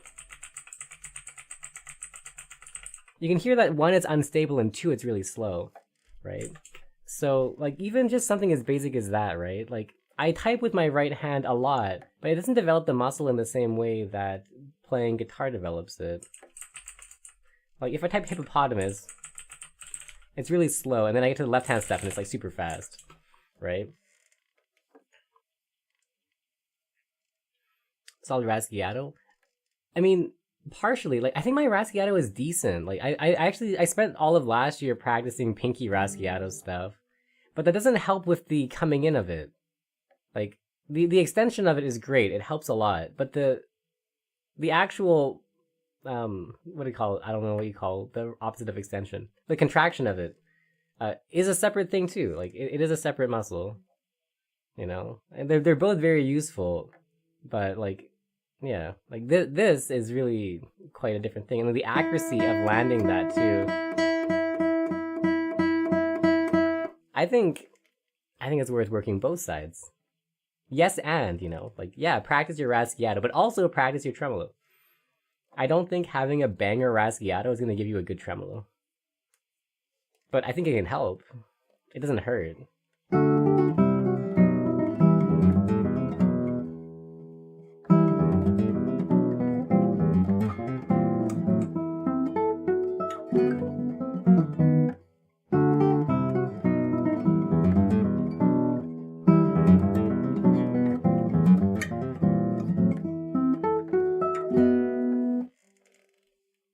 This is kind of like saying, like, should you work out your legs or should you work out your upper body? It's like, why is that a choice? Do both, right? Like, should you work your extensor muscles or should you work the contracting muscles? Like, why is that a choice? Do both, dude. Practice actually playing and then practice flicking. Like, it's not a choice you have to make. Do both. Why do we have to pick one?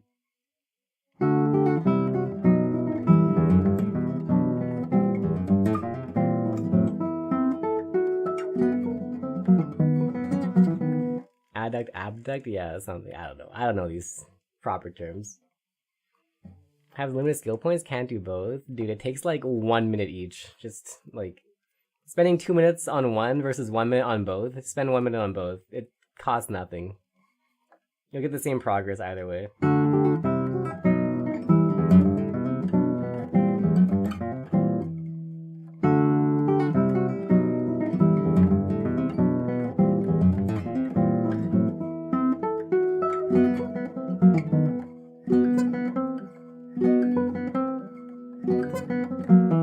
Ooh, cute Pokemon.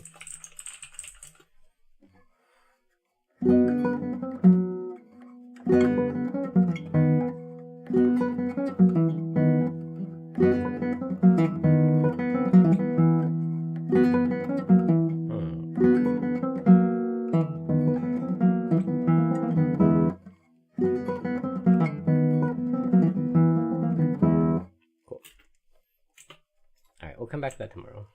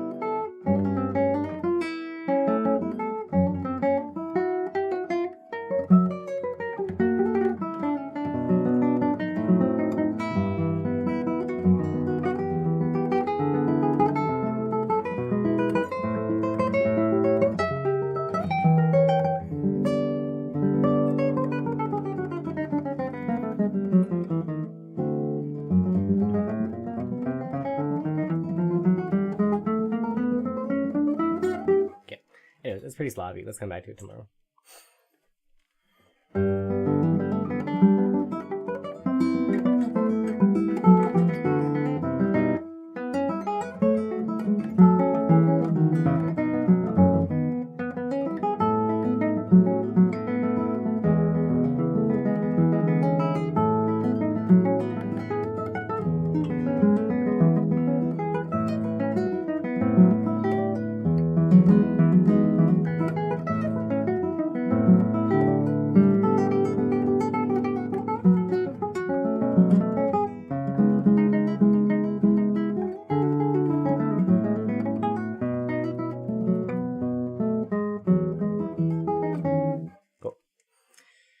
Whew.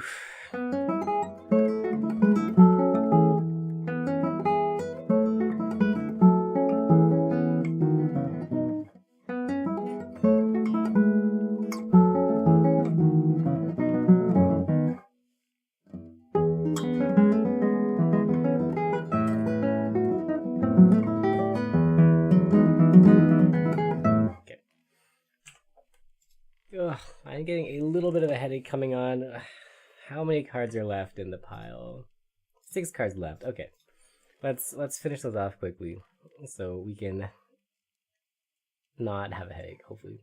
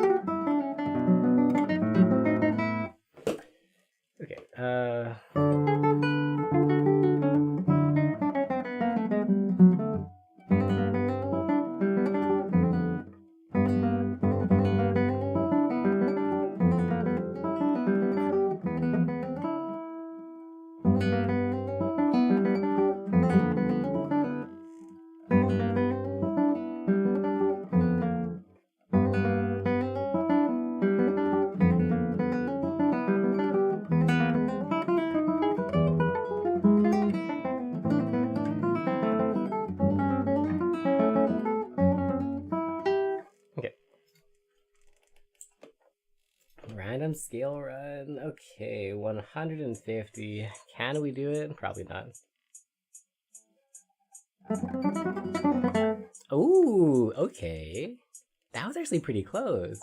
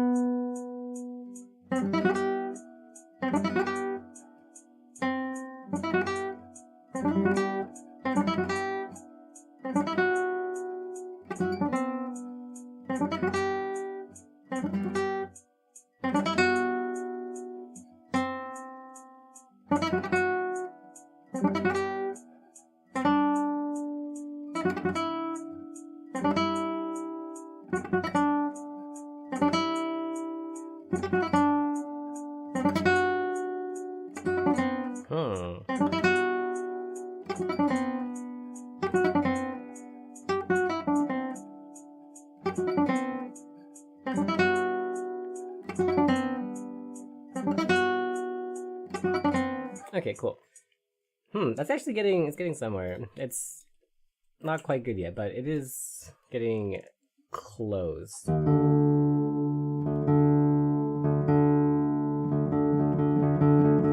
It'd be a sick benchmark, man. Like, I don't think they've ever been able to play at 150 before.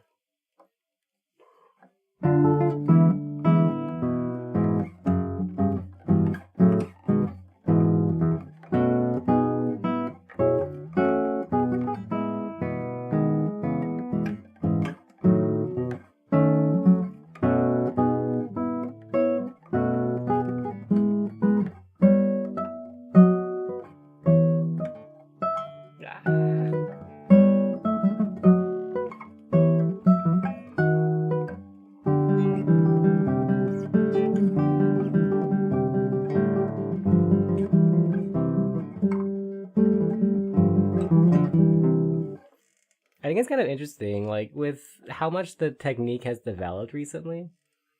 Things like playing at 120 is basically like the cap for 99% of classical guitar songs. So it's kind of interesting seeing that like that tempo kind of being like a babby easy tempo after having the technique developed to like comfortably 130, questionably 140, yikes 150. It's like a very different world because like I think before we used to be like comfortably 90, yikes 100, and then like question mark everything else. Like maybe scrape 110 if needed, but train wreck probably. And like that wasn't too long ago that we were at that state. So it's very interesting.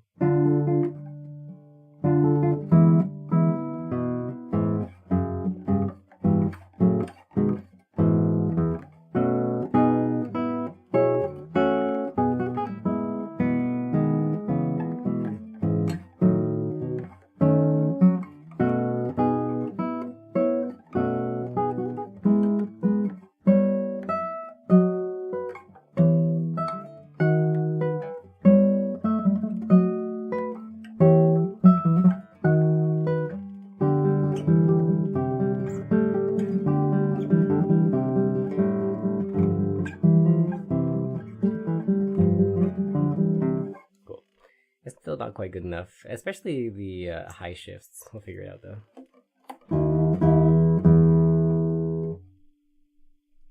Cool.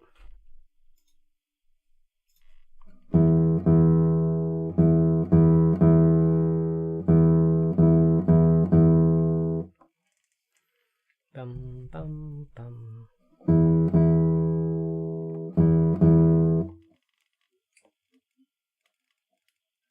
Alright.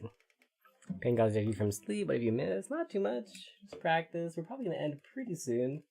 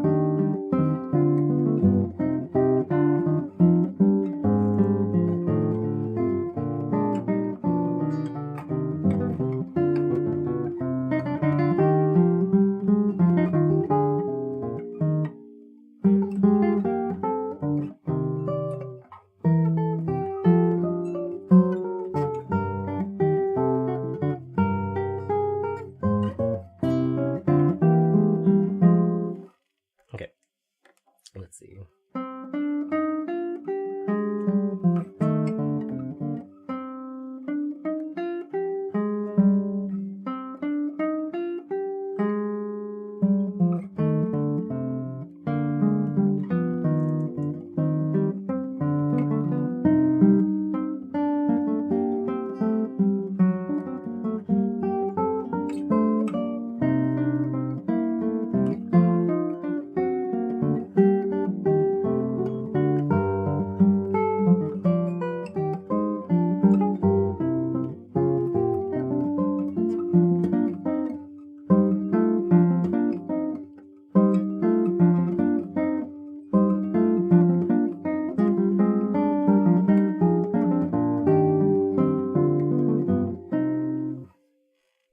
Okay.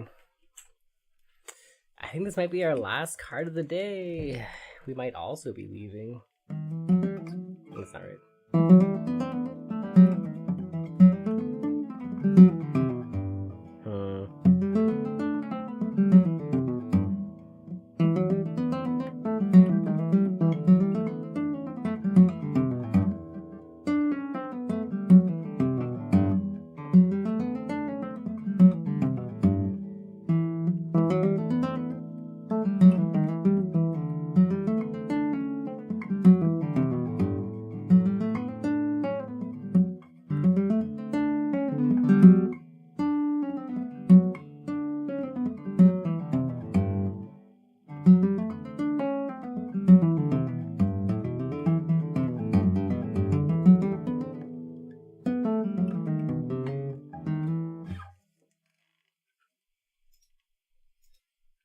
Ba-da-bup.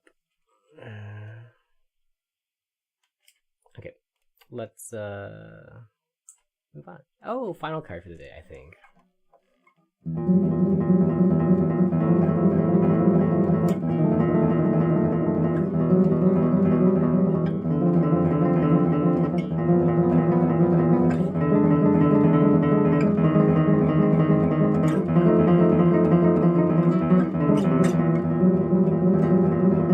Cool. That's not too bad. We'll come back to that as a tomorrow problem, though. Cool, man, and we're done the pile for the day. Maybe we'll just play this entire tune and then we'll call it a day. Well, actually, no. Let's play let's read that. Let's play Neverland. I need to actually get some runs of that as a real thing.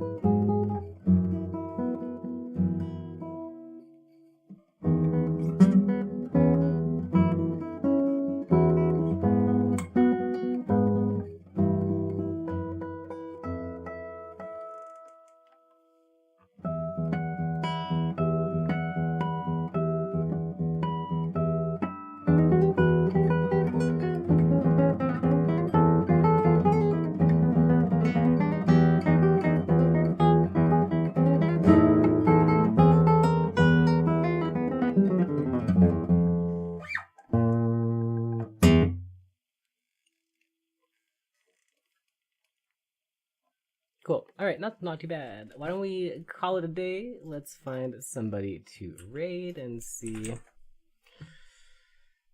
Let's see who's online.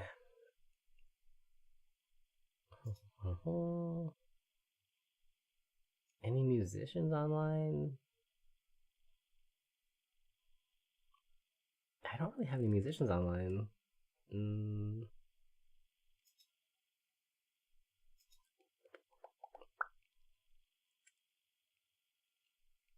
Oh. Okay, well, I guess we'll just go raid our friend NPC Demon. They're doing art, but it's a chill place. Catch you guys tomorrow. Thanks for hanging out. It's been a good one. And I'll see you guys all in the next one. Why is that so black? Oh, there we go. Alright, yeah, I'll see you guys tomorrow. Thanks for hanging out. It's been good. Peace. Enjoy your weekend.